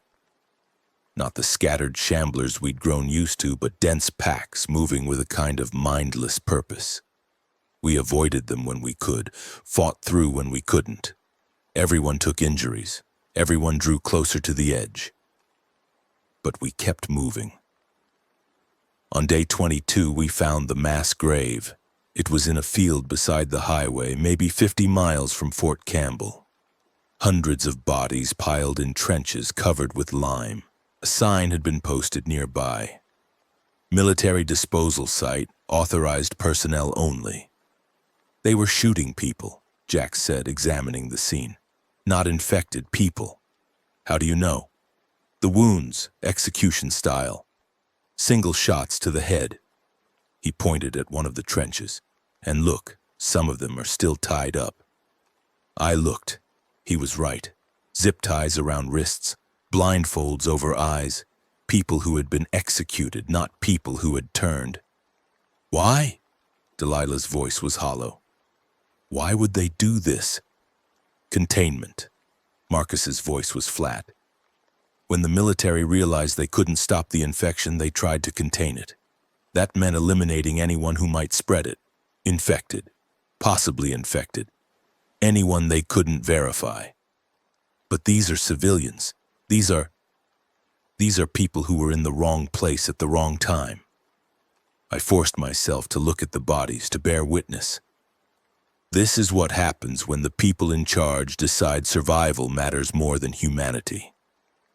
We stood in silence, staring at the grave, at the cost of desperation, of fear, of authority without accountability. We keep going, I said finally. We find Fort Campbell. We see if they're still doing this. And if they are, then we find somewhere else. I turned away from the grave. But we don't give up. We never give up. Fort Campbell appeared on the horizon on day 25. It was massive, a sprawl of buildings and barricades, military vehicles and guard towers. The American flag flew from a central building larger than any I'd seen since the outbreak. And there were people on the walls. Living people. It looks real, Delilah said.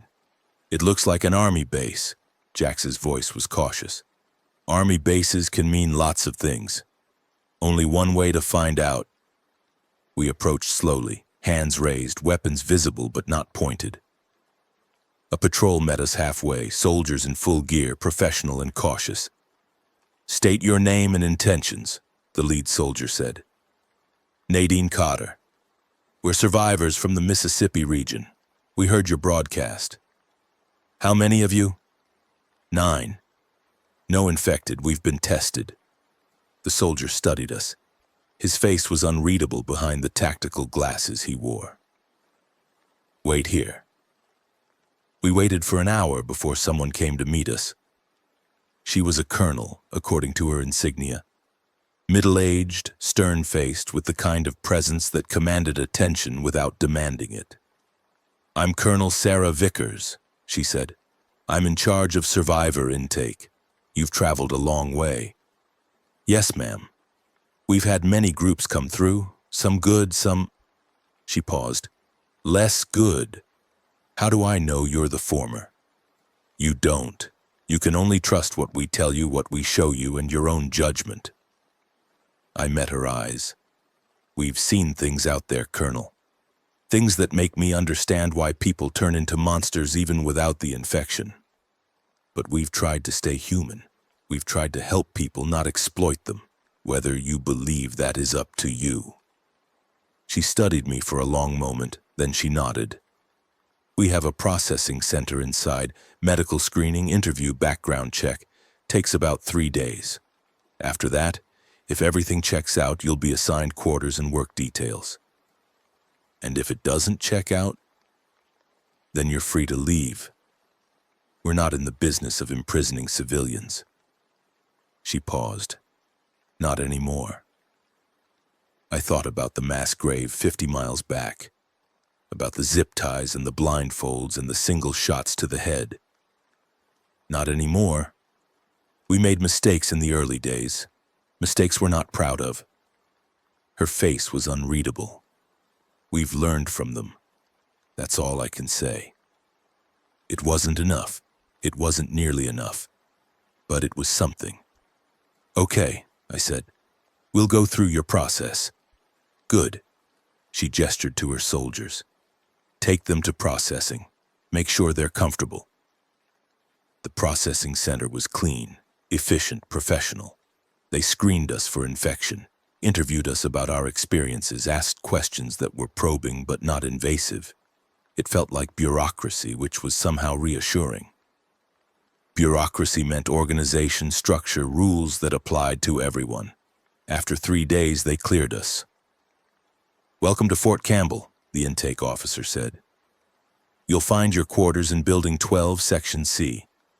Work assignments will be distributed tomorrow. Any questions?" "What is this place exactly? What are you trying to do here?" "We're trying to rebuild, ma'am, one day at a time." He smiled, and it seemed genuine. "We're trying to remember what we were before all this and be that again." It sounded too good to be true. In my experience, things that sounded too good to be true usually were, but I was tired of running, tired of fighting, tired of watching people die. "Okay," I said, "we'll give it a try." That night, our first night in a real bed in weeks, I dreamed of the woman in the commerce cage, of Tyler dying in Marcus's arms, of the mass grave and the zip ties and all the horrors that had brought us here. And then I dreamed of Delilah, laughing in the sunlight the way she used to, of Marcus smiling for the first time since I'd known him, of Essie playing with other children, being a child again. I dreamed of a future that might actually happen. When I woke up, I was crying. But the tears weren't all grief. Some of them, maybe most of them, were hope. We'd made it. Through the flood and the infected and the keepers and commerce, through the mass graves and the endless running and the constant fear of death. We'd made it. And whatever came next, whatever Fort Campbell turned out to be, salvation or another trap, we'd face it together. My name is Nadine Cotter. This is my story, and it's not over yet. Fort Campbell was a lie, not entirely, not in the way commerce had been. There were no cages here, no executions, no prisoners forced to labor until they dropped. The food was real, the shelter was real, the safety behind those walls was real enough that I slept through the night for the first time in weeks. But there was something rotten underneath. Something I didn't see at first, too blinded by relief to notice the cracks. This is how it happened. This is what I missed. This is who we lost. The first week was almost normal. We were assigned quarters in a converted barracks, cramped but clean, with real beds and running water and electricity that worked most of the time. The military had done an impressive job maintaining infrastructure. The generators ran on a mix of diesel and solar, water came from deep wells and a purification system, food came from a combination of stockpiles and greenhouses they'd established inside the perimeter. "This is incredible," Delilah said on our third day, watching a work crew tend to rows of tomatoes and corn in one of the agricultural domes. "It's like the apocalypse never happened." It happened. I was watching the guards on the wall, counting their weapons, noting their patrol patterns, old habits. "We just found a bubble where it's easier to forget." "Is that so bad, forgetting, I mean, just for a little while?" Maybe not. I forced myself to look at the tomatoes, at the green and growing things, at the evidence of a future that might actually exist. Maybe we've earned a break. We had. All of us had. Work assignments came on day 4. Marcus was assigned to perimeter security. His river experience and weapons training made him valuable on the wall. Pastor Williams was put in charge of an interfaith service program, providing spiritual support to survivors who needed it. Jax went to the armory, maintaining and repairing weapons. Kevin, still recovering but mobile, was assigned to light duty in the supply depot. Delilah got the greenhouses. She loved it. Her photography work had always been about nature, about capturing the beauty of growing things, and now she got to help those things grow. I'd never seen her happier. I was assigned to the medical ward.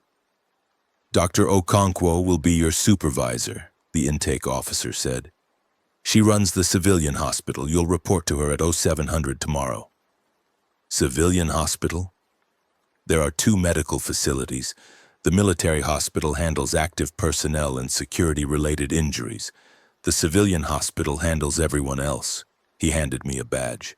"Any questions?" "Where's the military hospital?" Building 7 North Compound. But that's restricted to authorized personnel.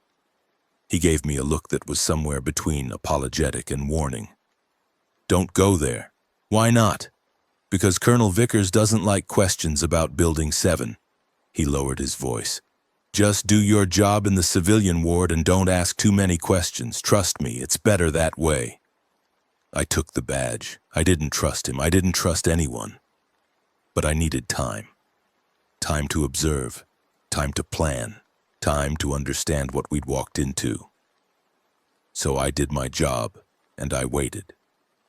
Dr. Adaize Okonkwo was a trauma surgeon from Nashville who'd been at Fort Campbell for a training exercise when the outbreak hit. She was the only surviving civilian doctor. The others had been lost in the early days when the base was still figuring out how to handle the flood of infected and injured. I heard you have 17 years of emergency nursing experience, she said on my first day, looking at my intake paperwork. That true? Yes, ma'am. Good. We need experienced people. She set down the papers. Let me be direct with you, Miss Cotter. This facility looks impressive, but we're stretched thin. I have 3 nurses for 200 patients. Medical supplies are rationed, and every day more survivors come through those gates needing care we can barely provide. I understand. Do you? She studied me with eyes that had seen too much. The military has their priorities: security, containment, maintaining order. Civilian welfare comes second, sometimes a distant second. If you're looking for the kind of resources you had in a pre-outbreak hospital, I'm not. I worked at Cairo General during the flood. We were running on fumes long before the dead started walking. For the first time, she smiled. Cairo. I heard about what happened there. You survived? Some of us did. Then you know what we're dealing with. Welcome to the team, Nurse Cotter. The work was brutal but familiar. Trauma cases, infections, malnutrition, psychological breaks. All the wounds that the apocalypse had inflicted, physical and mental, paraded through our ward day after day. I treated gunshot wounds from survivor conflicts. I set bones broken in desperate escapes. I held the hands of people dying from diseases that would have been easily treatable 6 weeks ago. And I watched. I watched the way certain patients were transferred to Building 7 and never came back. I watched the guards who escorted them. The paperwork that disappeared. The way Dr. Okonkwo's face went tight whenever I asked about it. Don't, she said one evening when I'd pushed too hard about a patient named Robert Chen. A young man with a fever who'd been transferred 3 days ago. Just don't. Don't what? Ask what happens to our patients? Don't dig into things you can't change. She lowered her voice. I've been here since the beginning, Nadine. I've seen what happens to people who ask too many questions about the North Compound. What happens to them? They stop asking questions. She met my eyes. Permanently. I thought about the mass grave 50 miles back, about the zip ties and the blindfolds. I thought that was over, I said. The colonel said they'd learned from their mistakes. The colonel says a lot of things. Dr. Okonkwo turned away. Do your job. Keep your head down. And maybe, we'll all survive this. I started investigating that night. I couldn't help it. 17 years of nursing had taught me to recognize when something was wrong, when the numbers didn't add up, when the story I was being told didn't match the evidence in front of me. And something at Fort Campbell was very, very wrong. The first step was observation. I started keeping track of the transfers to Building 7, names, diagnoses, dates. Over 2 weeks, I counted 23 patients who went to the military hospital. None of them came back. The second step was reconnaissance. I mapped the patrol routes around the North Compound, identified the gaps in coverage, found the blind spots. The security was good, but it wasn't perfect. There were ways in. Dangerous, but possible. The third step was allies. I needed someone with access, someone who could tell me what was really happening behind those locked doors. I found him in the mess hall on day 32. His name was Captain David Oyalaran, Nigerian-American, early 40s, combat medic turned military surgeon.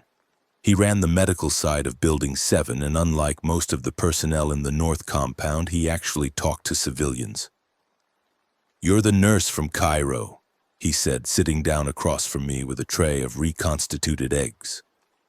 "Dr. Okonkwo speaks highly of you. She's a good teacher. She's a survivor, same as you." He ate for a moment, watching me. "She also says you ask too many questions." "Do I?" "She says you've been tracking the Building 7 transfers, names, dates, diagnoses." He set down his fork. "She's worried about you." "Should she be?" "That depends." He leaned closer. "Are you asking questions because you're curious or because you want to help?" I met his eyes. There was something in them, not suspicion but calculation, like he was testing me.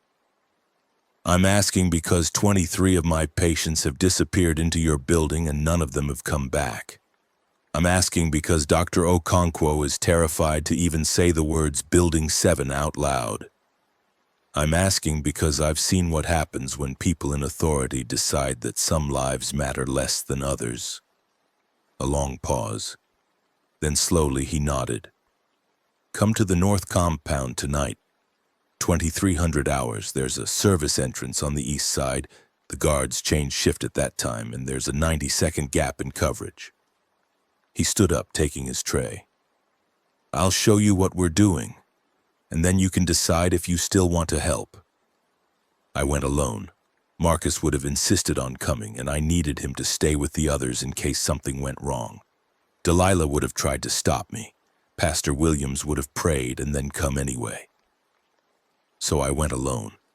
The service entrance was where Captain Oyalaran had said it would be. The gap in coverage was real. I slipped through the door and found myself in a corridor that smelled of antiseptic and something else. Something organic, something wrong. Oyalaran was waiting. "This way," he said, leading me deeper into the building. "And Nadine, prepare yourself. What you're about to see isn't pretty." He was right. Building 7 was a research facility. The military had been studying the infection since the beginning, trying to understand how it spread, how it worked, whether it could be cured. They'd made progress. Real progress, according to Oyalaran.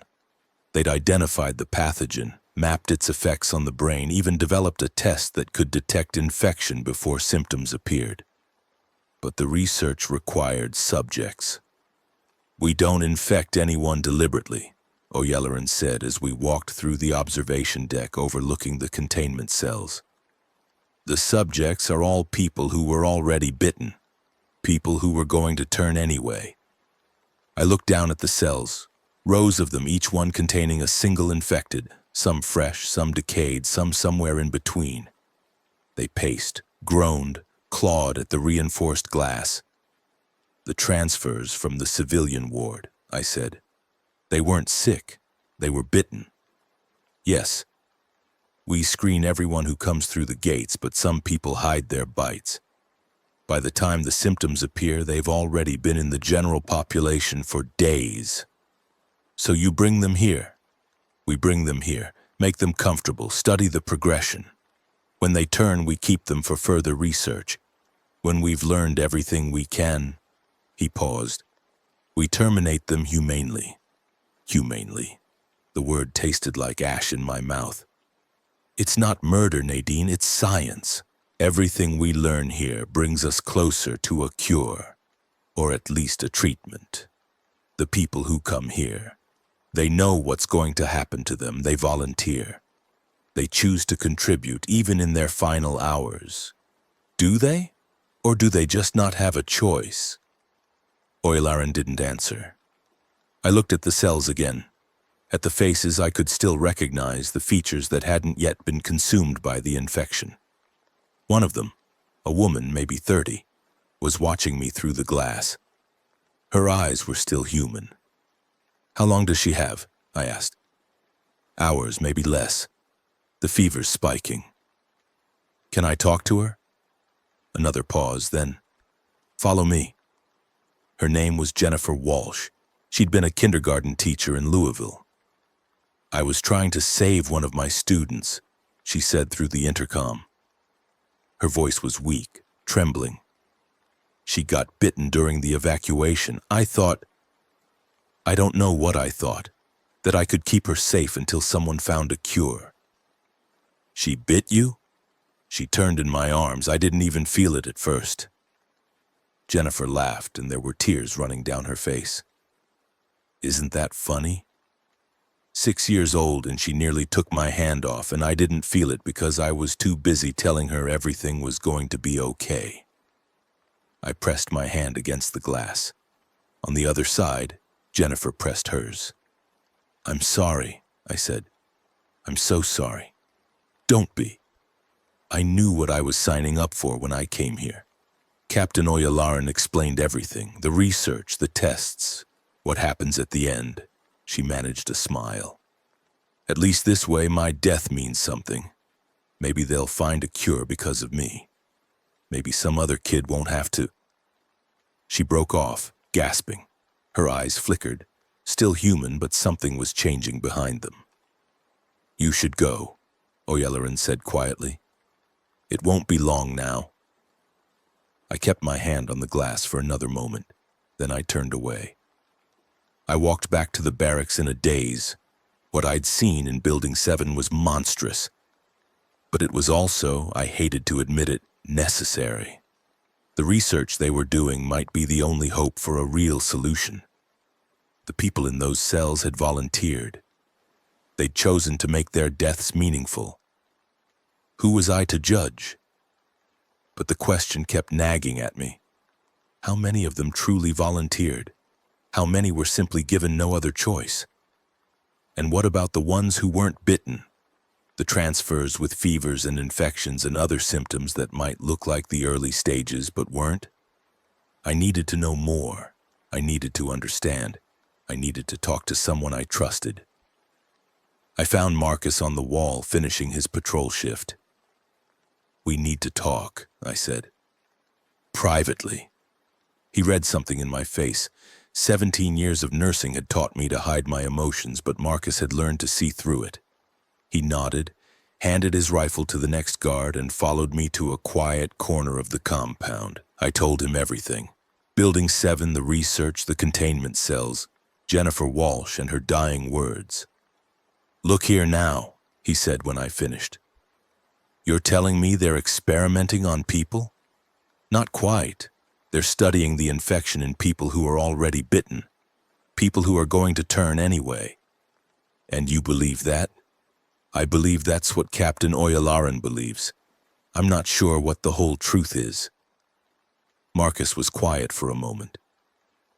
The night was dark around us, the stars hidden by clouds. I could hear the generators humming, the distant groans from outside the wall, the sounds of a civilization clinging to existence. What do you want to do? He asked finally. I want to find out more. I want to know if this is legitimate research or something worse. I met his eyes.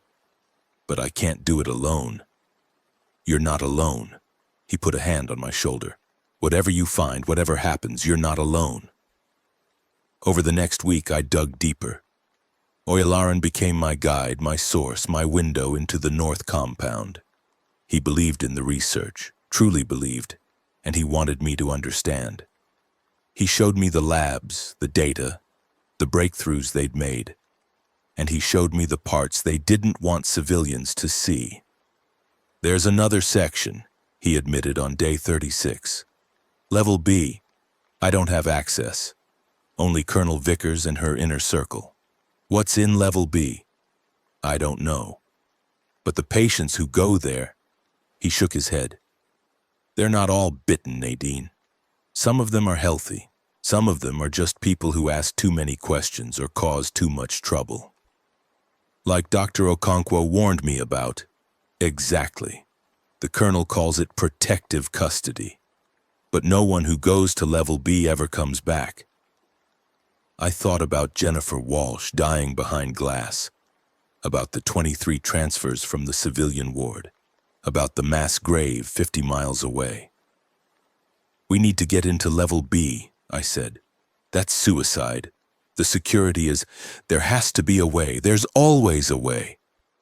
Oyalaran studied me. "Why does this matter so much to you? The people in there, they're already lost. You can't save them." "Maybe not, but I can bear witness. I can know the truth."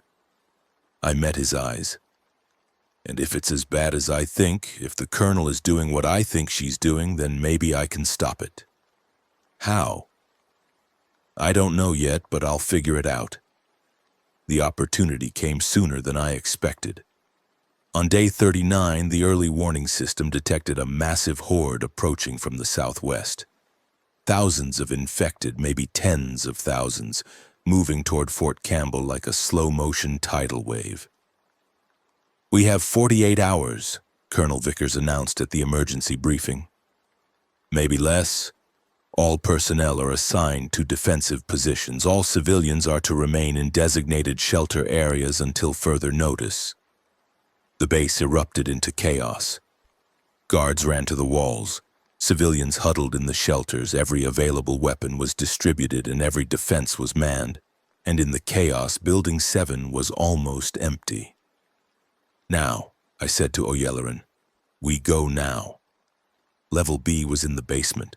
We took the stairs. The elevator required a security code neither of us had, and found ourselves in a corridor that was colder, darker, more sterile than anything above. The smell was worse here too. Not just antiseptic, something else, something that made my stomach clench. "The records room is this way," Oyalaran whispered. "If there's documentation of what's happening." A sound from ahead. Footsteps. We pressed ourselves against the wall, barely breathing as a guard passed within feet of our position. When he was gone, we kept moving. The records room was unlocked, probably because no one expected anyone to be down here during the emergency. I slipped inside while Oyalaran kept watch. What I found made me want to scream. Level B wasn't just a research facility, it was an extermination camp. The files documented everything. Protective custody subjects, people who had questioned authority, caused problems, or simply been deemed undesirable, were brought here and used for experiments. Not the passive observation I'd seen upstairs. Active experimentation, deliberate infection, testing how different methods of transmission affected the speed of turning. And when they were done with their subjects, they didn't terminate them humanely. They added them to what the files called the Horde. "Oh God," I breathed, reading the latest entries. "They're building the Horde. They're creating more infected on purpose." "What?" Oyalaran had slipped into the room behind me. "That doesn't make any sense. Why would they—" "Control." The pieces clicked into place. The Horde approaching from the southwest, it's not random, it's deliberate. They've been feeding it, directing it, using it to keep the civilian population scared and dependent. That's insane. It's power. I gathered as many files as I could carry. Vickers doesn't want to cure the infection. She wants to manage it. Keep the threat alive so people stay afraid, stay obedient, stay under her control. We have to tell someone. We have to get out of here first. I moved toward the door. "Come on. Before—" The alarm started screaming. We ran. The corridors were chaos. Guards shouting, lights flashing, the base-wide emergency system announcing that the perimeter had been breached. The Horde had arrived early, or the defenses had failed, or something else had gone catastrophically wrong. We emerged from Building 7 into hell. The infected were inside the walls. Not thousands, not yet, but enough. They poured through a breach in the eastern barrier, overwhelming the defenders, spreading through the compound like a flood. I could hear gunfire, screaming, the unmistakable sounds of civilization collapsing. "The civilian shelters," I said. "My people are in the civilian shelters." Go, Oyalaran said. I'll try to get word to the other medical staff. A shape lunged from the darkness, an infected, fresh, fast, wearing the tattered remains of a military uniform. It hit Oyalaran before either of us could react, driving him to the ground. I had a knife. I don't remember drawing it, but I remember the impact, the blade sinking into the infected skull, the spray of dark blood, the wet crunch of bone. The creature went limp. Oyalaran wasn't moving. David! I knelt beside him, checked for a pulse. Found one. Weak, thready, but there. David, can you hear me? His eyes opened, focused on me. And then I saw it, the bite on his neck, deep and ragged, already welling with blood. Go, he said. Get your people out. I can't leave you. Yes, you can. He grabbed my wrist with surprising strength. The files, everything you found, get it out. Show people, don't let Vickers win. David, go. He released me, slumped back. I'll hold them off as long as I can. He was reaching for his sidearm. I knew what he meant to do. Wait until the infection took hold, then make sure he didn't turn. I wanted to stay. I wanted to help him. But the files in my hands represented something bigger than either of us, and the screaming from the shelters was getting louder. Thank you, I said, for everything. Just don't forget. Don't let anyone forget what they did here. I ran. Behind me, I heard a single gunshot. The civilian shelters were in the southern compound, as far from the breach as possible. By the time I reached them, the fighting had spread, infected everywhere, defenders falling back, the organized resistance crumbling into chaos. Nadine! Marcus's voice somewhere in the smoke and the screaming. Over here! I found him at the shelter entrance, rifle raised, covering the civilians who were streaming out. Delilah was with him, and Pastor Williams and Essie and the others, our people, alive, moving. We have to go, I said. The base is lost. I noticed. Marcus fired twice. 2 infected dropped. The east gate is completely overrun. West gate is barely holding. The north? The north compound is sealed. Vickers pulled all her people inside. Of course she had. The colonel was saving herself, leaving the civilians to die. There's another way. Jax appeared from the smoke, a bloody machete in each hand. Service tunnel under the motor pool. Comes out half a mile from the base. I found it yesterday while I was fixing one of the generators. Can you get us there? If we move fast, he gestured at the chaos around us, and if we're willing to fight. I looked at the files in my hands, at my people terrified but ready, at the base burning around us. Let's go. The motor pool was 400 yards from the shelters. It might as well have been 400 miles. We moved in a tight formation, Marcus and Jax at the front, me and Pastor Williams in the middle with the non-combatants, Delilah bringing up the rear. The infected were everywhere, but they were also distracted by the larger battle, giving us pockets of clear ground to move through. We lost the first person at the 200-yard mark. Her name was Hannah. She was 16 years old, one of the refugees we'd picked up at the dam. She'd been helping Essie stay calm, holding the younger girl's hand, whispering reassurances. The infected came out of a doorway, 3 of them fast ones already moving before any of us could react. They hit Hannah and Essie together, a tangle of bodies and screaming and blood. Marcus shot 2 of them, Jax got the 3rd. But by then Hannah was down, her throat torn open, her eyes already glazing. Essie was covered in blood. Not her own, Hannah's.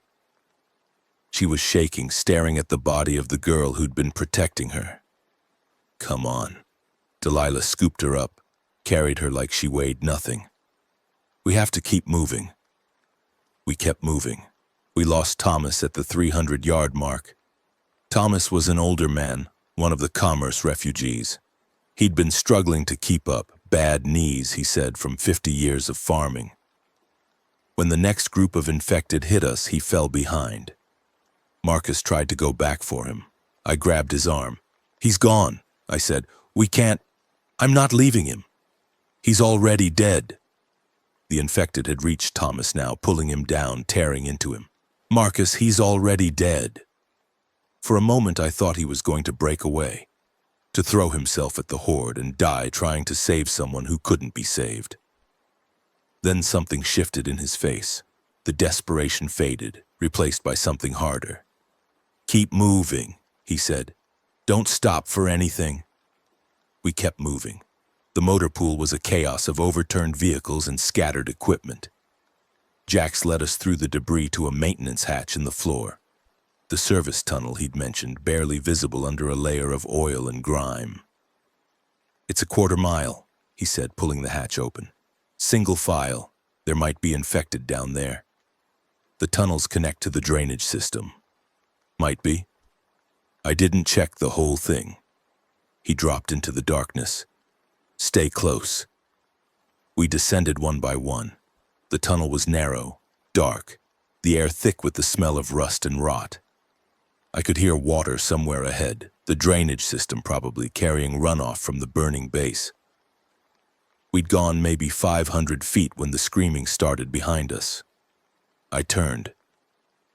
In the faint light from the hatch above, I could see them, infected, pouring into the tunnel, their shapes silhouetted against the flames. Someone was still up there. Someone who hadn't made it down in time. "Kevin!" Essie's voice raw with terror. "Kevin's still up there."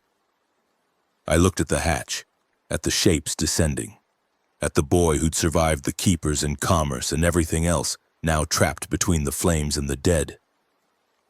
"I'm going back," I said. "Nadine, no!" I was already moving, pushing past the others, climbing toward the light. I could see Kevin now. He was on the ladder, trying to descend, but an infected had grabbed his foot. He was kicking, screaming, losing his grip. I reached the top of the ladder and grabbed his arm, pulled with everything I had. His shoe came off in the infected's grip, and then he was falling, and I was falling with him, both of us tumbling down the ladder in a tangle of limbs. We hit the bottom hard. Pain shot through my shoulder, dislocated maybe, or broken, I couldn't tell.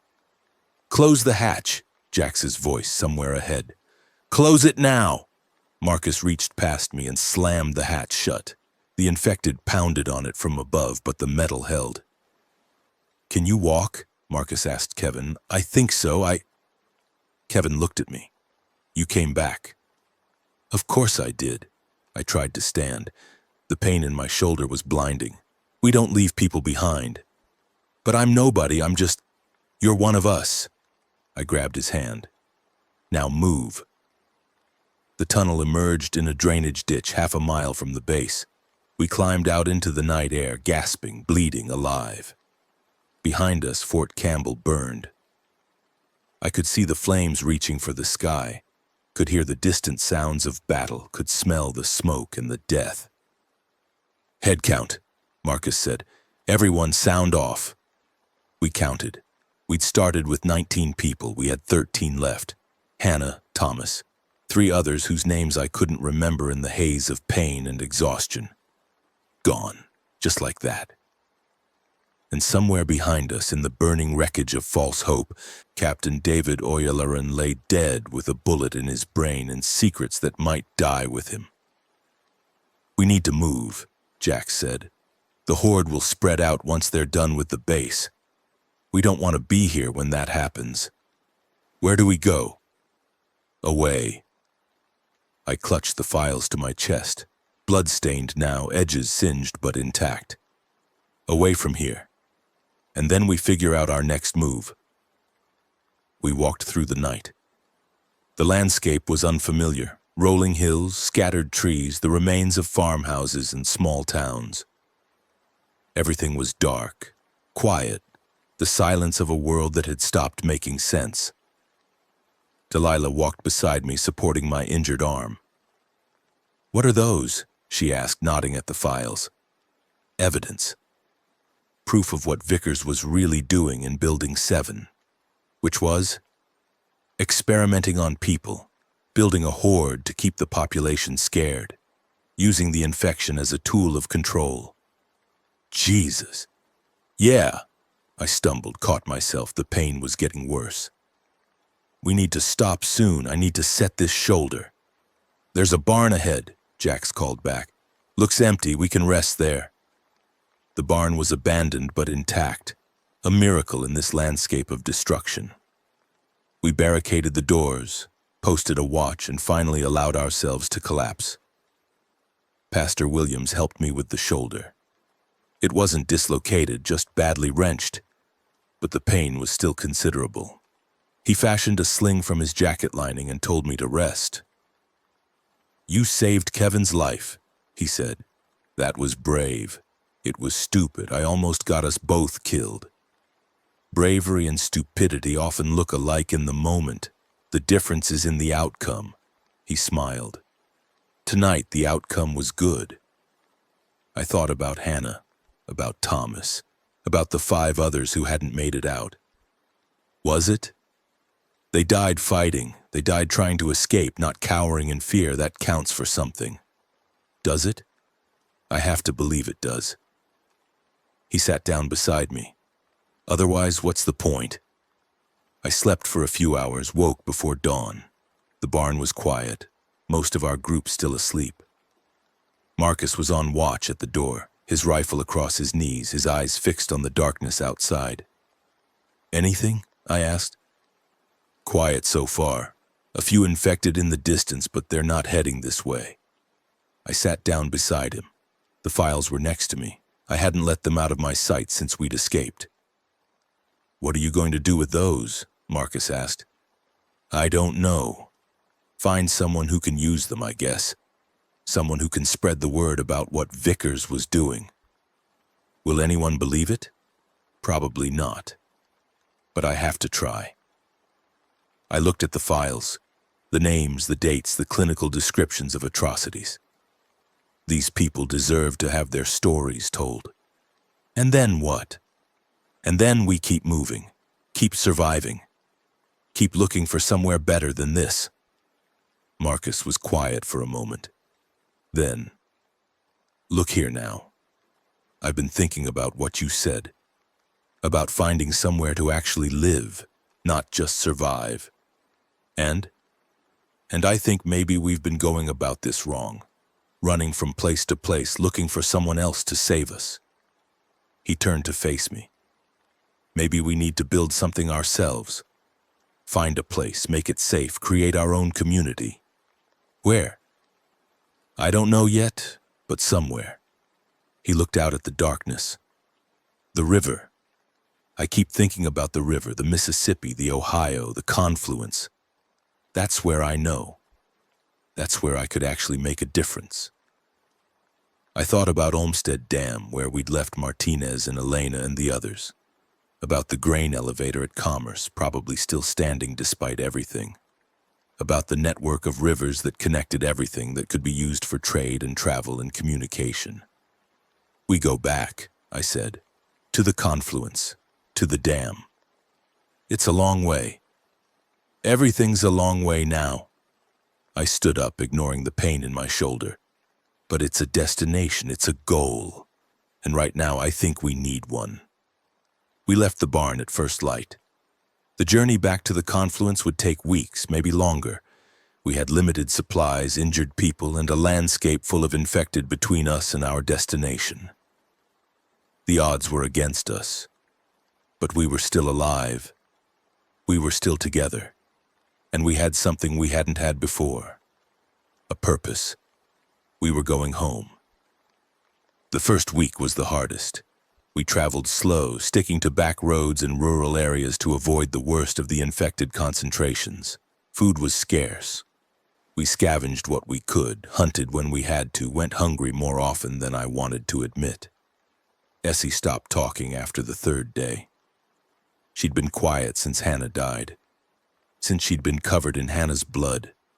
Since she'd watched the girl who'd been protecting her get torn apart. But on day 3, she stopped speaking entirely. Just walked in silence, staring straight ahead, responding to questions with nods or head shakes. trauma response, I told the others. She'll come back when she's ready. Don't push her. And if she doesn't come back, Delilah asked, then we deal with it. But right now, she needs time. I hoped I was right. I hoped time would be enough. We found the community on day 8. It wasn't much, maybe 30 people living in a fortified farmhouse. Survivors who'd banded together in the early days and managed to hold on. They were cautious when we approached, weapons raised. But when they saw our children and our wounded, they relaxed. You look like hell, their leader said. A woman named Rose, maybe 50, with the weathered face of someone who'd worked outside her whole life. Where are you coming from? Fort Campbell. It fell about a week ago. Fort Campbell? The military base? Rose's eyes widened. We heard it was supposed to be secure. It was, until it wasn't. I decided not to share the details, the experiments, the horde, the truth about Colonel Vickers, not yet. We're heading west, to the confluence. That's a long way. You'll have to cross the dead zone. Dead zone? The territory between here and the Mississippi, She shook her head. It's bad. Hordes everywhere, towns completely overrun. We had some people try to go through last month. None of them came back. Is there another way? South, maybe. But that takes you through Memphis, and Memphis is... She made a gesture that conveyed hopelessness. Just don't go to Memphis. I thought about our options. West through the dead zone. South through Memphis. Neither sounded survivable. We could stay here, Pastor Williams suggested later when Rose had offered us shelter for the night. At least for a while. Rest, recover, build our strength. We could. I looked at the farmhouse, at the people working the fields and manning the walls. But this isn't where we belong. This isn't where we can make a difference. And the confluence is? I don't know. But I have to try. I touched the files in my pack. These people, the ones Vickers experimented on, their stories need to be told, and the only way to do that is to find a place where people will listen. The dam? The dam. Or somewhere like it. Somewhere we can build something real. We left the farmhouse on day 10, heading west toward the dead zone. Rose had given us supplies, food, water, ammunition. She'd also given us advice. Travel at night when possible. Avoid the main roads. Never make a sound you don't have to make. And if you make it through, she said, tell people about us. Tell them there's still good people out here, still hope. We will. The dead zone earned its name. Every town was overrun. Every highway was clogged with abandoned vehicles and wandering infected. The silence was the worst part. No birds, no insects, no signs of life. Just the endless groaning of the dead and the wind through empty streets. We traveled at night, as Rose had suggested. The infected were slightly less active in the darkness, their ruined eyes struggling to track movement. We moved like ghosts through the ruins of civilization, stepping over bodies, squeezing through gaps in barricades, holding our breath whenever a horde passed nearby. On day 12, we lost another person. His name was Marcus Lee, no relation to our Marcus, just an unfortunate coincidence. He was one of the commerce refugees, a quiet man in his 60s who'd been a librarian before the outbreak. He'd been struggling with the pace, falling behind, trying not to slow us down. The infected got him in a gas station outside Paducah. He'd stopped to catch his breath just for a moment, and they'd come out of nowhere. A group that had been hiding in the building, dormant until we disturbed them. There was nothing we could do. By the time we realized what was happening, he was already down. 12 now. 12 out of the 19 we'd started with at Fort Campbell. On day 14, something unexpected happened. Essie spoke. We were camped in an abandoned factory, waiting for the sun to set so we could continue traveling. I was going through the files again. I'd been doing it obsessively, memorizing names and details, making sure nothing was forgotten. When Essie sat down beside me. "What are those?" she asked. I looked at her. It was the first word she'd spoken in 11 days. Records, I said carefully, from Fort Campbell, about bad things that happened there. What kind of bad things? I hesitated. She was 9 years old. She'd already seen more horror than any child should. Did she need to know about the experiments, the deliberate infections, the manufactured hordes? People were hurt, I said finally, by people who were supposed to protect them. Like the keepers? Similar, but worse in some ways. Essie was quiet for a moment, then, Hannah said you were brave before she died. She said you went back for people who were left behind. She said that? Yeah, she said... Essie's voice wavered. She said if anything happened to her, you would take care of me. My throat tightened. I will, I promise. I know. Essie looked at the files. Can I help with the records? Help how? I can draw. I remember things I see. I could draw pictures of the people in the records, so they're not just names. I thought about it. It was morbid, maybe, but it was also a way for Essie to process what she'd been through, to contribute, to feel useful. Okay, I said. Let's do it together. We worked on the project every night. I would read the names and descriptions, and Essie would draw. She was remarkably skilled. Her photographic memory let her recreate faces she'd only glimpsed, imagine features from written descriptions. Soon she had a whole book of portraits, the people Vickers had experimented on, the ones who had died in Level B, the faces of the forgotten. It was heartbreaking work, but it was also meaningful. This is how we fight back, Pastor Williams said one night, looking at Essie's drawings. Not with guns and bombs, with memory, with truth. Will it be enough? It's what we have. He smiled sadly. Sometimes that's all that matters. On day 18, we reached the Mississippi. The river was swollen with spring runoff, brown and churning, carrying debris from 1,000 tributaries. We stood on the bank and watched it flow, this ancient highway that had shaped the heart of a continent. How do we cross? Kevin asked. We don't, Marcus said. Not here. The current's too strong and we don't have a boat. Then where? South. There's a ferry crossing about 20 miles downstream. If it's still there, we can use it. And if it's not, then we figure something out. Marcus started walking. We always do. The ferry was there. It was small, barely big enough for a vehicle, but it was functional. An old cable ferry, the kind that had been crossing rivers since before the automobile age. Someone had been maintaining it, keeping it operational. Hello? I called across the water. Anyone there? Silence. Then from the opposite bank, who's asking? Survivors from the east. We're trying to reach Olmsted Dam. A long pause. Then, how many of you? 12. Another pause. Then, stay where you are. I'm coming across. His name was Captain James Beaumont, United States Navy, retired. He'd been living on a houseboat when the outbreak hit, and he'd spent the last 6 weeks running the ferry, helping survivors cross the river in exchange for news and supplies. Olmsted Dam, he said, looking us over. That's a hell of a destination. You know it's still standing. We know. We have people there. And you came all the way from Fort Campbell? Yes.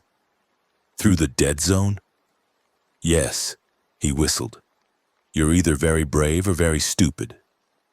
Probably both, Marcus said. Beaumont laughed. I like you. Okay, climb aboard. I'll take you across. The crossing took 20 minutes. The current fought us the whole way, the ferry straining against its cables, the brown water churning around us. But Beaumont knew what he was doing, and we reached the far bank without incident. Welcome to Missouri, he said. The dam's about 40 miles north from here. Stick to the river road and you should be there in a couple days. Thank you for everything. Don't thank me yet. The road's not safe. There's a group operating out of Commerce. Survivors like you, but not the friendly kind. They've been raiding travelers, taking supplies, sometimes taking people. Commerce. I felt a chill. Mayor Fenton's group? Fenton's dead. Someone shot him during the confusion when the fire happened. Beaumont's eyes narrowed. How do you know about Fenton? We were there. We were the ones who set the fire. A long pause, then Beaumont nodded slowly. Well then, you might want to avoid that particular stretch of road. We didn't avoid it. We couldn't. The river road was the only viable route to the dam, and commerce sat right in the middle of it. We'd have to pass through or around their territory.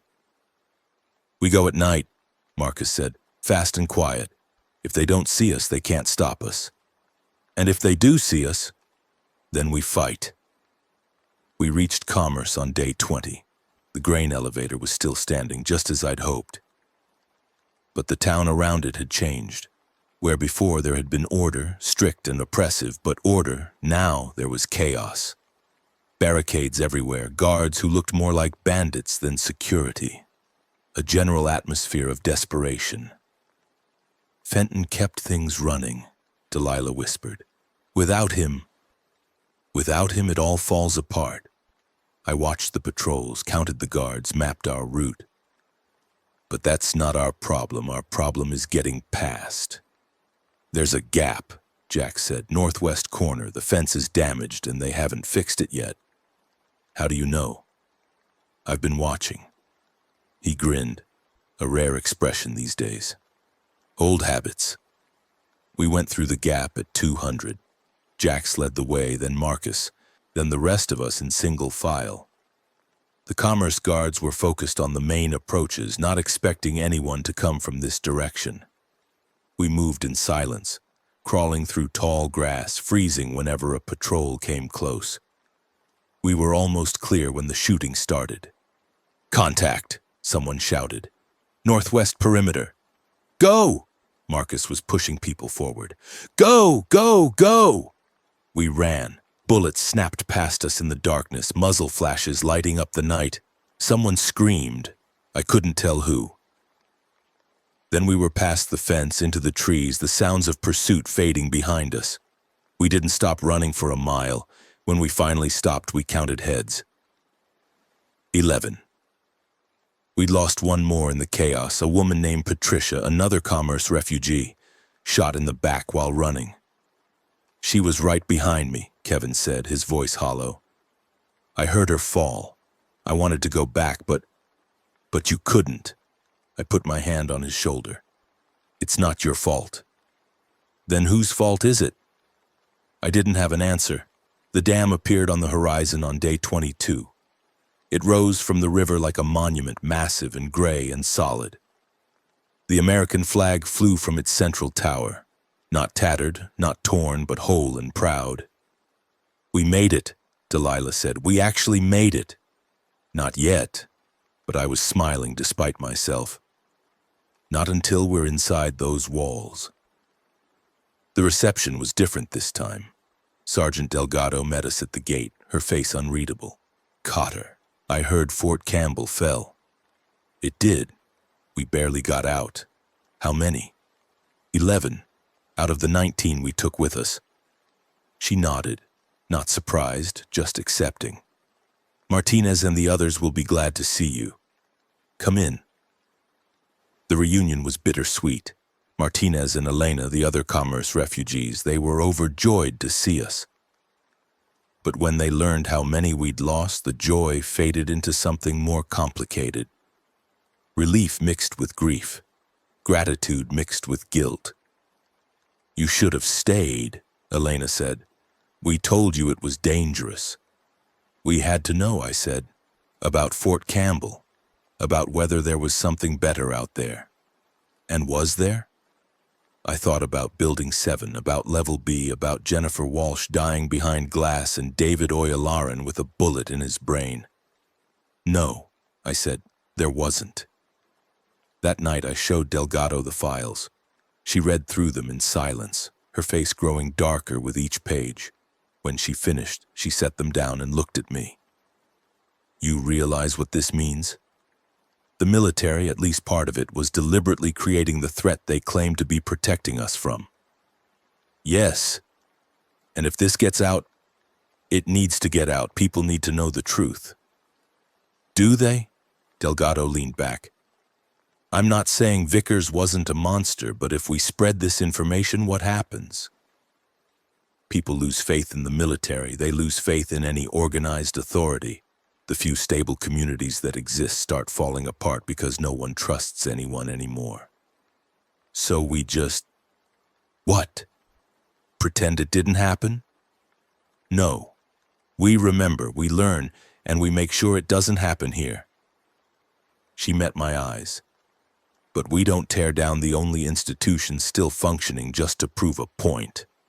I wanted to argue. I wanted to tell her that the truth mattered more than stability. That the people Vickers had murdered deserved to have their stories told. But part of me understood her logic. In a world this broken, stability was precious. And maybe, there was a way to honor the dead without destroying the living. What do you suggest? Keep the files, keep them safe. And when the time is right, when we've built something strong enough to survive the truth, we release them. She stood up. But for now, we focus on what's in front of us. Building a community, creating something that can last. And if I disagree, then you're free to leave. I won't stop you. She paused at the door. But I hope you'll stay. You're good at this, Cotter. Better than you know. I stayed, not because I agreed with Delgado, not entirely, but because she was right about one thing. We needed to build something. Something real, something that could survive. And maybe if we did it right, we could create a world where the truth didn't have to be hidden. Where people could know what had happened and still believe in the future. Maybe. The weeks that followed were a blur of work and recovery. I went back to medicine, helping Dr. Okonkwo's replacement, a field surgeon named Hayes who'd arrived at the dam a few weeks before us. Marcus returned to security, his river knowledge making him invaluable for patrols and supply runs. Delilah went back to the greenhouses, Jax to the armory, Pastor Williams to his interfaith services. Essie continued her drawings. She'd filled 2 books by now, recording not just the victims of Fort Campbell, but everyone we'd lost along the way. Hannah, Thomas, Marcus Lee, Patricia, all the others. It's a memorial, she said when I asked about it. So we don't forget. We won't forget. I know, but this makes it real. This makes it permanent. On day 45, everything changed again. It started with a radio transmission, a burst of static, then a voice. This is Commerce Station calling Olmsted Dam. Come in, Olmsted Dam. Delgado answered personally. This is Olmsted Dam. Who's speaking? My name is Diana Chen. I've taken control of Commerce Station, and I have a proposition for you. Diana Chen, it turned out, was the woman who had killed Mayor Fenton. He was a tyrant, she said when we met her, Delgado, Marcus, and me, in a neutral location between the 2 communities. He had my brother executed for speaking out against his policies. I've been planning his removal for months. And now you're in charge? Now I'm trying to clean up the mess he left behind. She was younger than I'd expected. Maybe 30, with hard eyes and a harder voice. Commerce has resources, food, fuel, equipment. But we don't have people who know how to use them. We don't have organization. What are you proposing? An alliance, trade, mutual defense, coordination. We share what we have. We help each other survive. She paused. And maybe, we start building something bigger. I looked at Delgado, at Marcus, at this woman who had killed a monster and was now trying to build something from the ashes. We'll discuss it, Delgado said, and get back to you. The discussion lasted 3 days. Some wanted to accept the alliance. Others didn't trust Diana, didn't trust Commerce, didn't want anything to do with the place that had held them prisoner. In the end, we took a vote. The alliance passed, narrowly, but it passed. "This is a risk," Delgado said afterward. "If Diana turns out to be another Fenton, then we deal with it," I said. "But we can't build a future by refusing to take chances." Spoken like someone who's been through hell. I have been. We all have. I looked out at the dam, at the river, at the world we were trying to remake. And I'd rather risk hell again than give up on the possibility of something better. This is where part 3 ends. We survived Fort Campbell. We survived the dead zone. We survived commerce. We lost so many people along the way. Hannah and Thomas and Marcus Lee and Patricia and all the others, David Oyalaran, who showed me the truth and paid for it with his life. The nameless victims in Level B whose stories I carry with me now. But we also gained something. A home, a community, the beginning of something that might last. I don't know what comes next. I don't know if the alliance with commerce will hold, if the infected hordes will stay away, if we'll ever build the kind of world we're dreaming of. But I know we'll keep trying, keep fighting, keep surviving, because that's what we do now. That's who we are. The alliance with commerce lasted exactly 11 days before everything went to hell. I should have seen it coming. The signs were there.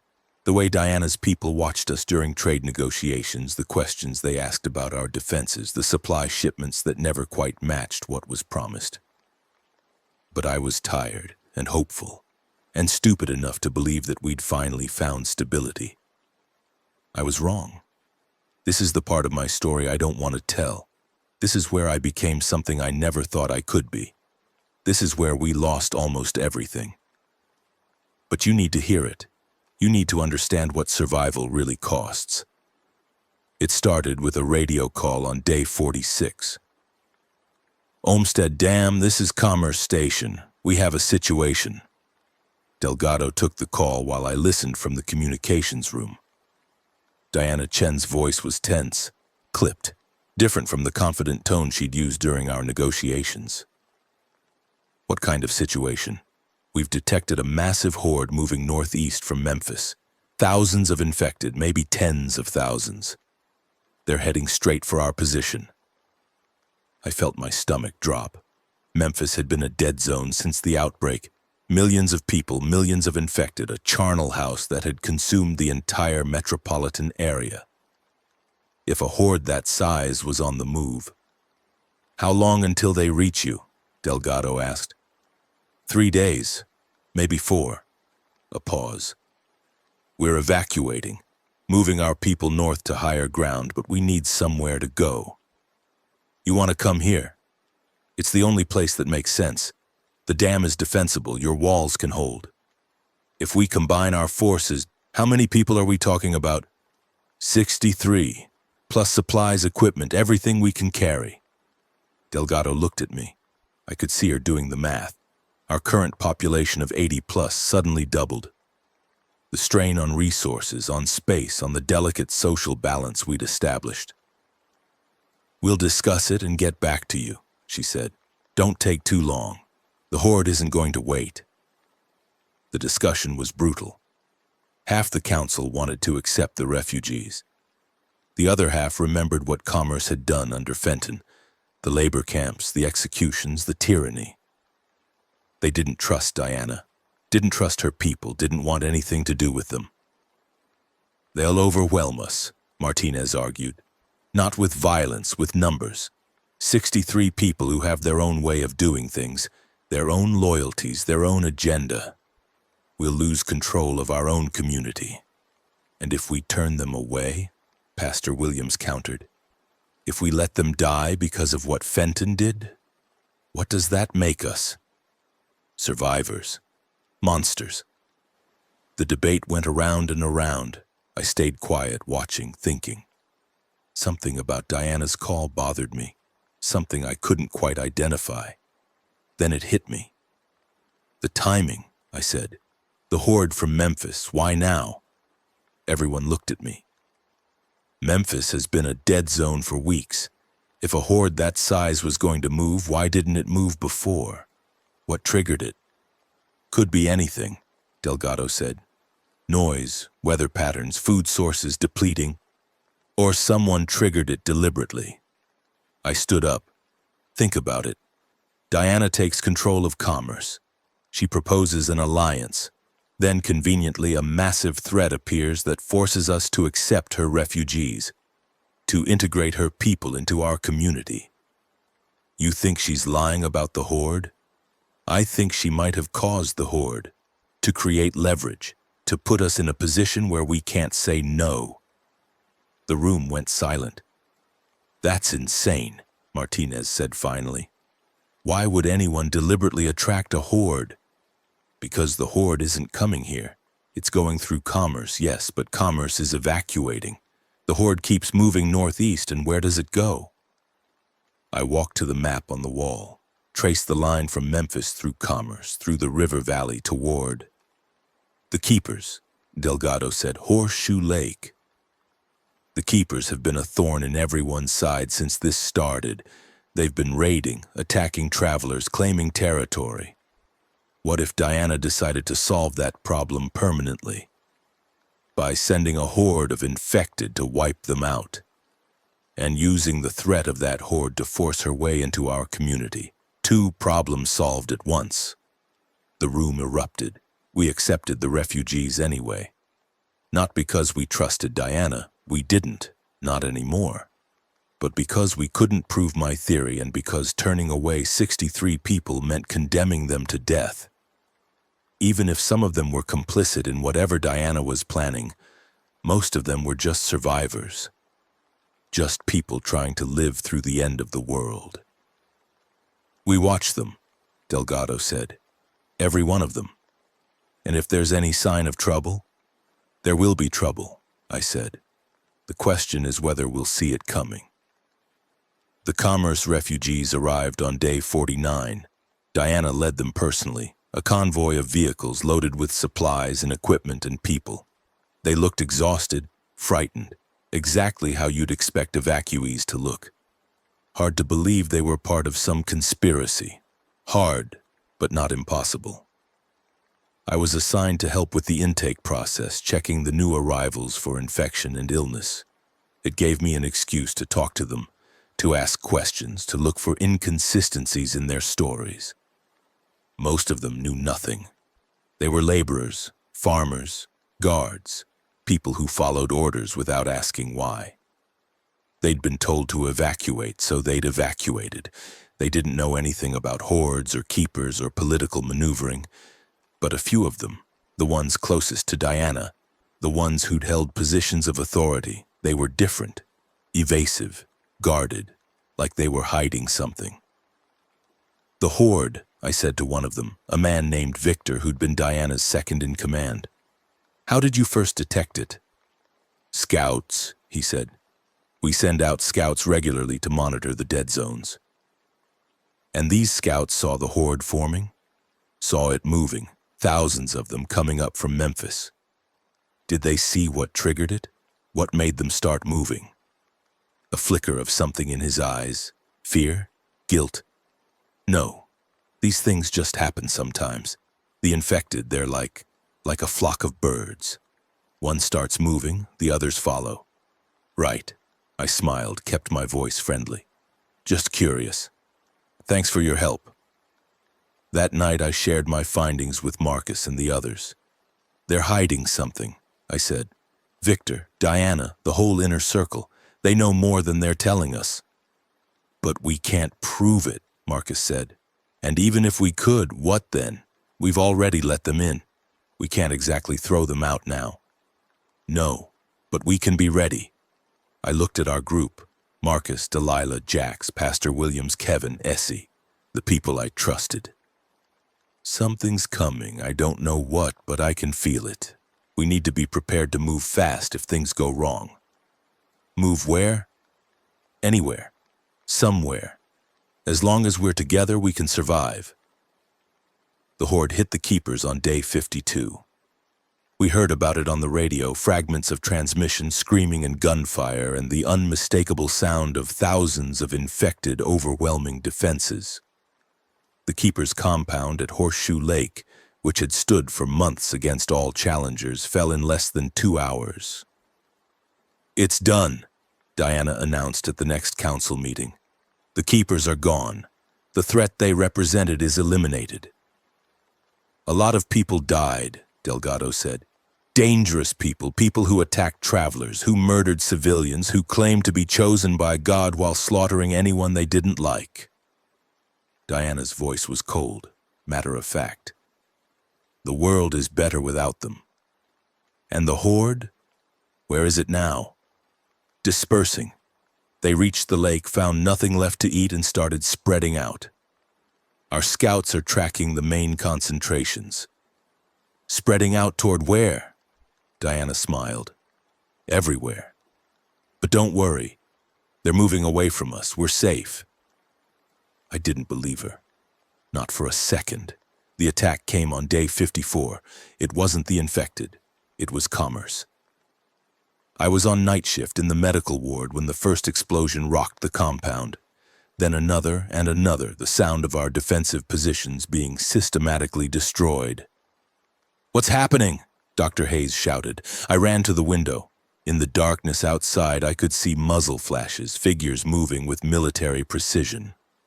Our own guards were falling, overwhelmed by attackers who knew exactly where they'd be. "Commerce," I said. "Diana's people, they're taking the dam."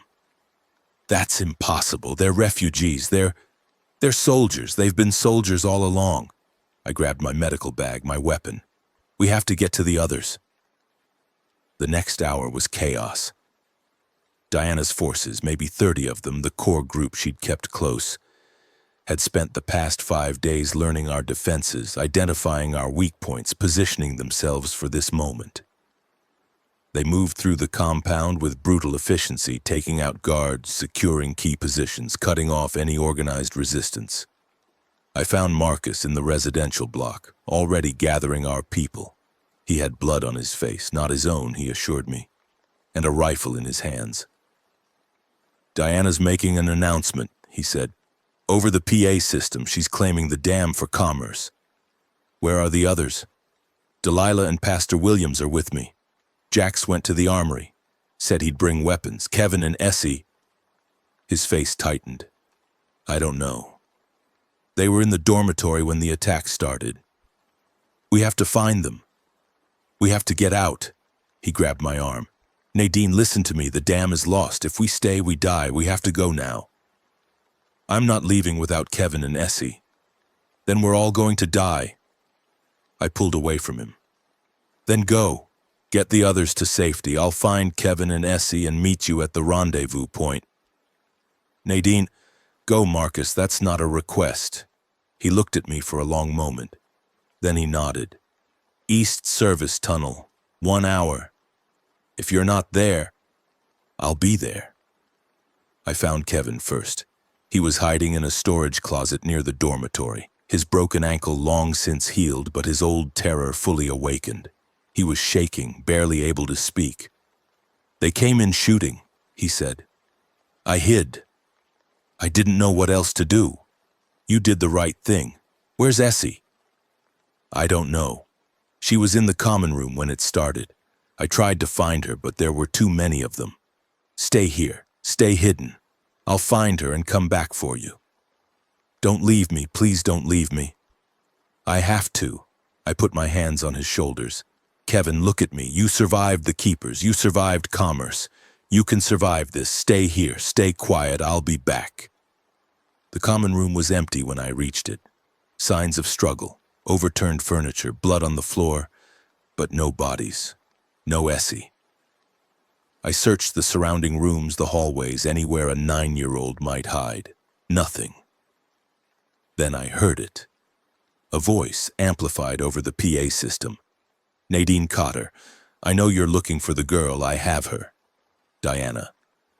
Come to the operations center, alone, unarmed. You have 10 minutes. After that..." A pause. "After that, I'll have to find other uses for her." I went. I know what you're thinking. It was a trap. Obviously a trap. I was walking into my own death, and for what? A child I'd known for barely 2 months? But Essie wasn't just a child. She was hope. She was the future. She was everything we were fighting to protect, wrapped up in a small, traumatized package. I couldn't leave her. The operations center was the dam's command hub, a large room full of monitors and communications equipment now staffed by Diana's soldiers. Diana herself sat in the commander's chair, relaxed, confident, like she'd been running this place for years instead of minutes. Essie was kneeling in front of her, hands bound, a guard's pistol pressed to her head. "Nadine." Diana smiled that cold smile. "I'm glad you came. I wasn't sure you would. Let her go. Straight to business, I appreciate that." She stood, walked toward me. "You've been a problem, Nadine. From the moment you arrived at Fort Campbell, you've been asking questions, digging into things that weren't your concern. You found the files on Level B, you brought them here.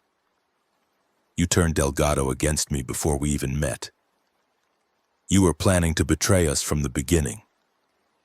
I was planning to survive, same as you." She stopped a few feet away. "The dam is mine now.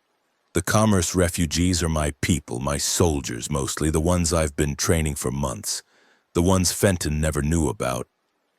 You killed Fenton. I executed Fenton. He was a monster who got in the way of something bigger." Her eyes gleamed. "I'm building an empire, Nadine. The confluence, the rivers, everything within 100 miles, it's all going to be mine. And anyone who opposes me is going to end up like the Keepers. Fed to a horde, you triggered yourself. You figured that out, did you?"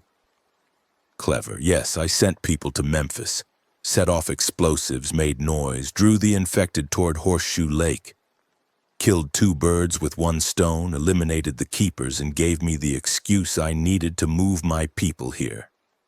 And now I need you to give me those files, the ones from Fort Campbell, the evidence of what Vickers did." I stared at her. "Why?" "Because information is power. Because knowing what the military was really doing gives me leverage over anyone who might oppose me. Because..." She stepped closer.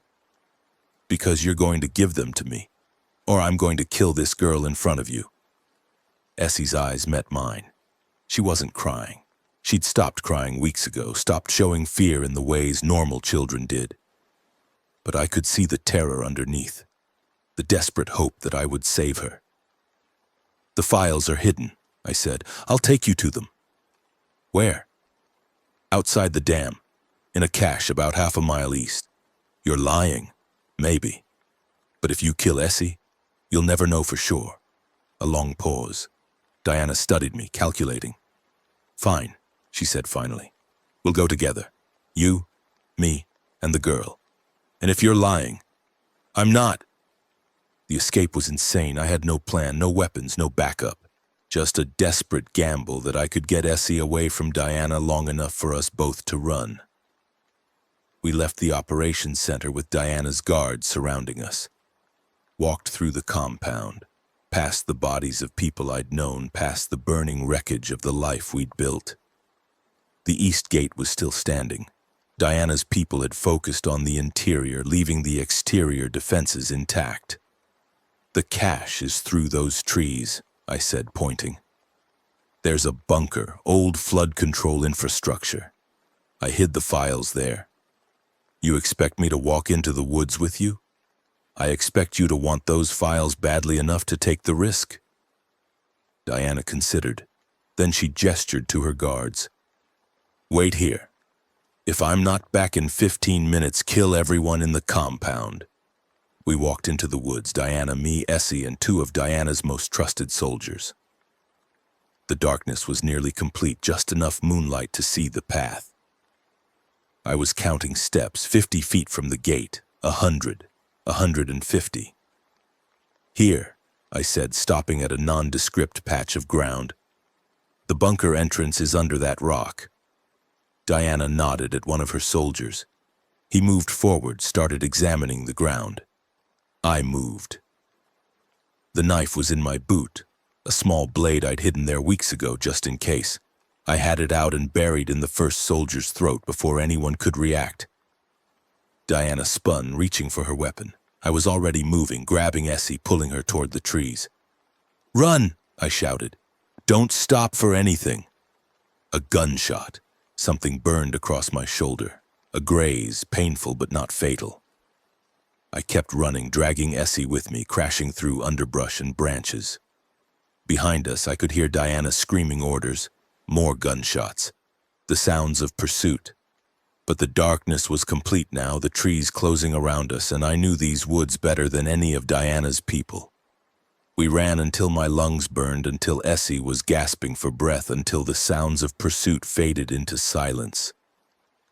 Then we kept running. We found Marcus and the others at the rendezvous point. They'd made it out. Marcus, Delilah, Pastor Williams, Jax. Kevin was with them too, his face pale with relief when he saw us. "We thought you were dead," Delilah said, pulling me into a fierce hug. "Not yet." I winced as she touched my shoulder. "But we can't stay here. Diana's people will be searching. Where do we go?" "Anywhere. Away from here. We'll figure out the rest later." We traveled through the night. 7 of us now, Marcus, Delilah, Pastor Williams, Jax, Kevin, Essie, and me. Everything we'd built at the dam, everything we'd fought for was gone. We had the clothes on our backs, the weapons we'd managed to grab, and nothing else. It should have felt like failure. In a way, it was. But we were alive. We were together. And that meant we could start again. On day 56, we found the cult. We'd been heading south, staying away from the main roads, trying to put as much distance between us and Diana's forces as possible. The landscape was unfamiliar. Rural Kentucky, small towns and farmland and forest. The settlement appeared without warning, a cluster of buildings around what had once been a church, surrounded by a wooden palisade. People moved around inside, going about their business. "Survivors," Marcus said, "maybe friendly." "Maybe not," Jax countered. "We should go around. We need supplies, food, water, medicine." I studied the settlement. "Let's approach carefully, see what we're dealing with." What we were dealing with was something I'd never seen before. They called themselves the Blessed. They believed the infected were divine messengers, sent by God to purify the world. They believed that those who died and turned were the truly saved, while those who survived were being tested. Their leader was a man named Brother Isaiah, tall, gaunt, with the burning eyes of a true believer. He welcomed us warmly when we approached the gate. "Travelers, come, you must be hungry, tired. We have food, shelter. All are welcome in the house of the Blessed." Something felt wrong. The way the people looked at us, not hostile, but eager, anticipating. "Thank you," I said carefully. "We just need supplies. We can trade work for food." "Trade? No, here we share. All things belong to all people." Brother Isaiah smiled. "Please come inside, rest." We went inside. We shouldn't have. The first sign of trouble came at dinner. We were seated in the church, now converted into a dining hall, surrounded by maybe 40 of the Blessed. Brother Isaiah led a prayer before the meal, a rambling invocation that thanked God for the cleansing and asked for guidance in accepting the gift of transformation. "What does that mean?" Delilah whispered. "Accepting transformation?" Nothing good. The food was simple but plentiful. Too plentiful, actually. These people were clearly not struggling the way most survivors were. That meant they had access to resources, which meant they had power. After the meal, Brother Isaiah approached us. "You've seen much hardship," he said. "I can see it in your eyes, the weight of loss, of violence, of choices that haunt you." "We've survived," I said. "That's what matters." "But at what cost?" He leaned closer. The world before was corrupt, sinful, drowning in its own wickedness. The infected are God's answer, His way of separating the wheat from the chaff. Those who turn are freed from the burden of flesh. Those who survive, he paused. Those who survive must prove themselves worthy. Worthy of what? Of joining the blessed, of embracing the transformation when your time comes. My blood ran cold. You're saying you want to become infected? When God calls us, yes. To resist the transformation is to resist God's will. He smiled. But first there are tests, trials, to ensure that those who join us are truly faithful. What kind of trials? You'll see. Tomorrow. He stood. Rest well, travelers. Tomorrow your journey toward blessing begins. That night we tried to leave. The gates were locked. Guards, if you could call them that, patrolled the palisade. Not to keep the infected out, I realized, but to keep us in. We're trapped, Jack said. There has to be another way out. There isn't. I checked everywhere. This place is a prison. Then we wait for an opportunity, stay alert, stay together, and the moment we see a chance, we take it.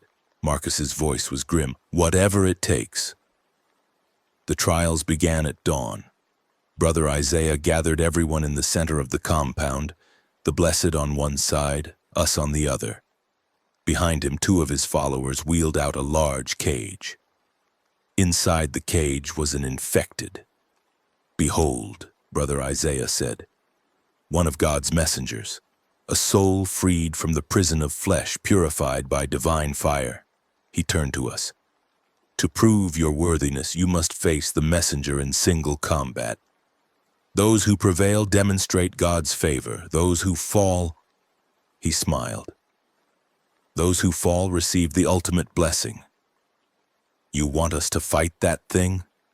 Kevin's voice cracked. Not all of you, just one for now. Brother Isaiah's eyes moved over us, settling on Essie, the child. She will be first. No, I stepped forward, and absolutely not. It is God's will.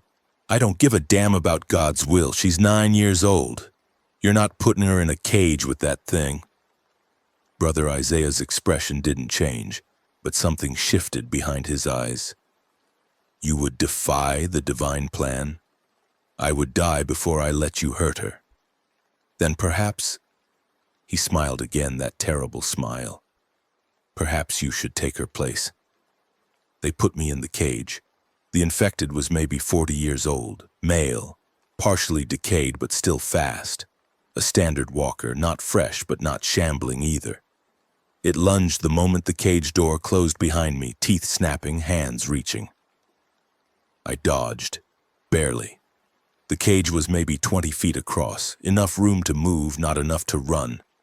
And I had no weapons, nothing but my hands and my willingness to survive. The thing came at me again. I sidestepped, grabbed its arm, used its momentum to throw it against the cage wall. It bounced back almost immediately, unaffected by pain, unfazed by the impact. This wasn't going to work. I couldn't outfight something that didn't feel pain, didn't get tired, didn't stop. But maybe I could outsmart it. I let it chase me around the cage, studying its movements. It was predictable, lunging in straight lines, responding to the nearest stimulus. When I moved left, it followed. When I moved right, it followed. When I stopped moving entirely, it hesitated, just for a moment, just long enough for me to see the gap. I charged, not away from the infected, but toward it, past it, under its reaching arms to the cage wall behind it. The infected turned, slower now, confused by the change in pattern. I jumped. The cage walls were chain link, maybe 10 feet high. I climbed like my life depended on it, because it did, and reached the top just as the infected got its bearings. Its hands scrabbled at my feet, missing by inches. I hung at the top of the cage, looking down at Brother Isaiah. I survived, I said. Is that proof enough of God's favor? His face was unreadable. Then slowly he began to clap. "Well done," he said. "Well done indeed. Perhaps you are worthy after all." They let me out of the cage, but we weren't free. "You have passed the first trial," Brother Isaiah said. "But there are more. Your companions must prove themselves as well. Like hell they do. Then they will receive the blessing whether they wish it or not." He gestured at his followers, armed, I realized, with weapons they'd kept hidden until now. "You have a choice, Nadine Cotter. Join the blessed willingly or watch your people die." I looked at my group, at Marcus, whose face was a mask of controlled fury, at Delilah gripping a makeshift weapon, at Pastor Williams, his lips moving in silent prayer, at Jax, coiled and ready to strike, at Kevin and Essie, terrified but standing together. "If I agree," I said slowly, "if we join your trials, you'll let us live? If you prove worthy, yes. You'll join the blessed, you'll work beside us, live beside us, eventually receive the blessing when your time comes. And if we don't prove worthy, then you receive the blessing sooner." He smiled. "Either way, you become part of God's plan." I made a choice. The first of many terrible choices I would make in the days to come. "Fine," I said. "We'll do your trials." The trials lasted 4 days. Each of us was tested. Some trials were physical, fighting infected, running gauntlets, enduring pain. Others were psychological, isolation, deprivation, tests of obedience that pushed us to our limits. Marcus was tested with water. They held his head under until he nearly drowned, then demanded he thank them for the cleansing. He did. I saw something die in his eyes. Delilah was tested with fire. She came out with burns on her arms that I treated with what little medical supplies we had. She didn't scream once. Pastor Williams was tested with faith. They made him renounce his beliefs, declare that the infected were divine, praise the blessing of transformation. He spoke the words, but I could see his soul cracking. Jax was tested with violence. They made him fight 3 infected at once, bare-handed. He won, but he was different afterward. Quieter, more dangerous. Kevin and Essie were tested together, forced to watch each other face trials to choose which of them would suffer. Kevin took every test himself, refusing to let Essie endure anything more than she already had. And me? I was tested with choice. On the 4th day, Brother Isaiah brought me to a small building on the edge of the compound. Inside were 2 cages. One held an infected, fresh, fast, still recognizably human. The other held a man I didn't know, a prisoner like us. "Choose," Brother Isaiah said. "Kill the infected and the man dies. Kill the man and the infected is released." That's not a choice. That's murder either way. All choices are murder now. All survival comes at someone's cost. He leaned close. "This is the lesson of the blessed, Nadine. To embrace transformation, you must first accept that death is everywhere, that it comes for us all, that the only question is whether you control it or it controls you. And if I refuse to choose, then both die, and then your companions one by one." He smiled. "Choose." I looked at the infected, at the man, at Brother Isaiah's burning eyes. I made my choice. The man in the cage was already dead. I could see it in his eyes, the vacancy, the hopelessness. He'd been a prisoner here for a long time, broken by the same trials we'd endured. He wasn't going to survive, not matter what I chose. But the infected was different, fresh, fast. If it was released, it would kill people, maybe several people before someone put it down. Simple math, 1 life versus multiple lives. The trolley problem made flesh. I opened the infected's cage, then I stepped in front of it. It lunged. I caught its jaw with both hands, keeping those teeth away from my flesh. It was strong, God, it was strong, but I was desperate, and desperation has a strength of its own. I twisted. The crack of its neck was like a gunshot in the small room. The infected went limp, collapsed at my feet. Behind me, Brother Isaiah was staring. "You killed the messenger," he said. "I killed an infected, a dead person walking around in a corpse." I stepped toward him. "Now let us go. You failed the test. You were supposed to choose." "I did choose. I chose to survive. And now you're going to let us walk out of here, or I'm going to kill you the same way I killed that thing." He studied me. I could see the calculation happening behind those burning eyes. Whether I was bluffing, whether his guards could stop me, whether it was worth the risk. "You're not worthy," he said finally. "But you're too dangerous to keep. Take your people. Go." We left the Blessed at sunset on day 60. No one followed us. Brother Isaiah was true to his word. We were allowed to leave, to walk out of the compound and into the darkness. "What happened in there?" Marcus asked later when we were far enough away to stop. "In that building? I killed an infected. They let us go." "That's not the whole story." "No, it's not." I looked at him. "But it's the only story I'm going to tell." The days that followed were a blur of movement and survival. We headed south and west, back toward the confluence, back toward the river that Marcus knew better than anything. We had nothing. No supplies, no shelter, no plan. But we had each other. And we had information. Because during my time with the Blessed, I'd learned something. Something about the origin of the infection, something that changed everything. Brother Isaiah told me about Memphis, I said on night 3 of our journey.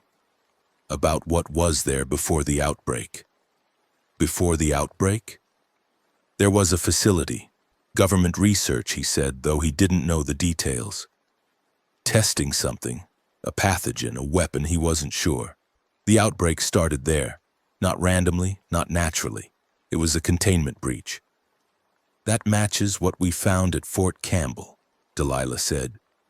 "The files from Level B Vickers was trying to continue the research, not stop it. Because the military created this, or someone in the military, and they've been trying to control it ever since, using it as a weapon, as a tool." I stared into the fire. The infection isn't an accident. It's a product, and somewhere out there someone is still making more. On day 63, we found the helicopter. It was crashed in a clearing about 5 miles from the river. A military transport, its tail rotor shattered, its cabin torn open. Bodies inside, long dead. But the cargo. "Look at this," Jack said, pulling cases from the wreckage. "Weapons, medical supplies, rations. This is a gold mine." "Why wasn't it looted?" "Maybe no one found it. Maybe the crash was recent." He opened one of the cases, whistled. "Nadine, come look at this." Inside the case were papers, documents, research files stamped with military classifications. "This is from Memphis," I said, flipping through them. "From the facility. These are production records, batch numbers, distribution schedules." I looked up.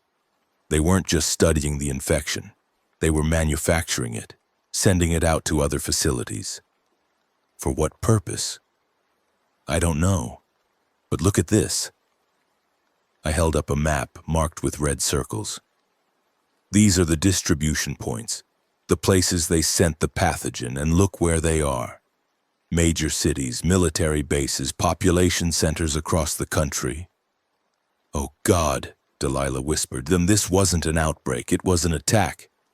"Self-inflicted," Marcus said. "Our own government attacking its own people. Not the whole government, a faction, a group with access and resources and—" I stopped, staring at the map. One of the circles was familiar. Fort Campbell. They had distribution scheduled for Fort Campbell. Vickers wasn't trying to continue the research. She was part of the original plan. And when things went wrong, when the infection spread faster than expected, She tried to use it for her own purposes. I shoved the files into my pack. We need to get this information out to someone who can use it. Who? The government created this mess. The military is either dead or complicit. Who's left? I don't know. But someone has to know the truth. Someone has to hold them accountable. We reached the Mississippi on day 65. The river was swollen with late spring runoff, brown and churning, carrying debris from 100 tributaries. We stood on the bank and watched it flow, this ancient highway that had shaped a continent. Home, Marcus said softly. Home, I agreed, or close enough. We needed a boat. The helicopter crash had given us supplies but no transportation, and without a boat the river was just another obstacle. There's a marina about 3 miles downstream, Marcus said, studying the landscape. Or there was, before, might be something left.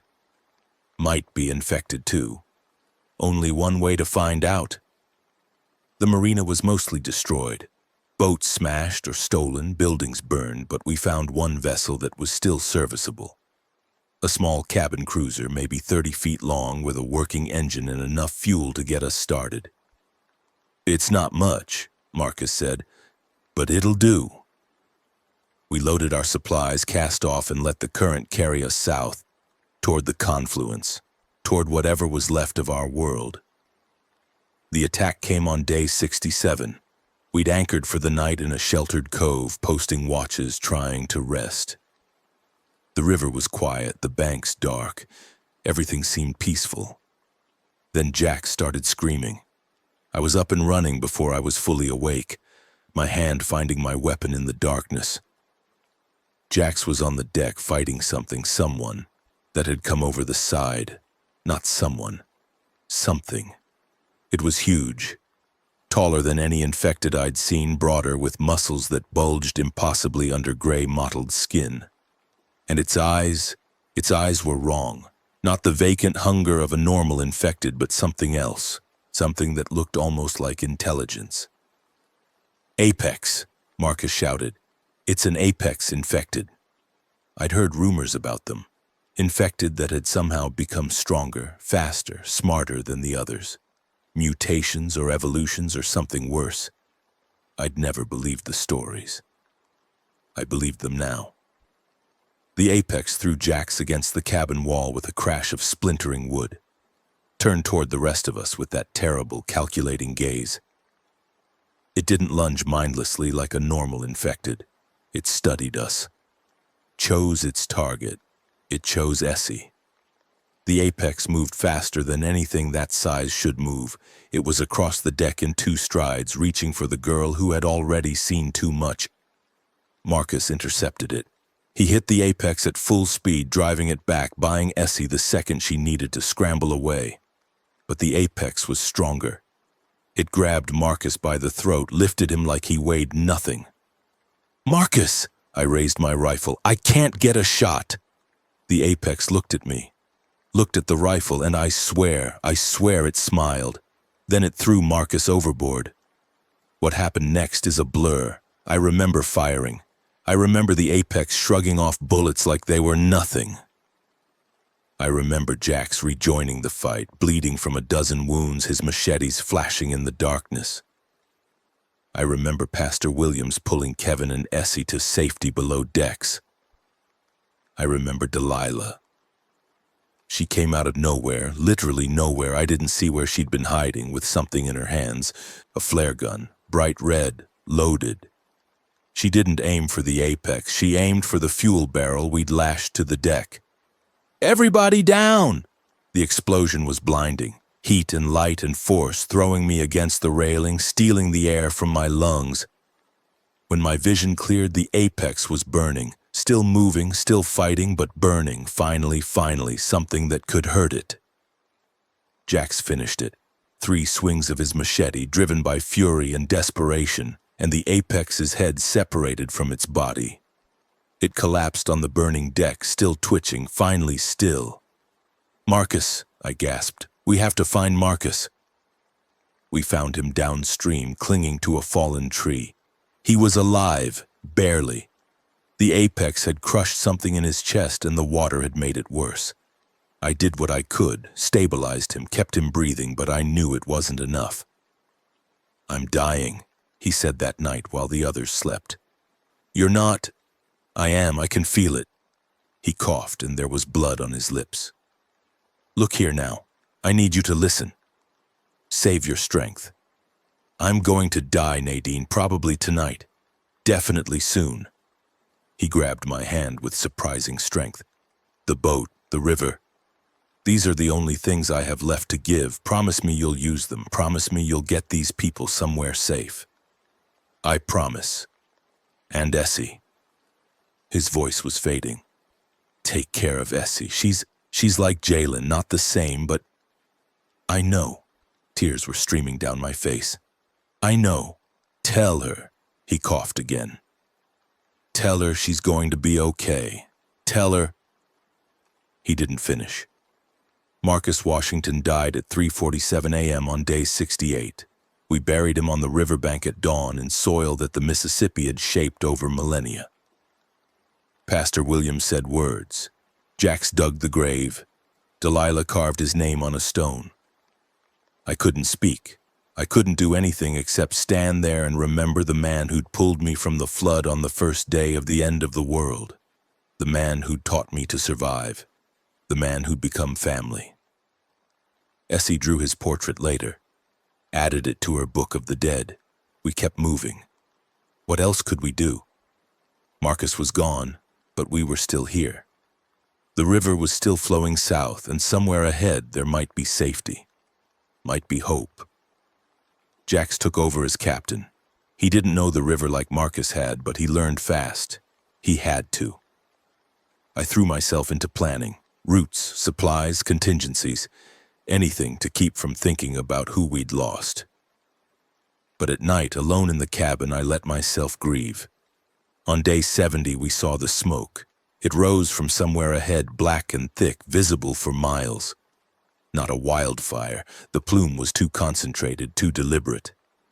"Something's burning," Delilah said. "Something big." I studied the horizon. "That's coming from the confluence, from the dam." We pushed the boat as fast as it would go. The smoke grew thicker as we approached, the air harsh with the smell of burning. I could see flames now, reflected on the water, painting the night orange and red. Then I saw the dam, or what was left of it. The structure was still standing, that massive wall of concrete and steel holding back the river's force. But the buildings around it, the community we'd helped build, the home we'd lost, all of it was burning. "No," Delilah breathed. "No, no, no. Diana." I felt something cold settle in my chest. "Diana did this. How do you know?" "Because she said she'd burn down anyone who opposed her. And we opposed her." I watched the flames consume everything we'd built. "This is our punishment. What do we do?" I thought about it, about the people who might still be alive in there, Martinez, Elena, the others who'd stayed when we went to Fort Campbell. About the possibility of rescue, of redemption, of doing something good in a world that had become nothing but horror.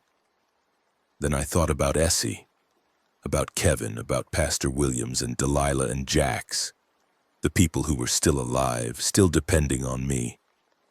"We keep moving," I said, "but the survivors are probably dead, and if they're not, Diana's people will be waiting for anyone who tries to help them." I turned away from the flames. "We can't save them. We can only save ourselves." We passed the burning dam in silence. No one spoke. No one argued. We all understood the calculation, the terrible, necessary math of survival. I stood at the stern, watching the flames recede into the distance, watching the last evidence of our hope disappear into smoke and ash. And I felt something change inside me. Something that had been soft once.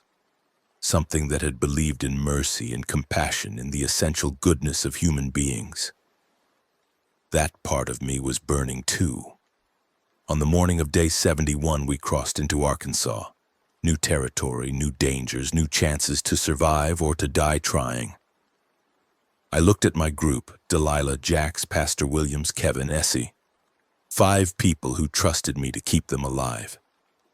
5 people who had no idea what I was becoming. "Where do we go from here?" Delilah asked. "South," I said. "Away from Diana, away from the Keeper's remnants, away from everything we've lost.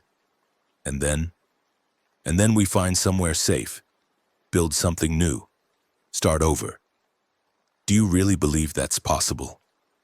I thought about Marcus dying in my arms, about the apex infected faster and smarter than anything should be, about the files from the helicopter describing a government that had deliberately unleashed hell on its own people.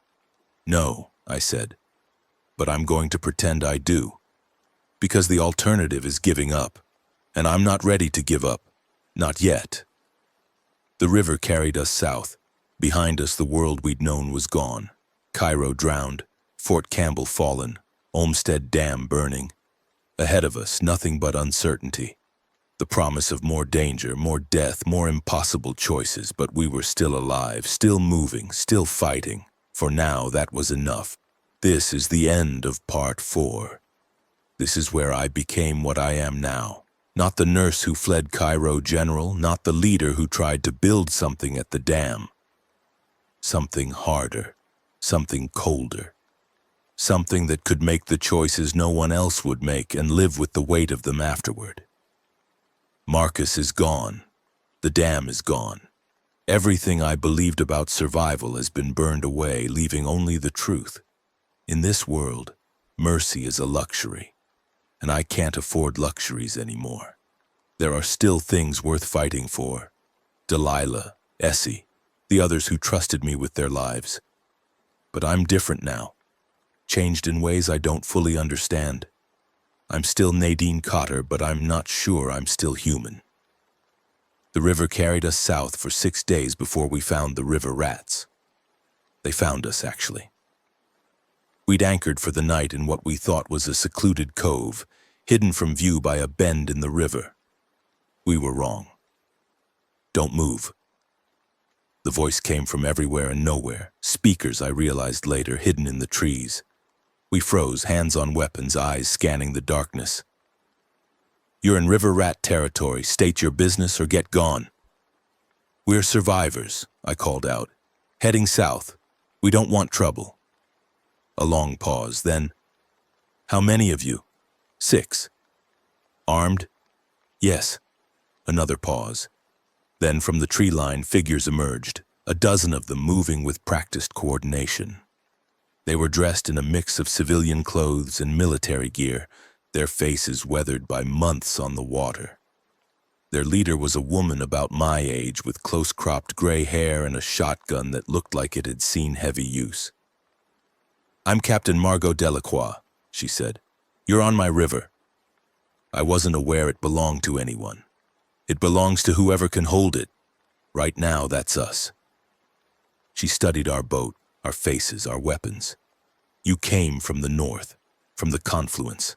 "Yes." "Then you know about Diana Chen." "We know her." "Know her or know her?" Margot's eyes narrowed. "Because there's a difference between people who passed through commerce and people who fought her." "We fought her. We lost." I met her gaze. "She took the dam, burned it, killed everyone we left behind." Something shifted in Margot's expression. "The dam fell? 3 days ago we saw the smoke." "Son of a bitch!" Margot lowered her shotgun. "Okay, you're coming with us. We need to talk." The river rats were exactly what they sounded like. A loose coalition of survivors who lived on the water, moving constantly, trading information and occasionally supplies with anyone who wasn't actively trying to kill them. "We've been watching Diana for months," Margot explained as we traveled upriver to their main camp. "She's been consolidating power, taking over settlements, building an army. We thought the dam would hold her in check, but if that's gone..." She has the confluence now, I said. Control of the rivers, control of the trade routes, control of everything. Margot shook her head. We're going to need to do something about that. We? The river rats, the settlements that are still independent, anyone who doesn't want to live under Diana's boot. She looked at me. Including you, if you're willing. Willing to do what? Fight back. Organize a resistance. Take the war to Diana before she gets strong enough to crush us all. I thought about Marcus, about the dam burning, about everyone we'd lost. I'm listening. The River Rat Camp was built on a series of interconnected barges anchored in a wide stretch of the river that was too shallow for large vessels but perfect for their smaller boats. Maybe 100 people lived there. Families, traders, fighters. It was the first real community we'd seen since the dam fell. We've been gathering intelligence on Diana's operation, Margot said as she led us through the camp.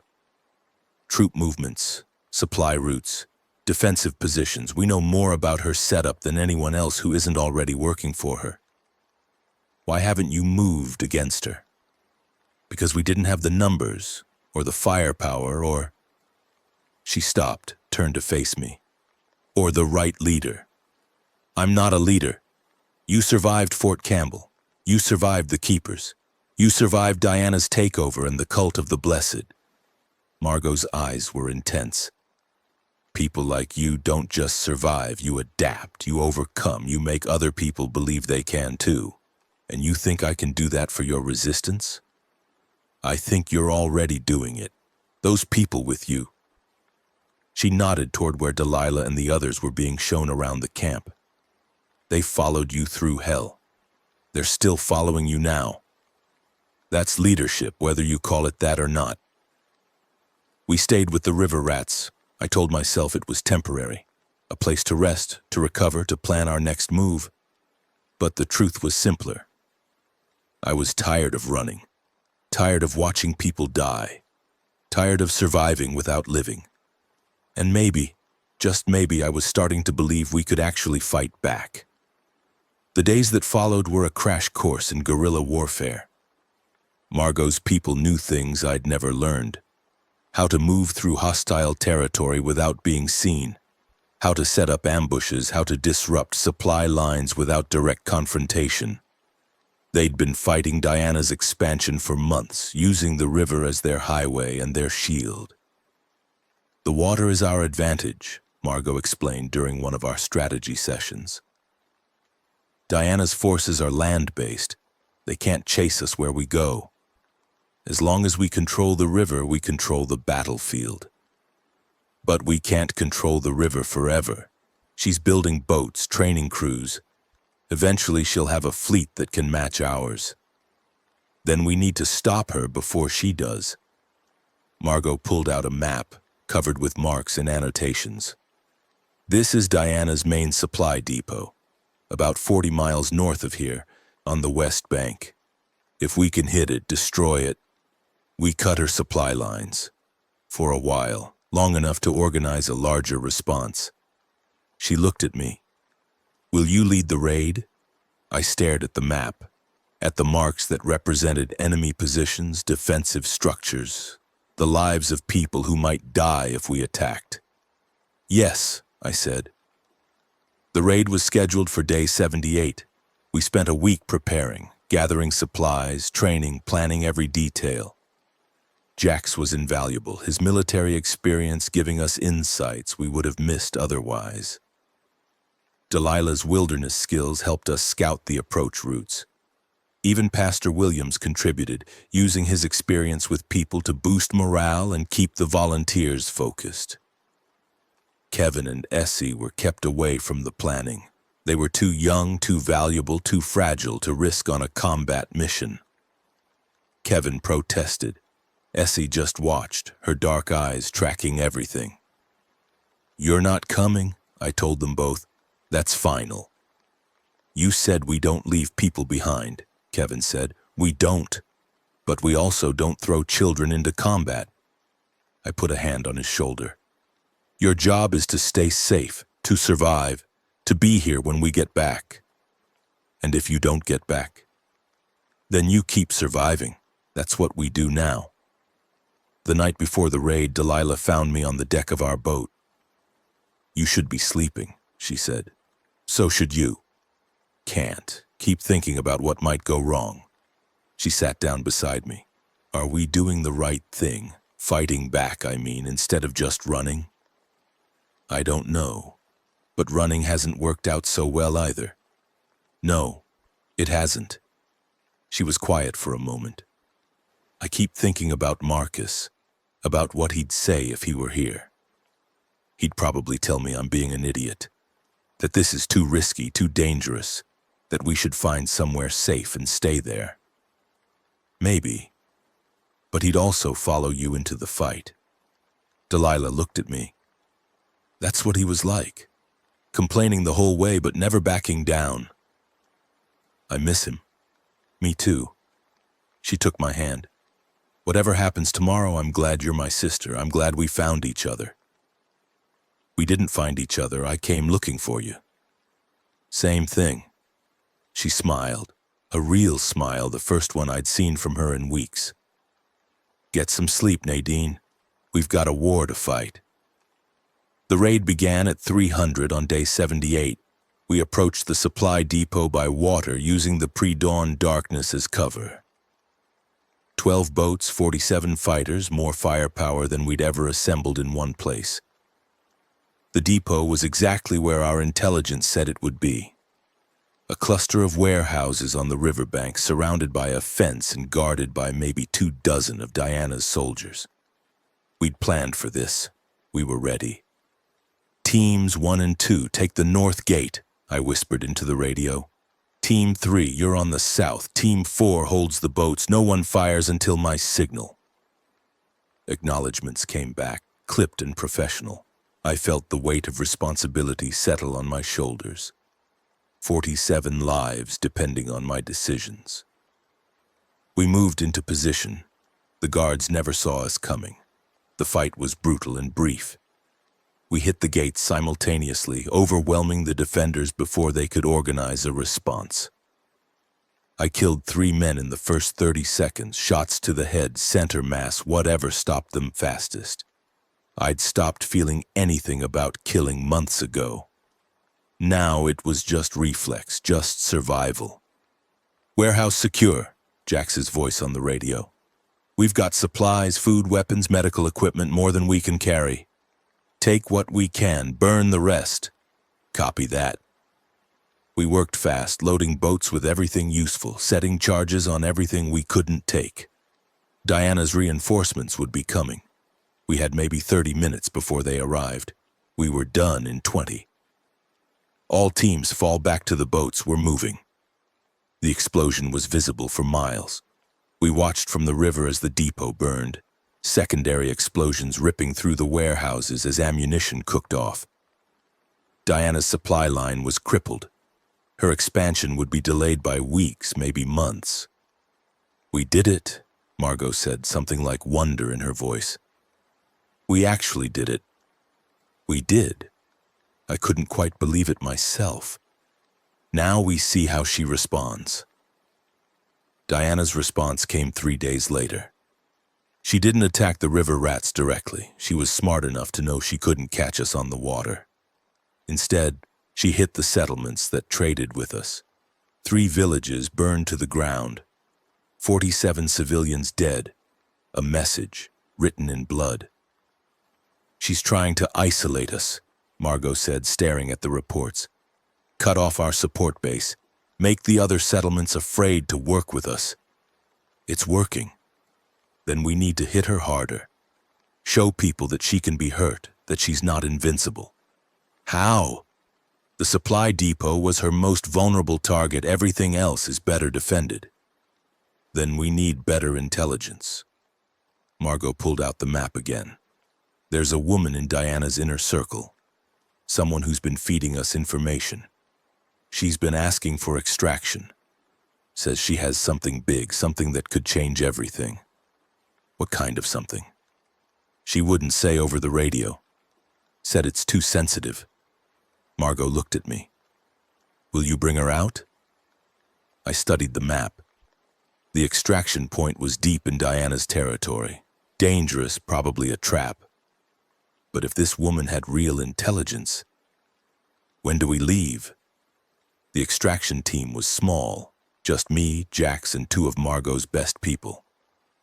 We traveled by night, moving through territory we'd mapped during our weeks with the river rats. The contact was supposed to meet us at an abandoned church about 10 miles from Diana's main base. We approached carefully, weapons ready, expecting an ambush. What we found was something else entirely. "Nadine!" The voice came from the shadows of the church doorway. A voice I recognized. A voice I'd thought I'd never hear again. "Elena?" Elena Vasquez stepped into the moonlight. She looked different, thinner, harder, with a scar across her cheek that hadn't been there before. But it was her. The woman we'd rescued from Commerce. The woman we'd thought had died when the dam burned. "You're alive," I breathed. "So are you." She laughed. A broken, exhausted sound. When I heard a resistance was forming, I hoped, but I wasn't sure. "How? The dam! We saw the smoke." Some of us got out before the fire. Diana's people were focused on the main compound. A few of us escaped through the service tunnels. Her face hardened. "Not many, but enough." "Martinez?" "Dead. Killed in the initial assault." She closed her eyes briefly. "I'm sorry, Nadine, I know you two were close." I felt the news like a physical blow. Martinez, who'd helped us escape Commerce, who'd lost his wife to Fenton's cruelty, who'd finally found something to believe in. Gone. "You said you had intelligence," I said, forcing myself to focus. "Something big." "I do." Elena reached into her jacket, pulled out a folder of papers. "I've been working in Diana's command center. Filing, organizing, invisible work that no one pays attention to, but I've been paying attention." She handed me the folder. "This is everything. Her troop numbers, her defensive positions, her supply routes, and something else. Something that changes everything." I opened the folder, scanned the first few pages, and felt my blood run cold. Diana wasn't just building an empire. She was working with what was left of the military. The documents were correspondence, letters between Diana and someone called General Morrison at a facility called Fort Whitmore, a facility that, according to the documents, had developed a treatment for the infection. Not a cure exactly, but something that could slow the transformation, maybe even prevent it entirely. "She's trading with them," Elena explained. "Supplies, manpower, territory in exchange for access to the treatment. Diana's inner circle has already been inoculated. Her top lieutenants, her best soldiers, they're protected. And everyone else? Everyone else is expendable, bargaining chips, labor." Elena's voice was bitter. "She's building a new world order, Nadine. One where she and her allies are immune and everyone else lives in fear of becoming one of the dead." I stared at the documents, at the evidence of a conspiracy that went beyond anything I'd imagined. "Where is Fort Whitmore?" "About 200 miles east of here in the Ozarks. Heavy fortification, professional military garrison." Elena paused. "That's where the treatment is being made. That's where everything Diana's built depends on. So if we take Fort Whitmore, we cut off Diana's advantage, level the playing field." Elena met my eyes. "But it won't be easy. The place is a fortress. And Morrison, he's not like Diana. He's not a warlord playing games.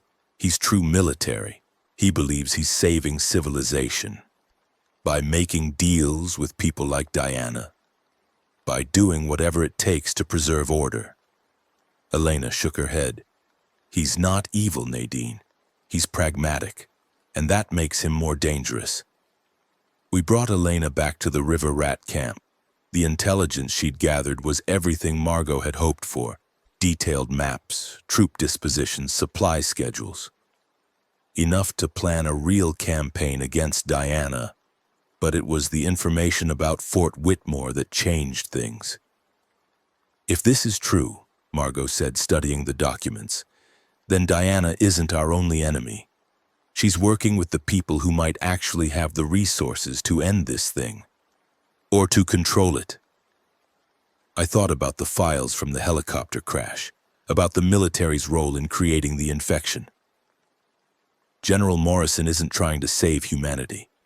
He's trying to manage the apocalypse, make it work for him. Same difference from his perspective, not from ours. I leaned over the map. We need to take Fort Whitmore, not just to hurt Diana, but to get the treatment. If we can secure that, we become the power in this region. Margot nodded slowly. We can protect our people, rebuild on our own terms, and maybe find a way to actually end this. The plan came together over the next week. Fort Whitmore was too heavily defended for a direct assault. We'd need an army to take it by force, and we didn't have an army. But Elena's intelligence suggested another approach. The facility has a single major weakness, I explained to the assembled leadership. Their water supply. It comes from a reservoir about 5 miles from the main complex, fed by a spring in the hills. If we contaminate that supply, they'll be forced to evacuate, or at least reduce their garrison. Exactly. We don't need to defeat them. We just need to create an opening. I traced the route on the map. A small team goes in, sabotages the water treatment, gets out, then we hit them while they're reorganizing. And Diana's forces? She'll send reinforcements the moment she hears about the attack. That's where the rest of our fleet comes in. We hit Diana's position simultaneously, multiple targets all at once, force her to split her attention. By the time she realizes the main attack is at Fort Whitmore, it'll be too late. Margot studied the plan. It's risky. A lot can go wrong. Everything can go wrong. But doing nothing guarantees we lose. This gives us a chance. A small chance. Better than none. We spent 2 weeks preparing. The river rats gathered their forces, boats, weapons, fighters from settlements across the region. Word had spread about our raid on Diana's supply depot, and people were starting to believe resistance was possible. Volunteers trickled in, eager to fight back. By day 90, we had over 200 people. Not an army, but close enough. The night before we launched, Pastor Williams found me alone on the observation deck. You should be resting, I said. So should you. He sat down beside me, his old bones creaking. I've been praying, Nadine, for guidance, for wisdom, for the strength to see this through. Has God answered? In His way. Pastor Williams was quiet for a moment. I've been thinking about what we've done, the people we've lost, the choices we've made. He looked at me. Do you still believe this is right? Fighting back, I mean, instead of just surviving. I don't know anymore. I used to think survival was enough. Then I thought building something was the answer. Now, I shook my head. Now I just want it to stop. The killing, the running, the constant fear. That's not an answer. No, it's not. I stared at the water. But it's honest. Honesty is something. Pastor Williams put a hand on my shoulder. Whatever happens tomorrow, Nadine, I want you to know, I'm proud of you, proud of who you've become. Who I've become is a killer. Who you've become is a survivor, a leader, a person who does what's necessary even when it hurts. He squeezed my shoulder. That's not something to be ashamed of. That's something to honor. The attack on Fort Whitmore began at 0400 on day 92. The sabotage team, me, Jax, Elena, and 6 others, moved in first. We'd spent 3 days getting into position, traveling through territory so dangerous that every step felt like a gamble. The water treatment facility was exactly where Elena's intelligence said it would be. A small building next to the reservoir, staffed by a skeleton crew. We hit it fast and hard, overwhelming the guards before they could raise an alarm. Charges set, Jax reported. 2 minutes to detonation. Then let's move. We were half a mile from the reservoir when the explosion lit up the sky. The water treatment facility and the pumping station attached to it went up in a ball of fire. Phase 1 complete, I said into the radio. All teams begin Phase 2. The battle for Fort Whitmore lasted 9 hours. The garrison was better prepared than we'd expected. Morrison had positioned troops along every approach route, and they fought with the discipline of professional soldiers. But our diversionary attacks on Diana's positions had worked. Her reinforcements were delayed, scattered, unable to concentrate. By noon, we'd breached the outer perimeter. By 1500, we controlled the main gate. By 1800, General Morrison requested a parley. "You've made your point," he said, meeting me under a white flag in the no-man's land between our positions. "You're resourceful, determined, willing to sacrifice. I respect that. I didn't come here for your respect. No, you came for the treatment." Morrison was older than I'd expected, maybe 60, with silver hair and the bearing of someone who'd spent a lifetime in command.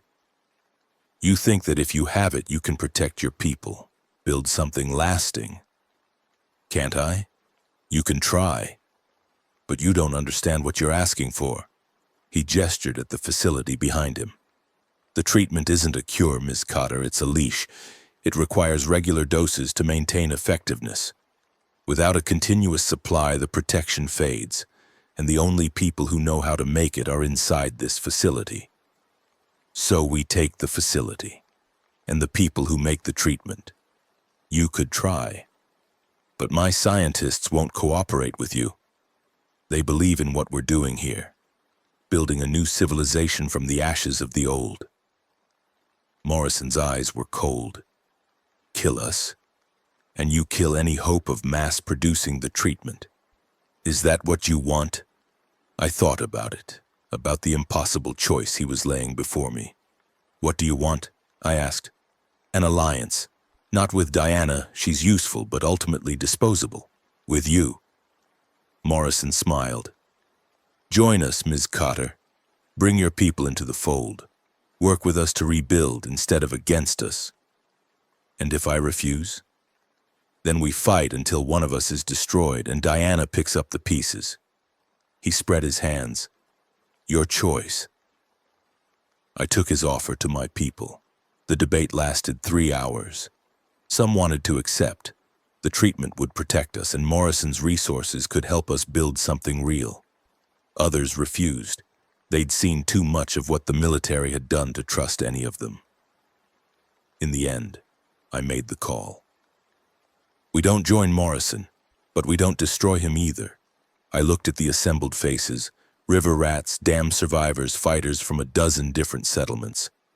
We negotiate, we trade, we get what we need without becoming what he is. And Diana? Diana is still the enemy. She has to be stopped.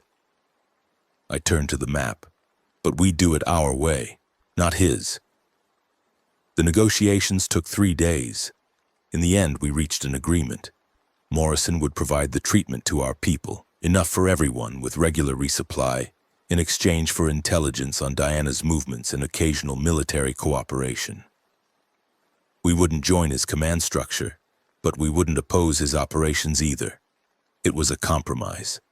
A dirty, necessary compromise.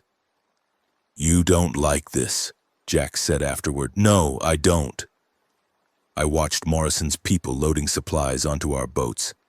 But it keeps our people alive. That's what matters. Is it? It has to be. I turned away. Come on, we've got a war to finish. The war with Diana lasted another week. With the treatment secured and Morrison's tacit support, we launched a coordinated assault on Diana's remaining strongholds.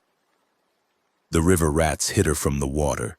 Ground forces we'd assembled attacked from the land. She fought back, hard, but without the promise of Fort Whitmore's treatment, her coalition began to fracture. On day 99, Diana Chen was captured trying to flee across the river. They brought her to me on the deck of Margot's flagship. "So," Diana said, her hands bound behind her back, "the nurse from Cairo, I underestimated you. You killed Marcus. You burned the dam. You murdered everyone who trusted you. I built an empire. I gave people order, stability, a future." She smiled, that cold smile. "Can you say the same?" "I can say I'm not a monster." "Aren't you?" Diana leaned closer. "How many people have you killed, Nadine? How many impossible choices have you made? How different are you really from me?" I thought about the question, about all the blood on my hands, all the lives I'd taken, all the compromises I'd made. "The difference," I said, "is that I'm still trying to be better. You stopped trying a long time ago." I turned to Margot. "Lock her up. We'll decide what to do with her later." That night I found Essie on the deck drawing in her sketchbook. "What are you working on?" She showed me the page. It was a portrait, Diana captured in charcoal and paper, her face cold and beautiful and terrible. "She killed a lot of people," Essie said. "I wanted to remember what she looked like." "Why?" "So I know what evil looks like, so I can see it coming next time." I sat down beside her, looked at the drawing, at all the drawings she'd made since this started. The faces of the dead, the moments of horror, the evidence of everything we'd survived. "You're going to be okay," I said. "You know that, right?" "I know." Essie kept drawing. "You tell me that a lot." "Because it's true." "Maybe." She looked at me. "Or maybe you just need to believe it." On day 100, the radio crackled with news. It was from Morrison's people at Fort Whitmore. They'd intercepted a transmission from the east, a facility called Phoenix Station in what used to be Tennessee. They claimed to have developed a cure, not a treatment, not a preventative, an actual cure for the infection. "We've achieved reversal of the reanimation process," the transmission said. "Subjects who had fully turned have been restored to human function. We are requesting military escort to begin mass production." The camp erupted. A cure. After everything, after all the death and destruction and despair, there might actually be a cure. "We need to verify this," Margot said. "Could be a trap, could be misinformation, or it could be real." Elena's voice was thick with something that might have been hope. "Nadine, if this is true, then everything changes." I stared at the radio, at the static that held the promise of salvation. "We need to get to Phoenix Station. That's 300 miles through hostile territory. Then we'd better start moving." The journey to Phoenix Station began on day 101. We assembled a team. Me, Delilah, Jax, Pastor Williams, Elena, and a handful of the best fighters from the River Rats. Kevin and Essie would stay behind, protected by Margot's people. "I want to come," Essie said. "I know. But I need you here. Need you to keep drawing, keep remembering in case—" I stopped. "In case you don't come back? In case anything happens?" I knelt down, met her eyes. "You're important, Essie. More important than you know. The things you've seen, the things you've recorded, that's history. That's how people will know what we went through." I'm 9 years old. Age doesn't matter anymore. What matters is what you do with the time you have. I pulled her into a hug. "I'll come back, I promise." "You can't promise that." "I know, but I'm promising anyway." The first 100 miles were relatively easy. We traveled by boat when we could, on foot when we had to. The territory was dangerous, infected everywhere, hostile survivors in pockets. But we'd learned to move through danger without attracting attention. On day 105, we reached the edge of what used to be Tennessee. The landscape changed here, more devastation, more death. This had been one of the early hot zones, a place where the infection had hit hard and fast. Bodies still lay in the streets, mummified by time and weather. The infected that remained were shamblers, slow and decayed, barely dangerous if you knew what you were doing. "It's like a graveyard," Delilah said. "It is a graveyard." I stepped over a skeleton that had been picked clean by scavengers. "Keep moving." On day 108, we encountered the patrol. They were professional, military uniforms, coordinated movement, the kind of discipline we hadn't seen since Fort Whitmore. They saw us before we saw them, surrounding our position before we could react. "Don't move," their leader said. A woman, maybe 30, with a captain's bars on her collar. "Identify yourselves." "Nadine Cotter. We're from the River Rat Coalition. We're here about Phoenix Station." "How do you know about Phoenix Station?" "We intercepted your transmission, the one about the cure." A long pause. The captain studied us, calculating. "Follow me," she said finally, "and don't try anything stupid." Phoenix Station was built into the side of a mountain. The facility was massive, larger than Fort Whitmore, larger than anything I'd seen since the outbreak. Multiple levels, heavy fortification, hundreds of people moving with purpose and organization. "We've been operational for 3 months, the captain explained as she led us inside. "Bringing in survivors, conducting research, building infrastructure. Our goal is to become a hub for reconstruction." "And the cure?" "Real. We've successfully reversed the transformation in over 200 subjects." She stopped at a large observation window. "See for yourself." I looked through the window. On the other side was a medical ward. Beds, equipment, patients being tended by doctors and nurses, and in the beds.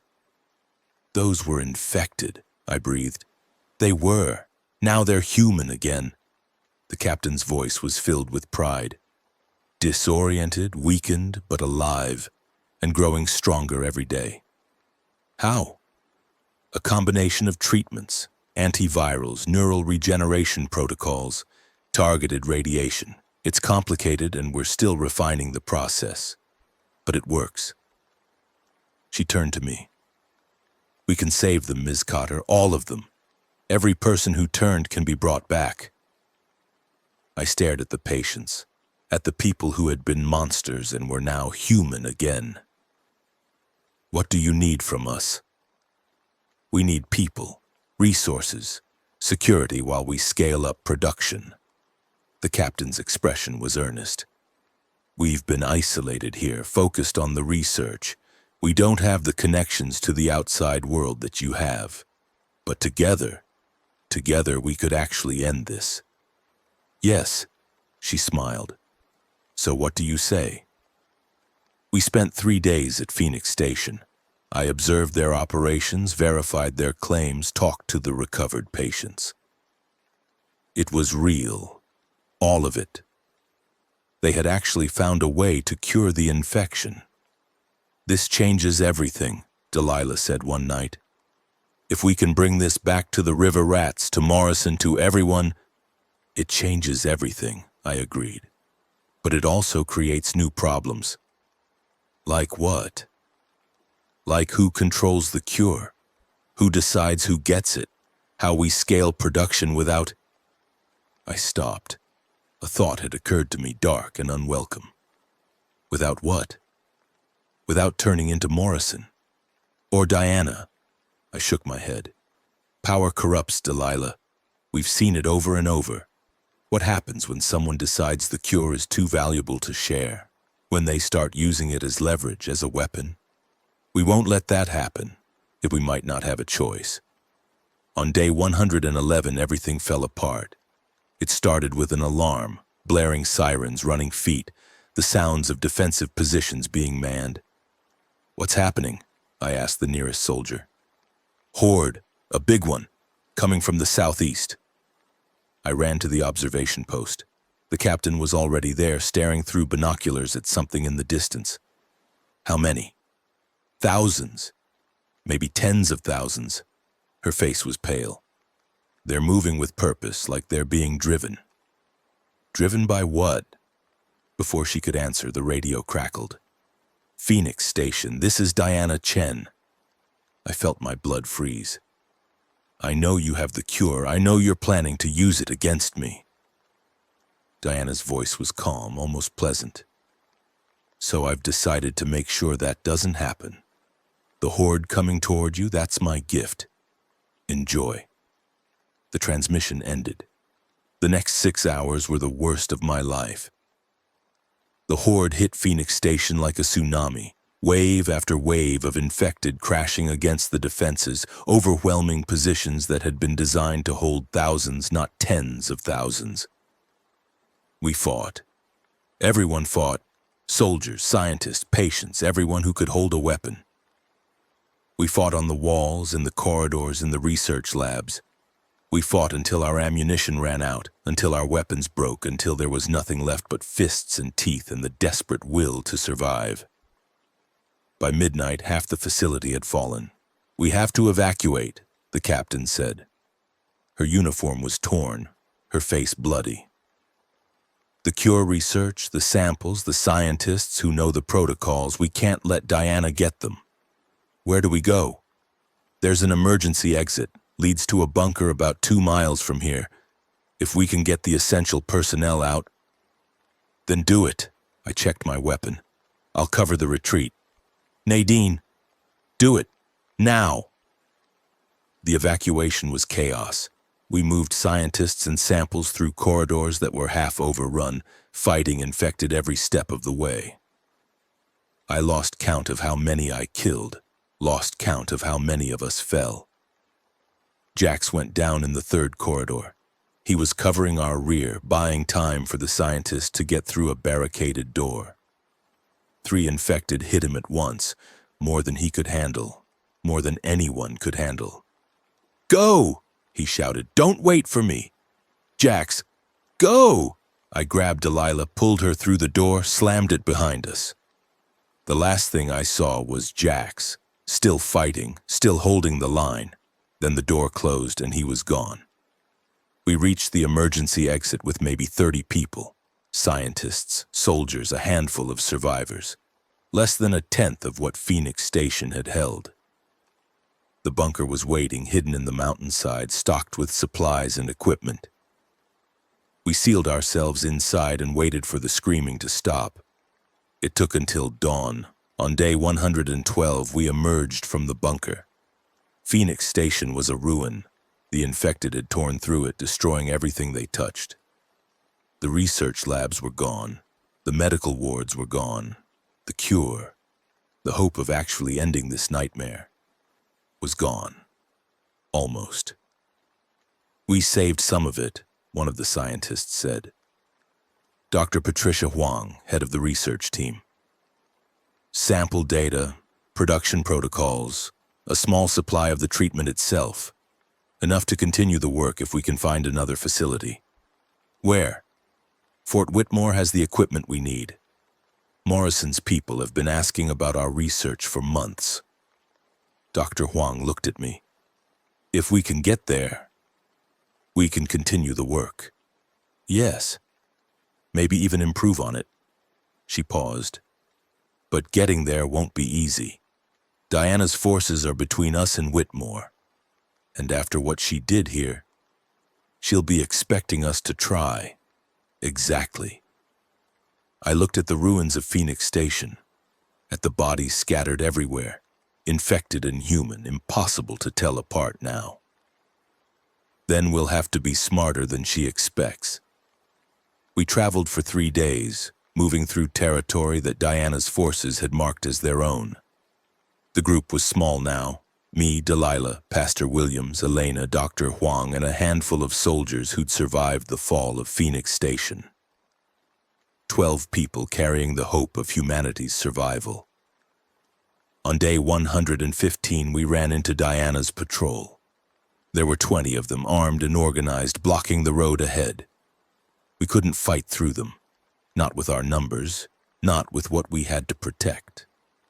"We need a distraction," I said. "Something to draw them away." "I'll do it." Pastor Williams' voice was calm, matter of fact. "Theodore, I'm old, Nadine. My knees hurt. My back hurts. I slow you down. He smiled. But I can still make enough noise to get their attention. Give you time to slip past. They'll kill you. Maybe. Or maybe I'll talk my way out of it. I've talked my way out of worse. He put a hand on my shoulder. This is what I'm supposed to do, what I've been preparing for. Let me be useful one last time.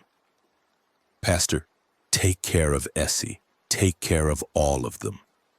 He pulled me into a hug. I'll see you on the other side, one way or another. Pastor Theodore Williams walked toward Diana's patrol with his hands raised. I watched from cover as they surrounded him, as he began talking in that calm, reasonable voice of his. I watched as they argued, as they debated, The gunshot echoed across the valley. Pastor Williams fell. Now, I breathed. Move. We slipped past while Diana's patrol was distracted, moving fast and silent through the underbrush. By the time they finished with Pastor Williams, we were gone. I didn't look back. I couldn't. Fort Whitmore appeared on the horizon on day 116. The facility was intact, its walls bristling with defenses, Morrison's flag flying from the central tower. We'd made it, but between us and the gates was a wall of infected, thousands of them, surrounding the facility on all sides. Diana's final play. If she couldn't have the cure, no one would. We can't get through that, Delilah said. We have to try. Nadine, there are thousands of them. I know. I stared at the horde, at the impossible obstacle between us and salvation. I know. That night I sat alone in our makeshift camp staring at the distant lights of Fort Whitmore. We'd come so far, survived so much. And now, at the end, we were stuck, trapped between Diana's forces behind us and the horde in front of us. I thought about everyone we'd lost.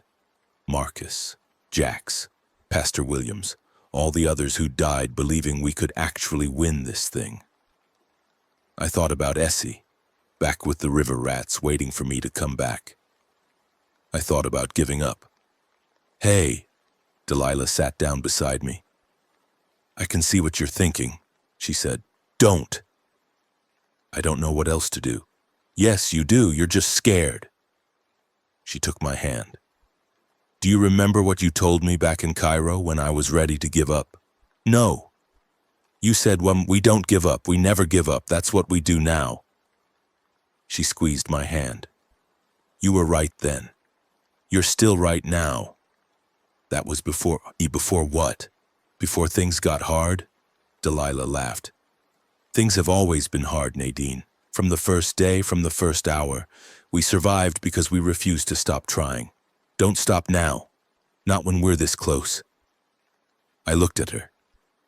At my little sister, who had grown into something fierce and strong and beautiful. Okay, I said, okay, let's figure this out. The plan was insane. Dr. Huang had a theory. The infected in the horde weren't random. They were being coordinated, directed by signals from Diana's people. If we could find the source of those signals and disrupt it, the horde might scatter. Where's the signal coming from? There. Elena pointed at a structure about a mile from Fort Whitmore, a radio tower jury-rigged with speakers and amplifiers. They're using sound to drive the infected, destroy the tower, and the horde loses its focus. How do we get to the tower? We don't. Elena looked at me. I do. Elena. I'm the only one who knows Diana's codes, her frequencies. I can get close without being detected. She took a breath. Let me do this, Nadine. Let me make up for everything Commerce did.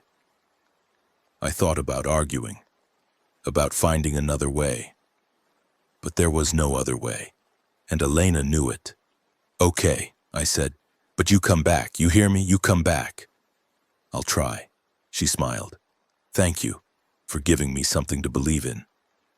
Elena left at midnight. We waited in the darkness, watching the horde, watching the tower. Hours passed, nothing changed. Then at 0347, the tower exploded. The sound was deafening, a massive boom that echoed across the valley, followed by the screech of metal collapsing. The lights on the tower went dark, and the horde began to scatter. "Now!" I shouted. "Everyone, move!" We ran, through gaps in the horde that hadn't existed before, past infected that wandered confused and aimless without their driving signal. We ran toward Fort Whitmore, toward the gates that were opening to receive us, toward salvation. Behind us, I heard gunfire. A single shot, then silence. Elena didn't come back. We reached Fort Whitmore at dawn on day 117. Morrison met us at the gates, his face a mixture of relief and concern. "You made it. We weren't sure." "We made it." I handed him the case containing Dr. Huang's samples. "The cure. What's left of it?" "Dr. Huang? She's alive. She can continue the work." I looked at the sunrise, at the scattered infected still wandering beyond the walls. "It's not over. Diana's still out there. The horde's still dangerous, but we have a chance now." "Yes," Morrison's voice was heavy. "We have a chance." That night I sat on the walls of Fort Whitmore and let myself feel. Grief for everyone we'd lost. Relief that we'd finally found something worth saving. Fear of what still lay ahead. And buried underneath it all, something that might have been hope. We'd done it. Not perfectly, not without cost, but we'd done it. We'd survived the unsurvivable. We'd brought back the cure, and tomorrow we would start again. Delilah found me there as the stars came out. "What are you thinking about?" "Everything. Nothing." I smiled at her. "I was thinking about what comes next." "What does come next?" "I don't know, but I think—" I paused, searching for the words. "I think I'm ready to find out." "That's new." "Yeah, it is." I looked at the sky, at the stars that had watched humanity's fall and would watch whatever came after. We lost so many people, Delilah, so many friends. Sometimes it feels like the losses outweigh everything else. But we're still here, still fighting, still trying to be better. I took her hand. Marcus would have liked that, I think. Pastor Williams, too. They would have. Delilah squeezed my hand. They're proud of you wherever they are. You think so? I know so. She leaned her head on my shoulder. Now stop brooding and get some sleep. We've got a world to save tomorrow. This is the end of part 5. Tomorrow we begin the work of rebuilding, of distributing the cure, of creating a world where the dead stay dead and the living have a chance to actually live. It won't be easy. Diana is still out there. The infected are still everywhere. The alliances we've built are fragile, prone to collapse at the first sign of strain. But for the first time since this started, I believe we might actually win. Not because we're stronger or smarter or better than everyone we've lost. Because we're still trying. And sometimes that's enough. The cure changed everything. Within a week of our arrival at Fort Whitmore, Dr. Huang had the production facility running. The process was slow. Each batch took 72 hours and could only treat maybe 50 people. But it was real. We were actually doing it. Actually bringing people back from the dead. I watched the first successful reversals with something close to wonder. People who had been infected, who had turned, who had spent weeks or months as mindless monsters. They woke up. Confused, disoriented, haunted by fragmented memories of what they'd done. But alive, human again. "It's a miracle," Morrison said, standing beside me at the observation window. "It's science. Same thing these days." He turned to me. "We need to talk about distribution. The cure is limited, but the demand will be unlimited. People will kill for access to this. Then we don't let anyone control it.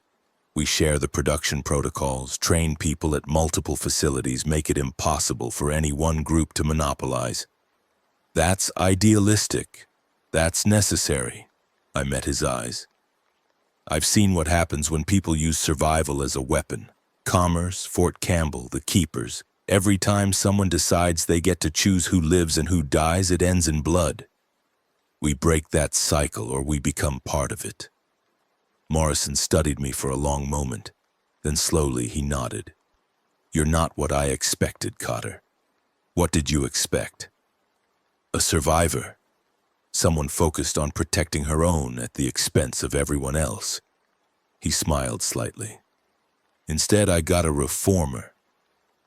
I'm not trying to reform anything. I'm just trying to stop the bleeding. Same thing these days. The news about Diana came on day 122. She'd survived the collapse of her horde attack on Fort Whitmore. More than survived. She'd regrouped, consolidated her remaining forces, and was now fortifying her position at Commerce. Our intelligence suggested she had maybe 200 fighters plus whatever civilians she'd coerced into working for her. She's building something, Margot reported over the radio. The river rats had been monitoring Diana's movements since our alliance began. Walls, defensive positions, supply stockpiles. She's digging in for a long siege. Or preparing for something else, I said. Like what? I don't know, but Diana doesn't dig in. She attacks. She expands. If she's playing defense, it's because she's planning something. So what do we do?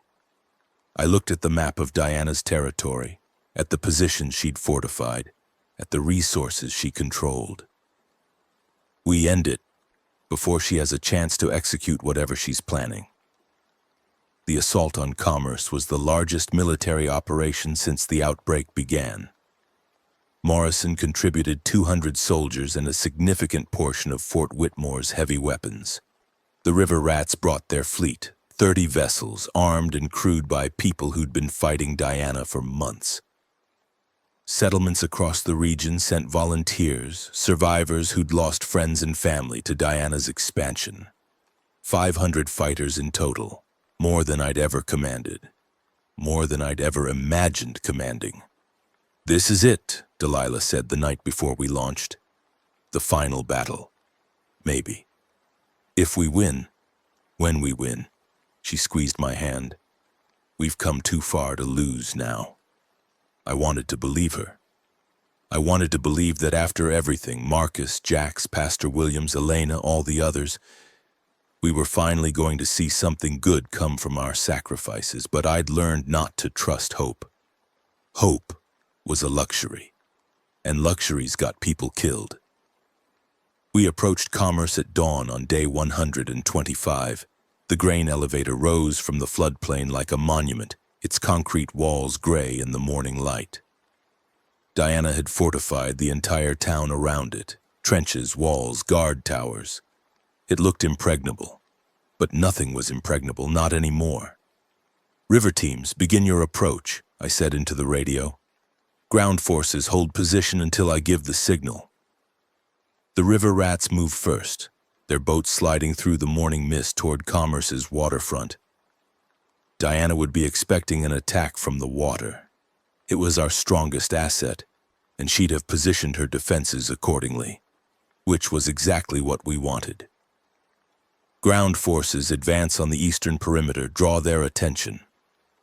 Morrison's soldiers moved out, spreading across the landscape in a line that looked intimidating but was designed to threaten, not attack. Diana would see them coming.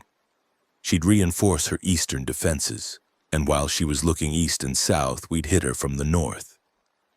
The infiltration team was small, just me, Delilah, and 8 of our best fighters. We'd spent the past week studying Diana's defensive patterns, looking for weaknesses. We'd found one.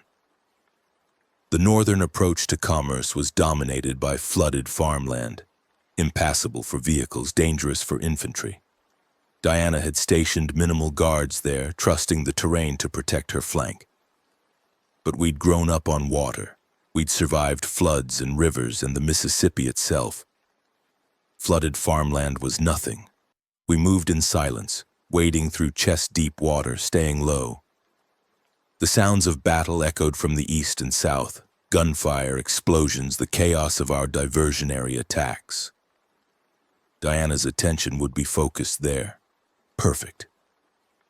The northern fence was poorly maintained, the wire rusted and sagging. We cut through it in seconds and found ourselves inside the commerce perimeter.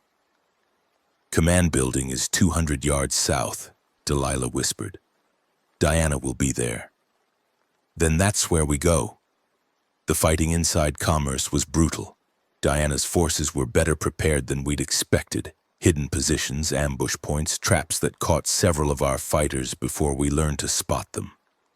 We lost 3 people in the first 100 yards, but we kept moving. We had to. The command building was a converted bank, its concrete walls reinforced with sandbags and steel plates. Guards were positioned at every entrance, their weapons trained on the approaches. "We can't go through the front," Delilah said. "No, but we can go over." I pointed at the adjacent building, a hardware store, 2 stories, with a roof that overlooked the command building. "If we can get up there, we can drop into the courtyard behind, catch them from the rear." "Exactly." We moved. The hardware store was empty, stripped of anything useful long ago. We climbed to the roof, staying low, and looked down at the command building. The courtyard was smaller than I'd hoped, maybe 30 feet across, but the guards were facing outward, watching the approaches. They weren't expecting an attack from above. "On my signal," I whispered, "we dropped together, fast and quiet." Delilah nodded. The others, 5 of us now after the losses, readied their weapons. I took a breath, thought about Marcus, about Pastor Williams, about everyone who died to get us here. "Go." We hit the courtyard like a thunderbolt. 2 guards down before they could react. A third turned, mouth opening to shout, and Delilah's knife caught him in the throat. The 4th managed 1 shot, wide, panicked, before I put him down. "Inside, now." The back door was locked but flimsy. 1 kick and it gave. The interior was chaos, Diana's people scrambling, grabbing weapons, trying to organize a defense. We moved through them like ghosts, every shot precise, every movement calculated. I'd become something terrible, something efficient, something that could kill without hesitation, without remorse. I'd become what survival required. We found Diana on the top floor. She was standing at a window watching the battle unfold below. When we burst through the door, she didn't even turn around. "Nadine Cotter." Her voice was calm, almost amused. "I wondered how long it would take you." "It's over, Diana. Your forces are broken. Your allies are dead or captured. Surrender and I'll make sure you get a fair trial." A fair trial. Now she turned and I could see the smile on her face, that cold, calculating smile I'd learned to hate. "You really think that's how this ends? With justice? With accountability?" "I think it ends with you in custody or dead. Your choice." "Neither, actually." Diana raised her hand. In it was a radio transmitter, a dead man's switch, I realized. "See, I knew you'd come. I knew you'd fight your way in here, thinking you were so clever with your diversions and infiltrations. So I prepared a surprise." "What kind of surprise?" "The grain elevator. The one that's full of food and fuel and everything that makes commerce valuable." Her smile widened. "It's also full of explosives now. If I release this switch, the whole thing goes up, along with everyone in a 1/4-mile radius." I felt the blood drain from my face. "You'd kill your own people." "I'd kill everyone's people. Your soldiers, your river rats, my defenders. All of them gone in one beautiful flash." Diana's eyes glittered. "That's the thing about power, Nadine. Sometimes the most powerful move is to destroy everything rather than let someone else have it. You're insane. I'm practical, same as you." She gestured at my weapon. "Put down the gun. Tell your people to retreat, and maybe I'll let you all walk away." I stared at her, at the switch in her hand, at the smile on her face. And I made a decision. "No. No?" Diana's smile flickered. "Did you miss the part about the explosives?" "I heard you." I kept my weapon trained on her. "But here's the thing, Diana. I don't believe you. You don't. You're a survivor. You've built everything you have through careful planning, through manipulation, through never taking a risk unless you're sure you'll win. You don't blow yourself up. That's not who you are. You don't know who I am? I know exactly who you are. You're the woman who sent a horde to destroy Phoenix Station rather than let us have the cure. You're the woman who burned the dam to punish us for escaping. You're the woman who killed everyone who stood in your way. I took a step forward. But you're also the woman who always had an exit plan, always had a way to survive, and right now your exit plan is that switch. Deanna's face was unreadable. Maybe you're right. Maybe I'm bluffing. Are you willing to bet everyone's lives on it? Yes. Another step. Because I know something you don't. And what's that? I know that Victor is dead. Diana's face went pale. How? He died during the diversionary attack. Took a bullet to the chest. Your second in command. The one who actually knows where the explosives are planted. The one who would have triggered them remotely if you gave the signal. I smiled, a cold smile, the kind I'd learned from her. That switch in your hand? It doesn't do anything, it never did. You're bluffing, Diana, and you just lost. For a moment, nothing happened. Diana stood frozen, her face a mask of calculation. Then she lunged. The knife came out of nowhere, a blade she'd hidden in her sleeve slashing toward my throat. I dodged, barely. Felt the steel whisper past my neck. We fought. It wasn't elegant. It wasn't choreographed. It was two people trying to kill each other in a confined space, all pretense stripped away. She was faster than I expected, stronger, and she fought with the desperation of someone who knew she was going to die. But I'd been fighting since the first day of the outbreak. I'd killed more people than I could count. I'd survived things that should have killed me 10 times over. I was better. The knife went into Diana's shoulder. She screamed, stumbled, tried to bring her other hand up with a pistol I hadn't seen. I shot her twice. Center mass. She fell. Diana Chen died on the floor of her command building, staring at the ceiling with eyes that slowly went empty. I stood over her body, breathing hard, trying to feel something, satisfaction, relief, anything. But there was nothing, just exhaustion, just the hollow knowledge that this was what victory felt like now. Nadine, Delilah's voice from the doorway. It's over. I lowered my weapon. She's dead. And the explosives? There might be some. We should have the engineers check. I stepped over Diana's body, walked to the window.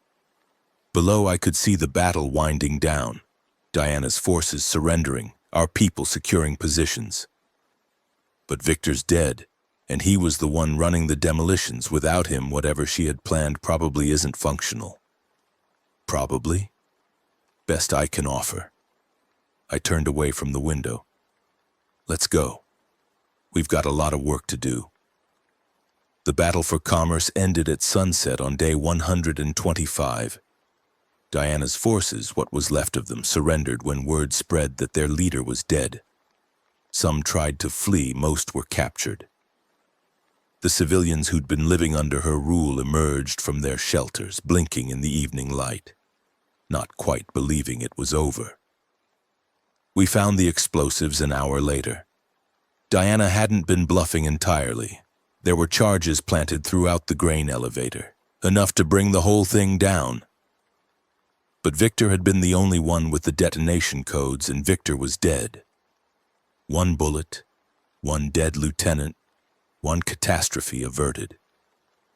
Sometimes that's how wars are won. The cleanup took 3 days. We cataloged supplies, interviewed prisoners, established a transitional government for commerce. The River Rats and Fort Whitmore's people worked together, building something new from the wreckage of Diana's regime. On the 3rd day, I finally had time to rest.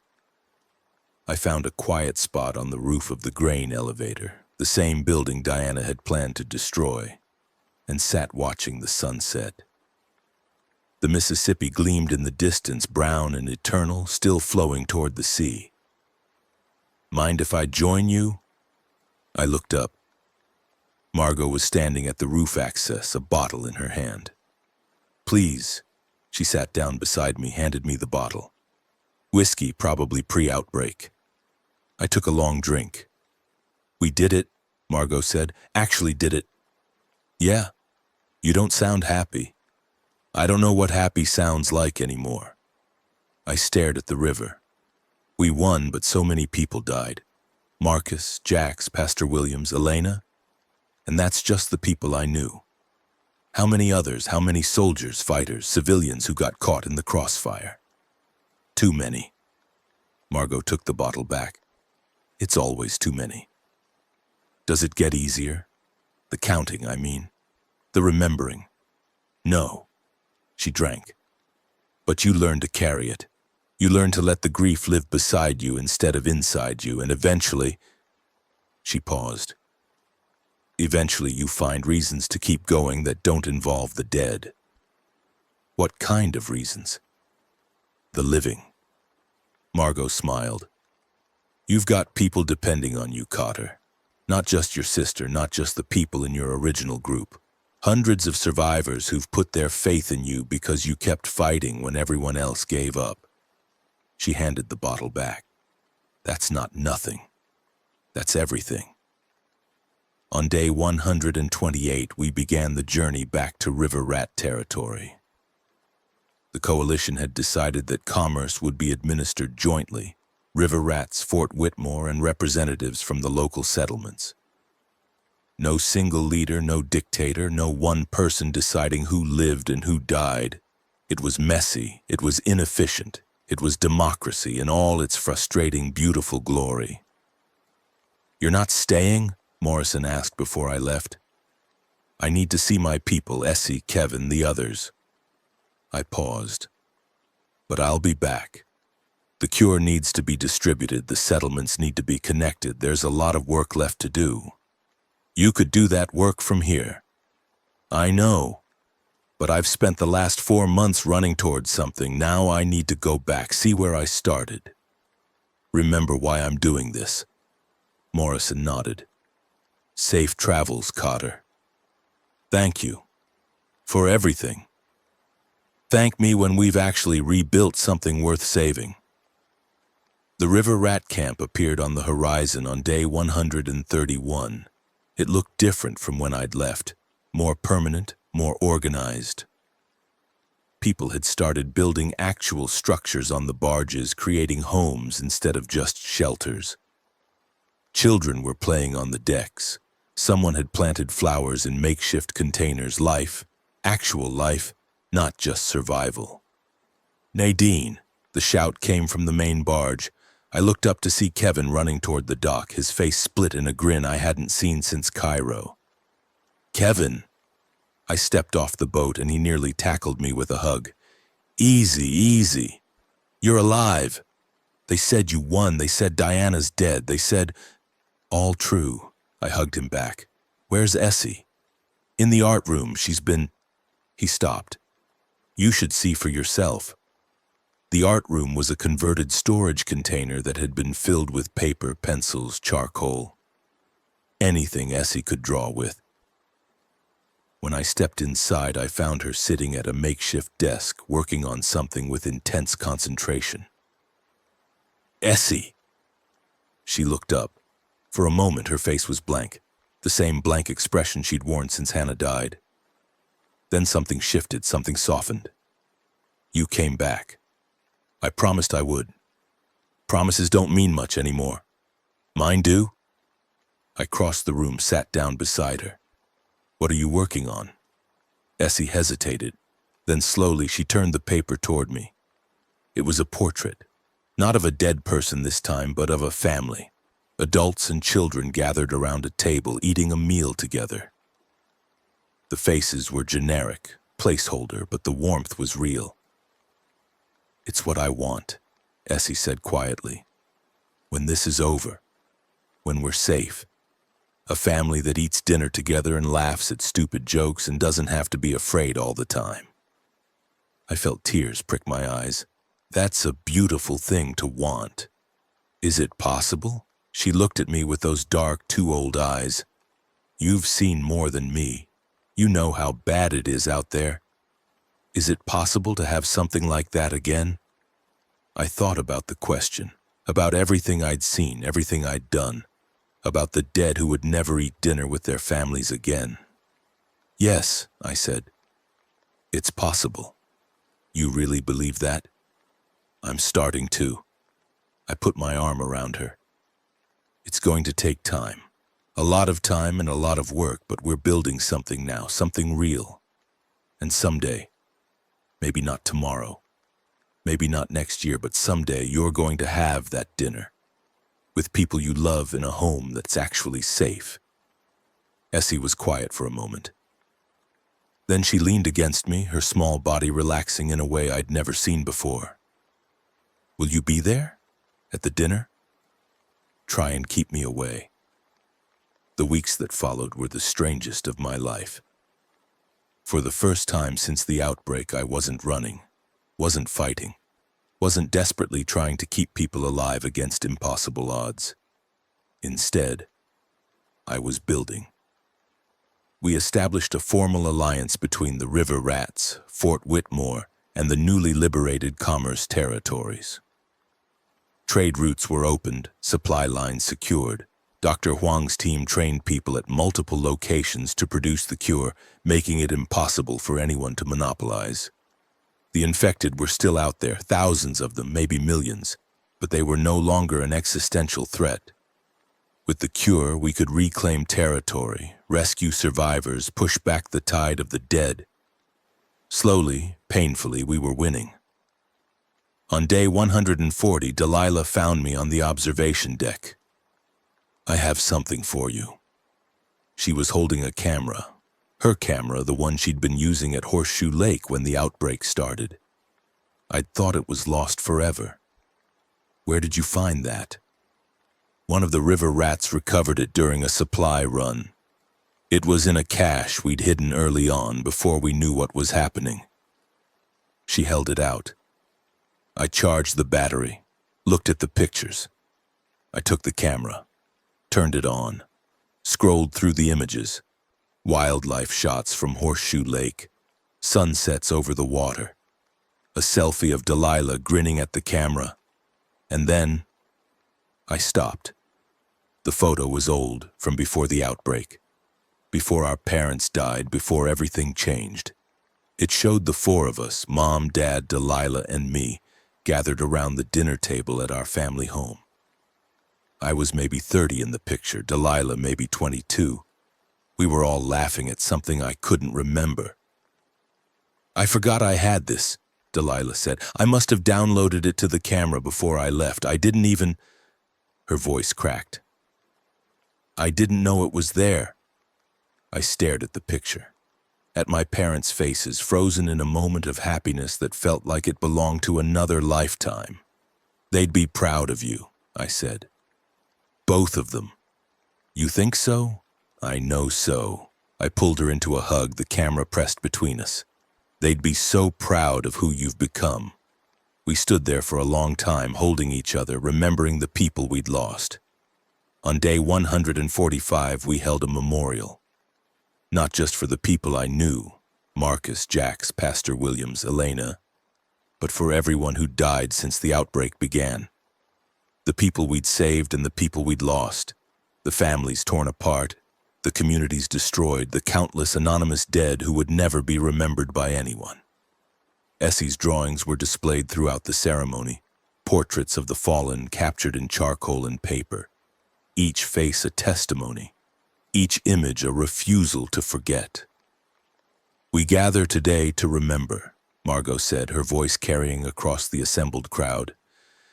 Not just our own losses, but all losses, every person who died in this disaster, whether from the infection or from human cruelty or from simple bad luck.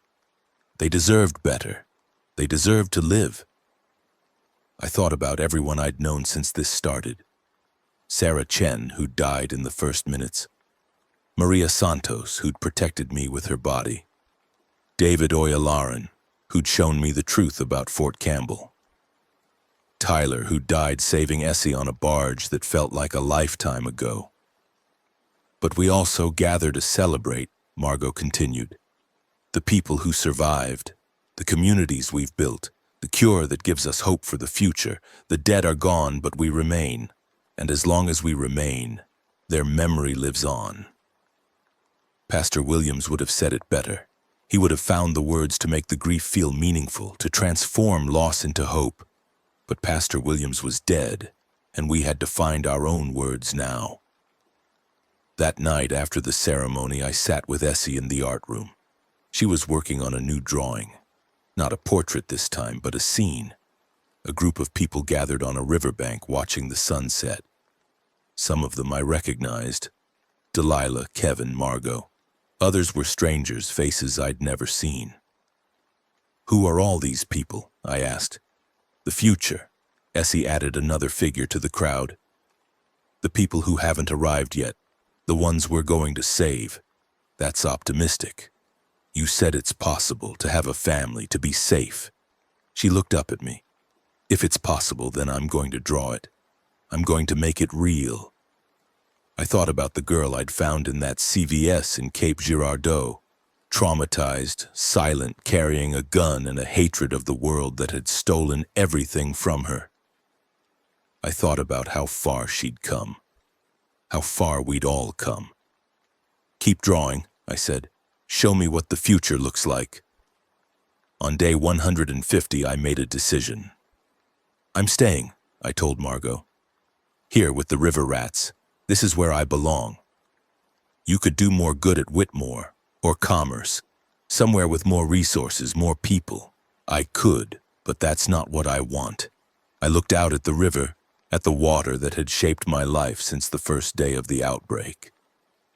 This is home now. These people, this place. I want to help build something here, something lasting. And the larger coalition, the cure distribution, the territorial negotiations, all of it? I'll still be involved, but from here, as part of this community, not as some kind of leader. I smiled. I've had enough of leading. I want to live for a while. Margot studied me for a long moment. Then she nodded. Welcome home, Nadine. 3 months later. The world was still broken, still dangerous, still full of the dead and the dying and the desperate. The cure was spreading, but slowly. There were millions of infected, and we could only treat hundreds at a time. It would take years, maybe decades, to reclaim everything that had been lost. But we were making progress. Commerce had become a genuine community, not just a fortress. Trade networks connected settlements across 4 states. The river rats had expanded their fleet and their territory and their ambition. Fort Whitmore had begun training scientists at multiple facilities, ensuring that the cure would never be controlled by a single faction. And somewhere in the middle of it all, on a barge anchored in a quiet stretch of the Mississippi, a family was having dinner. Pass the fish, Kevin said. Delilah handed him the plate. You've already had 3 pieces. I'm a growing boy. You're 19. You've stopped growing. Emotionally, Essie interjected, he has a lot of growth left to do. Kevin threw a piece of bread at her. She caught it and ate it, smirking. I watched them bicker, feeling something warm in my chest. Not quite happiness. I wasn't sure I'd ever feel pure happiness again. But something close. Contentment, maybe. Belonging. What are you smiling at? Delilah asked. Nothing. Everything. I took a sip of the wine we'd traded for last week. I was just thinking about Mom and Dad, about how they used to laugh at our arguments. They'd be horrified by the table manners. They'd be grateful we were alive. I looked around the table, at Delilah, at Kevin, at Essie, at the family we'd built from the wreckage of the old world. We made it, against all odds, through everything that tried to kill us. We made it. Was it worth it? Essie asked. Her voice was quiet, serious. Everything we lost, everyone we lost. Was it worth it to end up here? I thought about the question, about Marcus who'd given me purpose, about Pastor Williams who'd given me faith, about Jax and Elena and all the others who'd died so that we could live. I don't know, I said honestly.